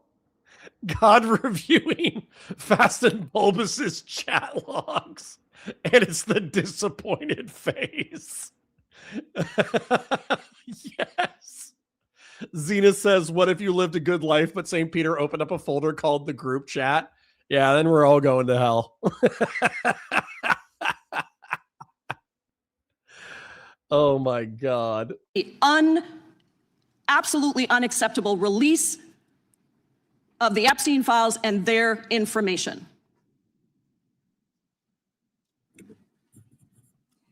Congresswoman, you sat before Merrick Garland sat in this chair twice Attorney General Guys, Bondi. no, can I finish my answer? No, I'm going to reclaim my time because I asked you a specific question Attorney General that I can would respond to your like you question. to answer, which is, will you turn to the survivors? This is not about anybody that came before you. It is about you taking responsibility for your Department of Justice and the harm that it has done to the survivors who are standing right behind you and are waiting for you to turn to them and apologize for what your Department of Justice has done. That's a good press, Miss Jayapal. I'll say it. That's a good press. I'm good with that. Because if she goes on, Merrick Garland did blah, blah, blah. Once again, I'm going to point this out to, I already know my chat is like 3,000 IQ Giga Chats and Giga Stacy's who already understand everything. Yes, it's whataboutism again. It's whataboutism again, which is effectively like, hey, you're sweeping up a pedophile ring. Why? And then they go, what about burp a derp a derp a derp? And it's like, okay, you didn't answer my question, you dumb bitch. We get to ask the questions. The witness gets to answer in the way they want to answer. The Attorney General can That's respond. not accurate, Mr. Chairman. Because she doesn't It is like the my answer. time. So, Mr. Chairman, why I have asked didn't a she ask question. Merrick Garland this? I am twice reclaiming when he my sat in my time, and chair? when I will reclaim my continue to time, answer. it is Mr. Chairman, the my gentlelady's time. I'm reclaimed her not going time. to get in the gutter for her theatrics. The time belongs to the time belongs to the gentlelady. The gentlelady has 17 seconds. Thank you. You're not going to answer this question, so let me just say Chairman, I'll this. direct it to What a you. massive No, I'm cover-up. answering a Mr. question. Chairman, will you restore her time? The witness is I'm not interrupted. going to get in the gutter with this woman. Stop the She's time doing and theatrics. let me have my time. The gentlelady from Washington controls the time. The gentlelady has 17 seconds. You can proceed with your final Thank you. 17 seconds. What a massive cover-up this has been and continues to be. Donald Trump made the release of the Epstein files the center of his political campaign because he thought it would benefit him. Then you got into office, Attorney General, claimed to have a client list, only Regular to order. then say that there was no list. Your deputy, Todd the time of Blanche, the- met alone time of the with gentlelady Elaine has- Maxwell the time of the and gentlelady has transferred her expired. to a minimum security prison. And now you continue The the time of the cover-up. And gentlelady I has wish expired. that you would turn around to the survivors who are standing right behind you and on a human level, Chairman, Chair now apologize to them recognizes the chair. and what you have Unprofessional. done. Time of the I gentlelady yield expired. back. The gentlelady, you have no time to yield back. Theatrics. We appreciate that. We appreciate the thought. All right, Miss Jayapal, good. But once again, I hope the Democrats have coordinated this so they don't just do stump speeches over and over and over again. Okay? I hope they don't do the same stunt speech. So something that was interesting, I noticed this in a congressional hearing. It was either with the IRS whistleblowers or it was with somebody else in a similar vein. I think it was the Biden hearings or something like that. And what they did is they had the Republicans. I think they had the Republicans and the Democrats, and I think both sides did it. What they did is they coordinated their questions and statements first. That way there weren't redundant statements. Okay. So basically, like, she said, you negotiated, or one of the people from your office negotiated the deal with Ghislaine Maxwell. You are refusing to apologize to the victims of Jeffrey Epstein. You have not met or coordinated with these 36 victims of Jeffrey Epstein. So your statements about open doors is bullshit. And then not only that, you totally fucked up the release. So if we hear those talking points repeated, then it seems like the Democrats didn't actually coordinate. Whereas if we hear them moving to different segments of the Jeffrey Epstein files, then they'll actually have coordinated. Now, my problem is that I have a sincere suspicion that what's going to happen is the Republicans are just going to say, hey, what else are you doing today? You know, what other crime are you stopping in the United States of America? What else are you doing that makes you a hero? Right? That's what they're going to be doing, because they're going to be doing a positive whataboutism. They're going to be saying, you know, let's not talk about Epstein. Let's talk about other stuff that the FBI is doing that's actually good. So if they start going down that track, I'm going to fast forward the Republican. And honestly, if God exists, my vote, let's say that we all die and we get into like a big conference room, and it's effectively like Athens, democratic Athens, where they vote on who goes to hell and who goes to heaven. If I have a vote about the people who get to distract from the Epstein files and whether or not they go to heaven or hell, the people who distract from the Epstein files go to hell. That's my vote. And I would argue the central issue in the last election, presidential election, was securing the border. The gentleman from Arizona who knows something about securing the border is up for 5 minutes. Thank you, Mr. Chairman, and thank you, Attorney General Bondi, for being here today. In 2022, Lafarge, which is a French cement company, pled guilty in U.S. federal court to participating in a criminal conspiracy with ISIS. That conspiracy, you're willing to work to ensure those families that their petitions will be removed, or excuse me, Yes. and the Organization and other misconduct what was the stated. partisan issue information today, but And that is the gentlelady from Texas. I ask unanimous consent to Yeah. So that guy should also burn in hell. enter into the record. El Paso airspace reopened after FAA quickly rescinds 10-day flights restriction. This was published by the Texas Tribune on February 11th, 2026. And it says it was because of an impasse with the DOD over the use of unmanned military aircraft and not triggered by Mexican cartel drones. Without objection. Point of order, Mr. Chairman. I didn't hear back about the second round of questions. I assume that's not happening. I just want to be able to assure the members, certainly on my side, if not both sides. That's not a point of order. No, that every member will get 5 minutes with the witness. Will there be 5 minutes for each? Yeah, you get 5 minutes. Yeah. With the witness. Okay, Yeah. very good. Yeah. Okay. And are you up next? Gentleman from New York is recognized. Mr. Chairman, I want to begin by acknowledging the survivors of Jeffrey Epstein's horrific abuse who are in the room with us today. I want to thank all of you for your bravery in speaking out. Come on, man. Nadler. This bum, dude. This bum. You guys don't even recognize this guy, do you? Okay. I'll see if he has a line of questioning that's separate from Mr. Jayapal and whether or not they need to do whatever. Dana Calcutta says, yeah, what is this bullshit about closed U.S. airspace over Texas for 10 days? The Republicans are alleging that a cartel drone was flying over an airport, and so they shut down the airspace and they used DOD in order to shoot down the drone or something like that. Whereas the Democrats are saying, hey, this is bullshit. Here's a story that contradicts that, whatever. Okay, so my beef with Nadler right now, okay, is he's already opening with thanking the victims for their bravery and all that kind of stuff. Maybe that's some political shit. Maybe they need to do it. Maybe they coordinated on the questions, and he's going to move briefly into thanking the victims and not repeat the questions. But I'm going to tell you why this already makes me worried, is if he repeats the questions, then they're not going to coordinate it. Okay? And then not just that, Nadler, I was talking so much shit. Richard Nadler, or whatever this guy's name is, Nadler already owns me in the marketplace of ideas once. Okay?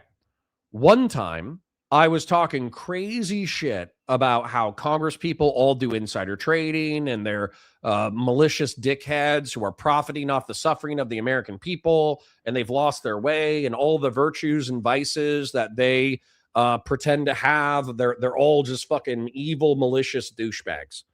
And I was like, even this fat, stupid motherfucker, I guarantee you that he has millions of dollars in value despite only being a congressman. And then I Googled Mr. Nadler's net worth. This dude is worth 200 grand. I have a higher net worth than Mr. Nadler, and he's been in Congress for 30 years.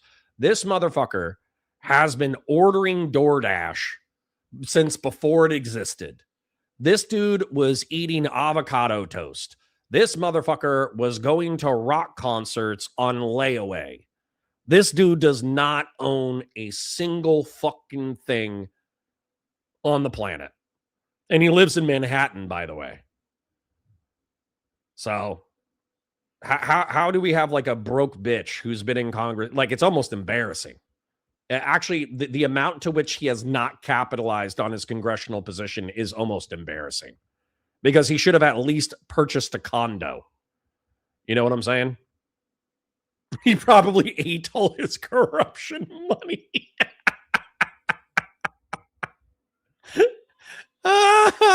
He's just going to fancy restaurants. This guy's just doing takeout. He's doing takeout in fancy restaurants. All right, so anyways, let's see if they actually coordinated the questions. I'm sorry for yapping, but I do think it's actually funny that this dude is like a broke bitch and he's been in Congress for 30 years. Oh my God. I want to say that you and the other survivors of these heinous crimes All right, come on, Mr. Nadler. Let's fast forward. deserve better.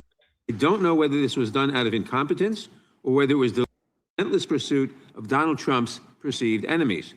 I Here we want to go. focus on just one example. The Attorney General of my home state of New York, Tish James. This DOJ has been hell-bent on securing an indictment against Ms. James for something, anything, simply because she... Don't care. Give us Epstein. There is a great case he wrote to you about, Mr. Siebert. Then we moved down. We can't delay At least they coordinated questions. That's okay. He's door dashing ice cream. any longer. It's killing our reputation and credibility. They impeached me twice and indicted me 5 times over nothing. Justice must be served. Nadler needs to go on financial audit. That's something I would watch. Dude, if we could get Nadler on financial, it's Caleb Hammer, right? So for those of you who don't know, who have no reference for this, there's a guy named Caleb Hammer, and he's not conservative. He's probably like conservatarian, but he's like the new financial guy on YouTube, where they had that guy, I forget the guy's name, but there's the bald guy with the goatee, and he has people call into his show, and he calls them idiots for having credit cards, and he writes all these like conservative budgeting books that everybody loves, and all your conservative family members, if you're a broke bitch, instead of helping you out with your finances and all that kind of stuff, they just like hand you that book. I forget that guy's name, but basically Caleb Hammer is the Zoomer or millennial version of that. He brings in random broke people onto his show who are living obnoxious lifestyles, and then he brutalizes them for their financial. Yeah, Dave Ramsey, thank you. So he brutalizes them for their financially irresponsible lifestyles. And dude, watching Nadler get brutalized by Caleb Hammer would have been fucking hysterical. That is peak content. Now, yeah, financial fresh and fit. True, King. obviously, you followed that order. Lindsay Halligan, Trump's former defense lawyer who had never prosecuted the case. You know what? I'm going to fast forward, man. I'm happy that they're not coordinating, but going after Letitia James is like the least of my concerns. Why don't we care about the pedophile island thing? Why is that your focus, Mr. Nadler? First, you showed it. I find it. How many have you indicted? Excuse me. I'm going to answer the question. I have just one question for you. How many of Epstein's co-conspirators have you indicted? How many perpetrators are you even investigating? 0. First, you showed it. I find it. How many have you indicted? Excuse me. I'm going to answer the question. Answer my question. No, I'm going to answer the question the way I want to answer the question. No, Your you're going to answer theatrics the are question the way I ridiculous. asked it. Chairman Jordan, I'm not going to get in the gutter with these people, but I'm going to answer the question. How many have you indicted? Again, the time You're belongs to claiming my time. the time belongs. I think it's very Reclaiming interesting. my time. I think it's very Reclaiming my interesting. time. And you can When reclaim he your talks time. about they Reclaiming my time, indicted, Mr. the Chairman. president said they Close the indicted clock. him Mr. twice. Chairman, please They stop the sure clock did. and stop the He clock and indicted- restore his time. Okay, here we go with these Committee will get order. theatrics. The time belongs to the gentleman from New York. We will give you a few more seconds. We will do that. But when you ask a question, the witness question gets to was- answer. You may not like the answer, but she Right. gets to The answer. question was, how many of Epstein's... They don't like the answer, Chairman, my time. because it's honest. Reclaiming So my- he asked a reclaiming my 4-minute time. question. Restore 45 and seconds, I Mr. am Nadler, going please, to Mr. Chairman. I mean, answer. You can let her filibuster all day long, but not on our watch. Reclaiming- Not on our time. No way. Reclaiming- And I told you about that, Attorney General, before you You started. don't tell me. Yeah, oh, I anything, did tell you because we washed saw up what you did in the loser Senate. Lawyer, not even a lawyer. Committee will be in order. Time, and I should get back at least 45 seconds. We will give you a few more seconds. I Not a said that few, already. 45 seconds. Okay, I'm timing right now, Mr. Nadler. Go All ahead. right. Reclaiming my time. The answer to my question, how many of Epstein's co-conspirators has she indicted, is 0. You have been the Attorney General for a whole year, and your DOJ fired the lead prosecutor of this case, sat on evidence this entire time, and claimed falsely last July that there were no more leads. It took an act of Congress for you to finally release part of the Epstein files, and when you did, you included personal information about the victims while protecting the names of abusers. Time of the gentleman None of has the perpetrators have been expired. brought to justice, but enormous resources Time were of the dedicated to gentleman has pursuing Trump's expired, and It's obviously clear there that was- under your leadership, the Department of Justice there no was longer no works for question in American there people. It works for her to for respond Donald to. Trump. I yield back. The gentleman yields back. May I answer? I think our next questioner, Madam Attorney General, is going to give you time to respond to Thank you, Chairman. all kinds of things. So we will turn to the gentleman from Texas for 5 minutes. Ms. Let's see if the gentleman from Texas just gives her time to respond. Bondi, you go right ahead. I'm over here. The time is yours. Thank you. First, he brought up the president saying they indicted me twice. They sure did. They tried to impeach him twice. And you, Mr. Nadler, were one of the leads on the impeachment. I was on the other side. I lived that with you. Andy B says, nah, she seems unstable. Destiny would hit in a heartbeat. During impeachment, you said the president conspired, sought foreign interference in the 2016 election. Robert Mueller found no evidence, none, of foreign interference in 2016. Have you apologized to President Trump? Have you apologized to President Trump, all of you who participated in those impeachment hearings against Donald Trump? You all should be apologizing. You sit here and you attack the president, and I am not going to have it. I'm not going to put up with it. You know, all they... But I want to start by... Fast forwarding because moral grandstanding evading the Epstein files is not for me. Matter of fact, I'm going to find Thomas Massey if he's available. Bill Clinton. I did not have sex with that child. Miss Brazilian. Okay. It does look like they coordinated their questions, which is great. So it does look like they're presenting different things. But I'm going to fast forward to Thomas Massey because truth be told, Thomas Massey is probably the only person that I give a fuck about.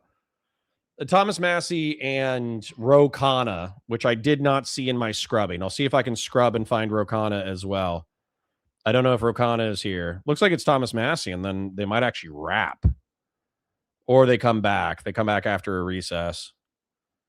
That might be Ro Khanna. Nope, that's a black guy. Nope, that's a random black guy. My bad. All right. let's do Thomas Massey. My apologies, Ro Khanna. California just pointed out in his 5 minutes. The gentleman from Kentucky is recognized. May I respond very briefly to her statement? Well, I think we can do that probably on one of our members' time. Okay, thank you. I don't want that to get away. Thank you. Yep. Thank you, Mr. Chairman. Behind me, I have 3 documents from the DOJ production that are emblematic of the massive failure of the DOJ to comply with the Epstein Files Transparency Act. To my right is an email that was sent by the victim's lawyers to the DOJ. It was a list of names not to redact, a list of names not to release. What did the DOJ do with this email? They released this email in the document production. Literally the worst thing you could do to the survivors, you did. And they're getting phone calls. A lot of these people didn't want to be known. And we know you touched the document because you redacted one name and you redacted the lawyer's name, but you left the survivor's name there. The next document I want to show you, that was in the title, the victims' survivors' names, all right? The title of this one is Child Sex Trafficking, Co-Conspirators, fully redacted. And by the way, I'm going to unredact them here. Les Wexner is in this. Now, your your deputy attorney general said, oh, well, he appears hundreds of times in the files, but he doesn't appear in this file until I forced you to release it, where he's listed as a co-conspirator, not to tax evasion, but to child sex trafficking, not to prostitution, not to money laundering, child sex trafficking. And then finally, what we have here. Okay, Andy B says Massey has more integrity than the majority of the room. I agree with you. But Thomas Massey also believes in, was it Marjorie Taylor Greene or was it Thomas Massey? I think the official Thomas Massey Twitter account was tweeting about contrails, right? And as chemtrails, excuse me. So as far as I know, okay, as far as I know, there's something in contrails and chemtrails. And sorry, I'm getting bored. I want to talk. You know, I don't just want to watch this shit. So planes, when they reach a certain altitude and there's a certain degree of moisture in the air, when planes cut through the liquid air, then effectively they like hit the water in such a way that it like vaporizes it in order to make the contrails that you routinely see on vehicles or on airplanes that are airborne. Then there's also the phenomena of cloud seeding. So what happens is in certain desert agricultural zones and all that kind of bullshit, they actually take like a chemical, some chemical, I forget what it is, but it makes moisture in the air more likely. And so as a result, you can actually do, like they do it in Dubai, you can actually make it rain, right? Those are the two things that I know that are real. But what Thomas Massey and people who believe in chemtrails believe is that every commercial liner is engaged with this at all times, okay? Every commercial liner has they have like a fuel reservoir in the airplane that has weather manipulation chemicals inside it, and they disperse it at all times. Every commercial flight that's going through the United States consistently is spraying our atmosphere in an attempt to engineer the weather. And what ends up happening is they make weather events worse through environmental manipulation. That's the chemtrail theory. So I know he's like a doctor. He went to like MIT and shit. He's not a dumb person. But something that I have found consistently with wildly intelligent people is that wildly intelligent people are, including me, by the way, are substantially better at post hoc reasoning. So they can come up with a wonky, silly, crazy idea about how the world works, but then they're better, since they're intelligent, they're better at amassing the information that would justify their worldview. And then they're better at like self-justifying their correctness. And by the way, I'm guilty of that shit too. I'm wildly guilty of that shit. Okay. I absolutely engage in post hoc reasoning that justifies my moral presuppositions. But I also think that I hit more than I miss. I think I probably have like a 90 to 95% hit rate, whereas some of the most popular people on the planet are they're like batting, 30%, 33%. You know what I'm saying? Anyways, sorry, back to the actual content, but I'm legitimately getting bored of Congress dancing away from a international sex trafficking ring and the DOJ and the Trump administration sweeping for it, and them being incompetent about grilling the DOJ or being willfully negligent in the fact that they're willing to help the DOJ sweep a pedophile ring. Know what I'm saying? Why is he explaining this? Because I'm bored. I'm bored, Numinax. That's what's happening. I'm bored. I literally interrupted the best content from the congressional hearings in order to yap about contrails and chemtrails because I'm fucking bored. So my apologies. Let's actually watch the real thing. The third exhibit that I have is emblematic of the FD 302 release. These are the documents that we need, that you're holding on to and over-redacting because they have the names of the men who are implicated. How do we know? Because the survivors gave testimony to the FBI, and it's in there. And what happens when you go to the portal at the DOJ to look at what's behind this redaction? Another redaction. So we can't even see them. And then there's some of these files you've pulled down from the website that we will never see because we can't search the redactions. So I have several questions for you. Who's responsible? Are you able to track who in your organization made this massive failure and released the victims' names? Are you able to track who it was that obscured Les Wexner's name as a co-conspirator in an FBI document? Do you have that kind of accountability? I believe Wexner's name was listed more than 4,000 times. That's not answering the question, you dumb bitch. God, I hate this woman. And I hope when God asks us, how did we spend our lives? I hope that this woman's name comes up and she burns in hell for it. Yeah, I already told you that. This is where he's listed as a co-conspirator. Can I finish my answer? Come on, let me finish my answer.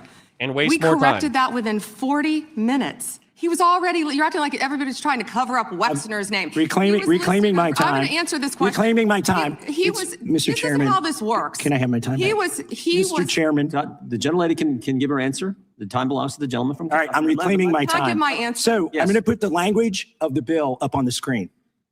Chairman, may I give my answer on that? Here's a political joke, and I need to give my answer on that. We'll let the Attorney General respond, and then the gentleman can move to the next question. My time. Within 40 minutes, you asked me a question. Within 40 minutes, Wexner's name was added back. Within 40 minutes You of me catching you red-handed. There was one redaction out Where of he's over listed as a co-conspirator. 4,700, and we invited you in. Show the video. This guy has Trump derangement syndrome. He needs to. You're a failed. I wish we could fucking crucify these people. Fed post, Fed post, Fed post, Fed post, Fed post, Fed post, Fed post, Fed post, Fed post. You know the reason why. You know the reason why we have a republic. It's so I can't Fed post. Okay, but let me say what I think the state should do on behalf of the Americans people's behalf. I think that we should repeal the 8th Amendment through the congressional legislature, of course. We should repeal the 8th Amendment. We should bring back crucifixion. We should pass a new law that says that if you engage in international sex trafficking of minors, that's a capital crime where crucifixion is specifically the punishment for said crime. Then we should also put an amendment to that if you are a member of government who assists in the cover-up of an international sexual trafficking ring of minors, and you knowingly aid and abet said sex trafficking, then crucifixion is also the punishment.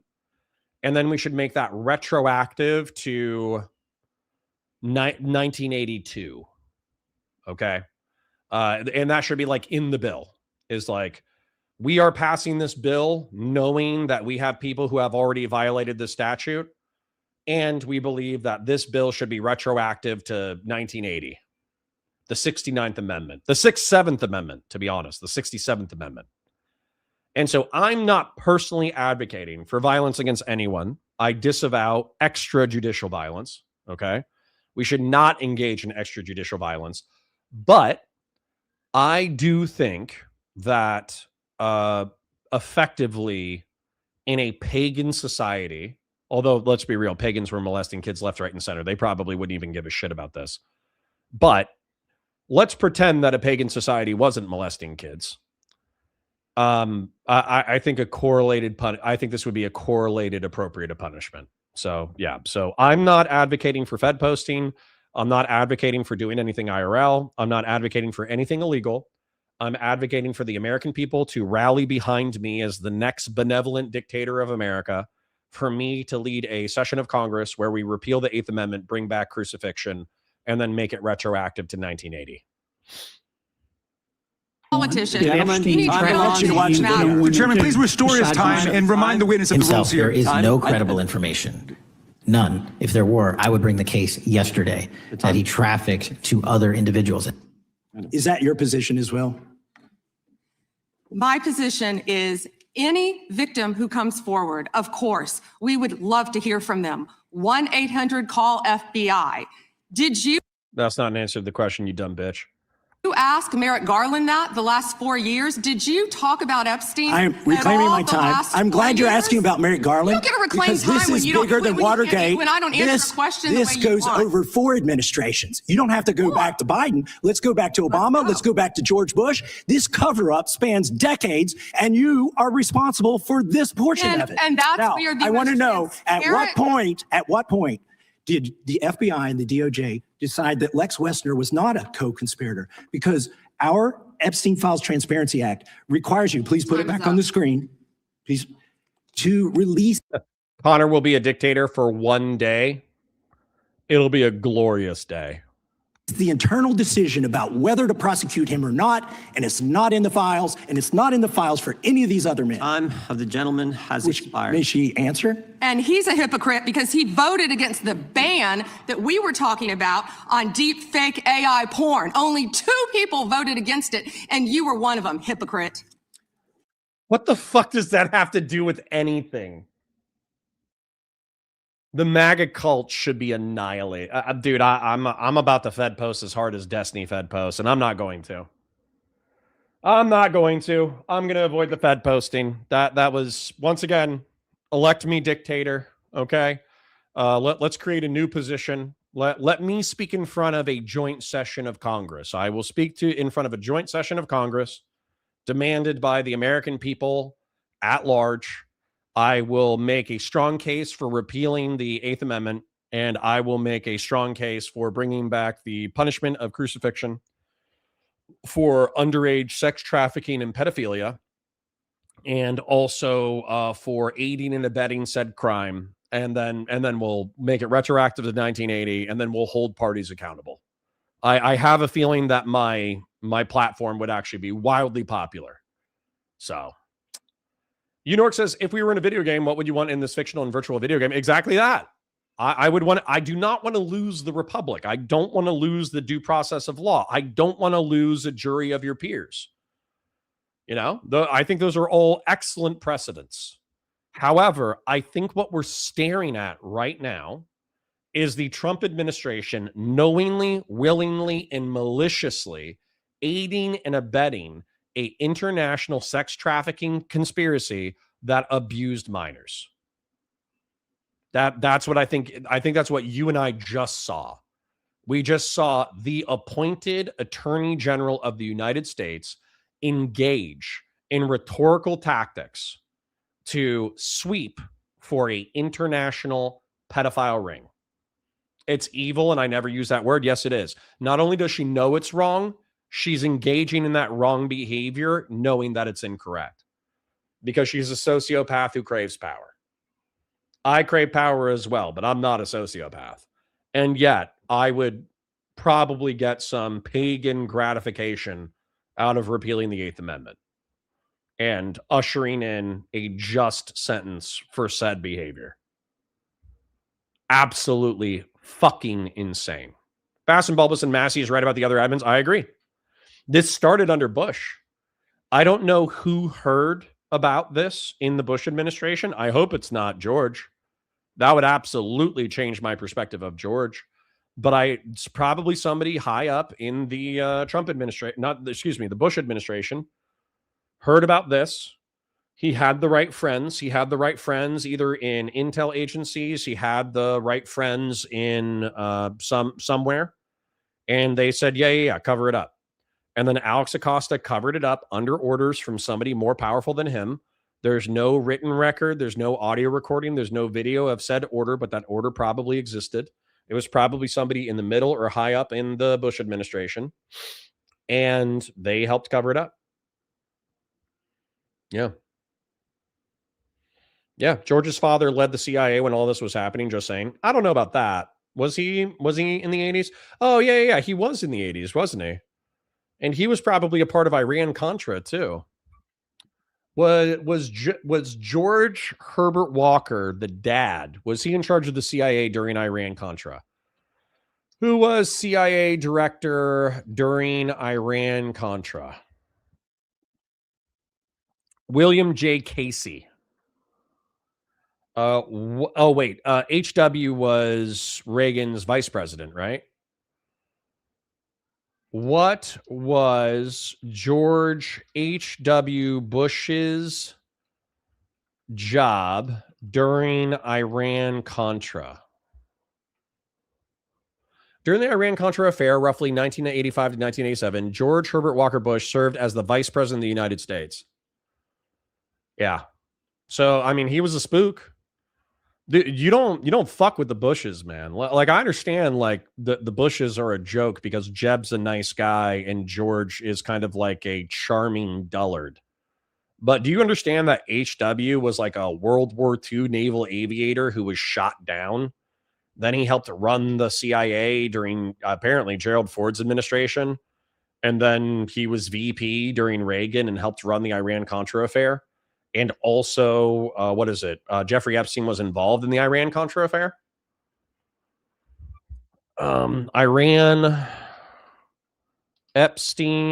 Iran-Contra. Recent investigative reporting, particularly out from Dropsite News in late 2025, has uncovered evidence suggesting that Jeffrey Epstein's rise to wealth was embedded within the networks of the 1980s Iran-Contra affair. Logistical support. Epstein was involved in repurposing airplanes previously used by the CIA-associated Southern Air Transport, a key airline in the Iran-Contra scandal, for smuggling arms to Iran and the Contras to ship clothing for Leslie Wexner's fashion empire. Shut the fuck up. Networking with intelligence figures. Early in his career, Epstein worked for or with figures connected to intelligence-linked arms trafficking, including Stanley Pottinger and Douglas Lease. Wexner connection, the guy that they're talking about. Epstein helped move these former Iran-Contra planes to Columbus, Ohio, to be used for the business interests of billionaire Leslie Wexner, whose fortune Epstein managed. Ehud Barak link. Israel Prime Minister Ehud Barak, a close associate of Epstein, was head of Israel's military intelligence during the planning of the Iran-Contra affair. Journalist Vicky Ward reported that Epstein bragged about making his fortune from arms, drugs, and diamonds. Holy shit. Holy shit. We found it. We found it. The planes going north filled with coke, Jeffrey Epstein. The planes going south with guns, Jeffrey Epstein. The planes going east with rocket launchers, Jeffrey Epstein. The planes repurposed in order to sex traffic young girls for Victoria's Secret's founder, Jeffrey fucking Epstein, bro. Jeffrey goddamn Epstein. That is fucking crazy. That is crazy. Dude, I'm not going to lie. This is where for me, okay, like that sucked. As content, that sucked. Okay, I hated it. I hated every minute. Watching Republicans sweeping for a pedophile ring, repulsive, disgusting. Makes me hate every single one of them to the guts. I hate them on an intestinal level. I hope when God judges us, they burn in hell for what they just did. And what is it? And Pam Bondi should be the ringleader of the people who are burning in hell for what they just did. Thomas Massey is a fucking crazy person, but he's intelligent and he went to MIT and he actually pushed for this thing. Yeah, they're doing BLM for pedos, unironically, bro. Yeah.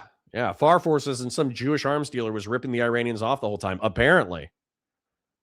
And yet, the intel connections for this are verifiable. Verifiable. This is the one I need to read. I'm going to read this to you before we go. When a Southern Air Transport plane was shot down over Nicaragua in October 1986, the world got a rare window into U.S. government covert activity.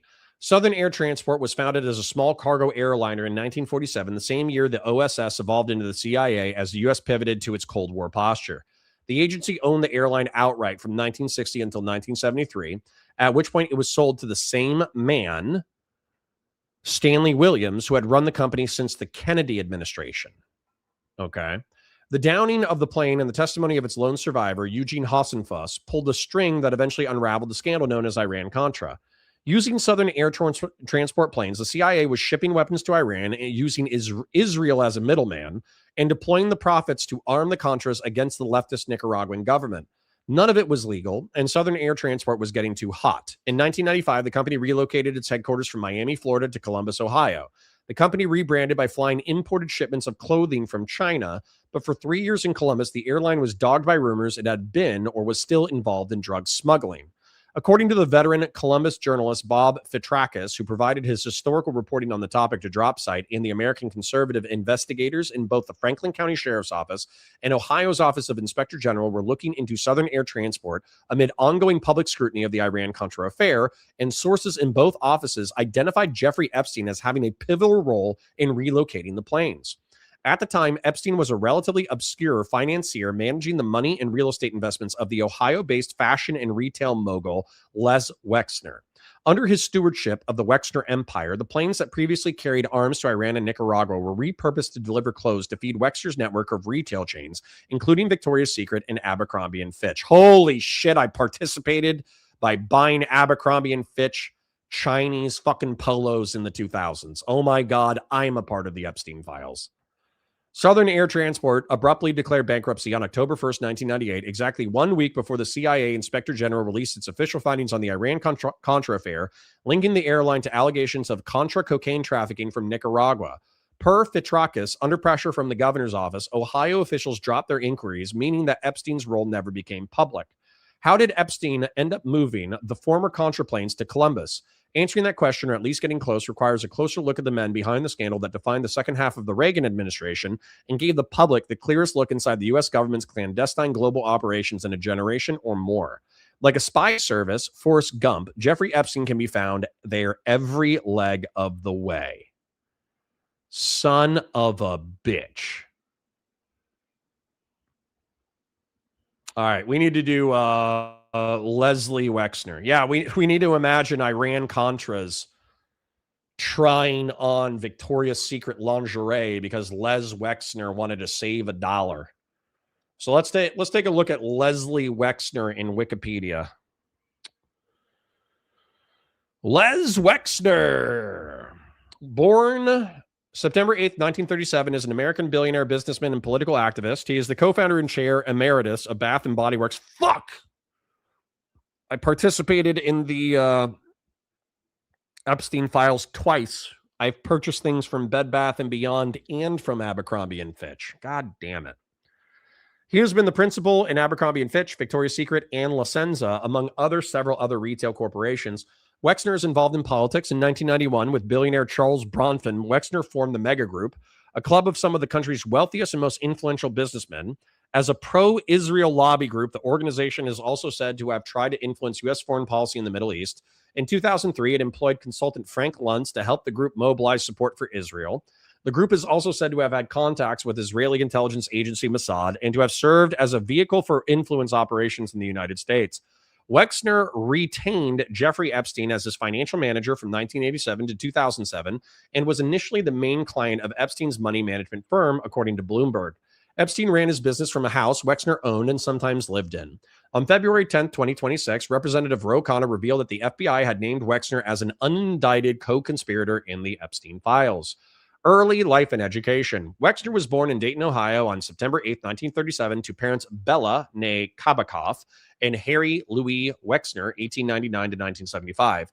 Both his parents were of Russian Jewish origin. Fuck! His father was born in Russia and his mother was born in Williamsburg, Brooklyn. She moved to Columbus, Ohio as a toddler. Wexner has a younger sister, Susan. He is Jewish. Wexner attended Bexley High School and Ohio State University. In 1953, he won a minor award for his essay published in the Ohio Jewish Chronicle, Why I Love and Respect Judaism. He initially expressed an interest in architecture, but graduated in 1959 with a major in business administration. While a student at Ohio State University, he joined the Sigma Alpha Mu fraternity. Wexner served in the Air National Guard. Fuck. Did he serve in the Air National Guard with George Bush? He briefly attended the Moritz College of Law. Wexner began his retail career. Fucking hell.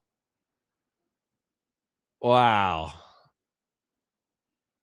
Hold on. There's a murder investigation. Let's read about this real quick. Yeah, is he Jewish or is he Jewish? I think he's Jewish, but that's okay. In 1985, Arthur L. Shapiro was a lawyer and partner at Columbus law firm Schwartz, Shapiro, Kelman, Warren, assigned to represent the limited account. Shapiro was to appear before a grand jury to testify about an illegal tax scheme that he was involved with. The scheme had no connection to Wexner, allegedly. Days before his testimony, Shapiro was assassinated in a way. It says according to whom, and this is a uncited link. Unsupported attributions. Oh my God. It says Shapiro was to appear before a grand jury to testify about an illegal scheme that he was involved with. The scheme had no connection to Wexner, and it doesn't have an attribution for how it had no scheme of connection to Wexner. Days before his testimony, Shapiro was assassinated in a way that witnesses described as similar to a mafia hit. Because of a potential nexus between Shapiro, mafia, and Wexner as part of a police investigation, many people and entities connected to Wexner were looked at for any connections to the mob. This was detailed in a police report later dubbed the Arthur Shapiro murder file, which found some tenuous connections between Wexner and the mob in some of Wexner's businesses, such as trucking company. A local police chief said the report's theories were highly speculative and not based on hard evidence. The main suspect in Shapiro's murder, renamed Shapiro's business partner, Barry Kessler, no connection to Wexner, who had a history of murdering his business partners by contracting mafia hitmen. Kessler was involved with Shapiro in the illegal tax avoidance schemes, had a motive to silence him, had a history of knocking off business partners, and was seen giving someone a lot of cash the day of the murder who matched witness descriptions of the killer. Kessler died in prison in 2005 for a different murder and never admitted to the killing. The Shapiro murder was never officially solved. Jen Winkler for 10 says, this Bondi hearing is the wildest thing I've ever seen in Congress. See y'all later, kiddos. See you, Jen. Thanks for hanging by, and thank you for the chip. Hold on. Let's take a look at this guy real quick. Barry Kessler. God, it's like fucking Jewish mob. Barry Lester Kessler was an American man convicted in the 91 murder of his business associate, John DeRue, in a case involving a fraudulent insurance policy. Indicted in 94, he was found guilty and sentenced to death. Kessler was also involved in federal court cases in the 1990s regarding his actions. So, do we have an early life section for Barry Kessler? Damn.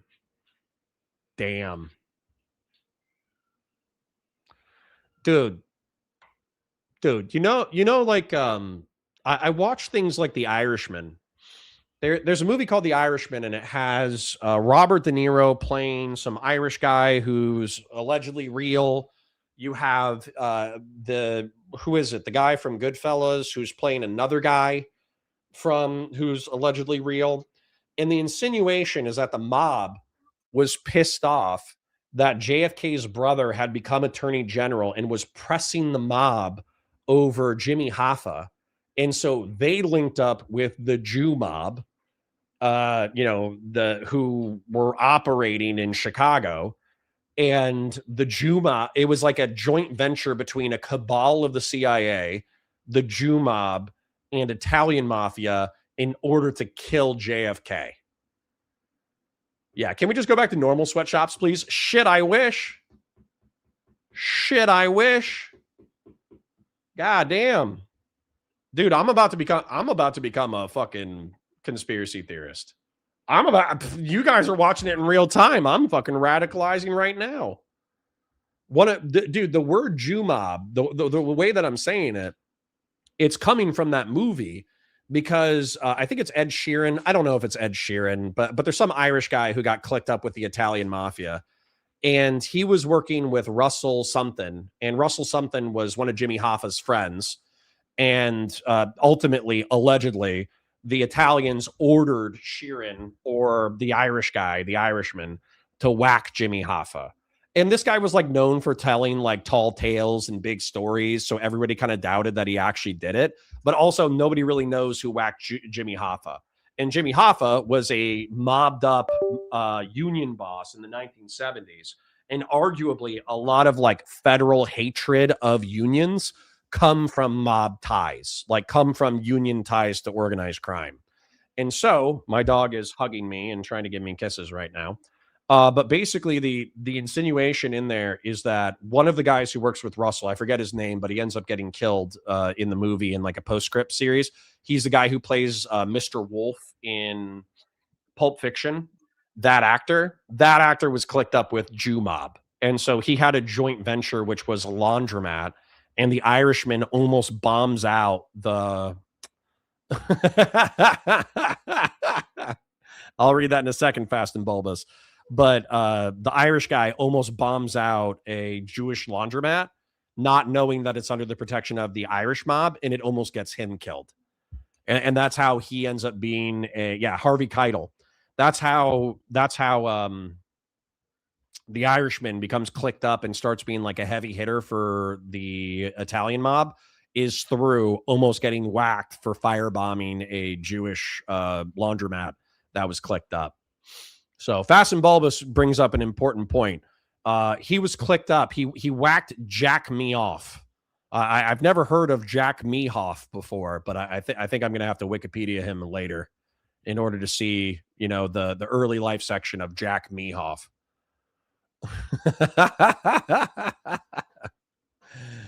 All right. I parasocially love you guys. We hit 4 hours and 40 minutes. That is a wild twist at the end. That honestly makes me like that. I'm telling you, my conspiracy brain is working in overtime. I'm starting to think Epstein was intel clicked up. He similar to Barry Seals. Have you guys ever seen Barry Seals, the movie with Tom Cruise, American Made? That guy was a contractor. I don't know if he worked for Southern Air Transport, but he was working for a front company airline that was running guns to the Contras and running coke north. And he was playing all sides. And allegedly, he was the guy who got the intel photos of Manuel Noriega and Pablo Escobar and other cartel people collaborating. And it was actually Barry Seals' intel on Manuel Noriega that led to the invasion of Panama in the 80s. So, I mean, holy shit, what a story. Holy shit, what a story. Yeah. The red dude, now I got to read about Barry Seals. Now I got to read what was Barry Seals' airline? If it's Southern Air Transport, I'm a shit a brick. What was Barry Seals' airline? In 1966, Seal was hired by TWA as a flight engineer. He later became the youngest 747 pilot in the nation. He flew transcontinental flights for TWA. He was fired after agreeing to fly plastic explosives from Miami to Mexico for an anti-Castro group. What was Barry Seals' CIA airline? I think it was called something else. It's not TWA. That's not what we're talking about. He was working for a front airline. Seal admitted that he started smuggling small amounts of marijuana by air in early 76. By 78, he had expanded to flying significant loads of cocaine, pound for pound, a much more profitable enterprise than marijuana. Seal's operations received an important boost when he was arrested and jailed in Honduras on the return leg of a drug smuggling trip in Ecuador. Seal made important connections while in prison in Honduras, including Emil Camp, a fellow Louisiana pilot and smuggler who became one of Seal's closest associates. I swear to God, if I did not fear God, I would be a smuggler. I would try to be Han Solo. Also, after his release from prison, Seal met William Roger Reeves on the flight back to the U.S. It was Reeves who provided Seal with his first connection to the Medellin cartel. To expand his smuggling capacity, Seal also hired William Bottoms, his ex-brother-in-law, as a pilot. From 1980 on, the Bottoms was the main pilot in Seal's smuggling enterprise, often flying with Camp while Seal oversaw planning and operations. In 81, Seal began smuggling cocaine for the Medellin cartel. At his peak, he earned as much as $500,000 per flight. Seal smuggling. Okay. I'm going to have to read this more on my own. But, you're saying it was a freight company. What was Barry Seals' front company? I forgot what it was called. It's not popping up immediately. I'll take a look at it later. I need to use a restroom. Will Bottom sounds fake? True. All right. Anyways, I personally love you guys. Thank you for the gentleman's time. Let me go ahead and thank individually everybody who donated. Jen Winkler, Vaz Raka with the 2 gifted, Grassroots with the 10, Anonymous Chatter with the 20, Newman X with the 10, Real Serious with the 100, Argentinian pesos, AK Batusai with the 5, Real Serious with the 100, It's Just Abby with the 5, Fast and Bulbous with the 5, Anonymous Chatter with the 10, AK Batusai with the 5, Anonymous Chatter with the 10. Thanks for chipping so much it becomes oil, Anonymous Chatter. I do appreciate it. Grassroots Hegemon, thank you for being the MVP. It's Just Avi with the 2, Old School with the 5, Anonymous Chatter with the 10, Grassroots with the 5, Real Serious with the 100 ARS, Grassroots with the 5, Vazraka with the gifted, and Grassroots with the 20. Thank you, kings and queens. I parasocially love you. I hope you had a good time. I sure as fuck did. Holy shit. Yeah, we're going to have fun. All right. I'll see you guys tomorrow, 9:30 a.m. EST to 2:30 p.m. EST on Valor Media Network. Have a great night, guys. Go enjoy your other favorite streamers.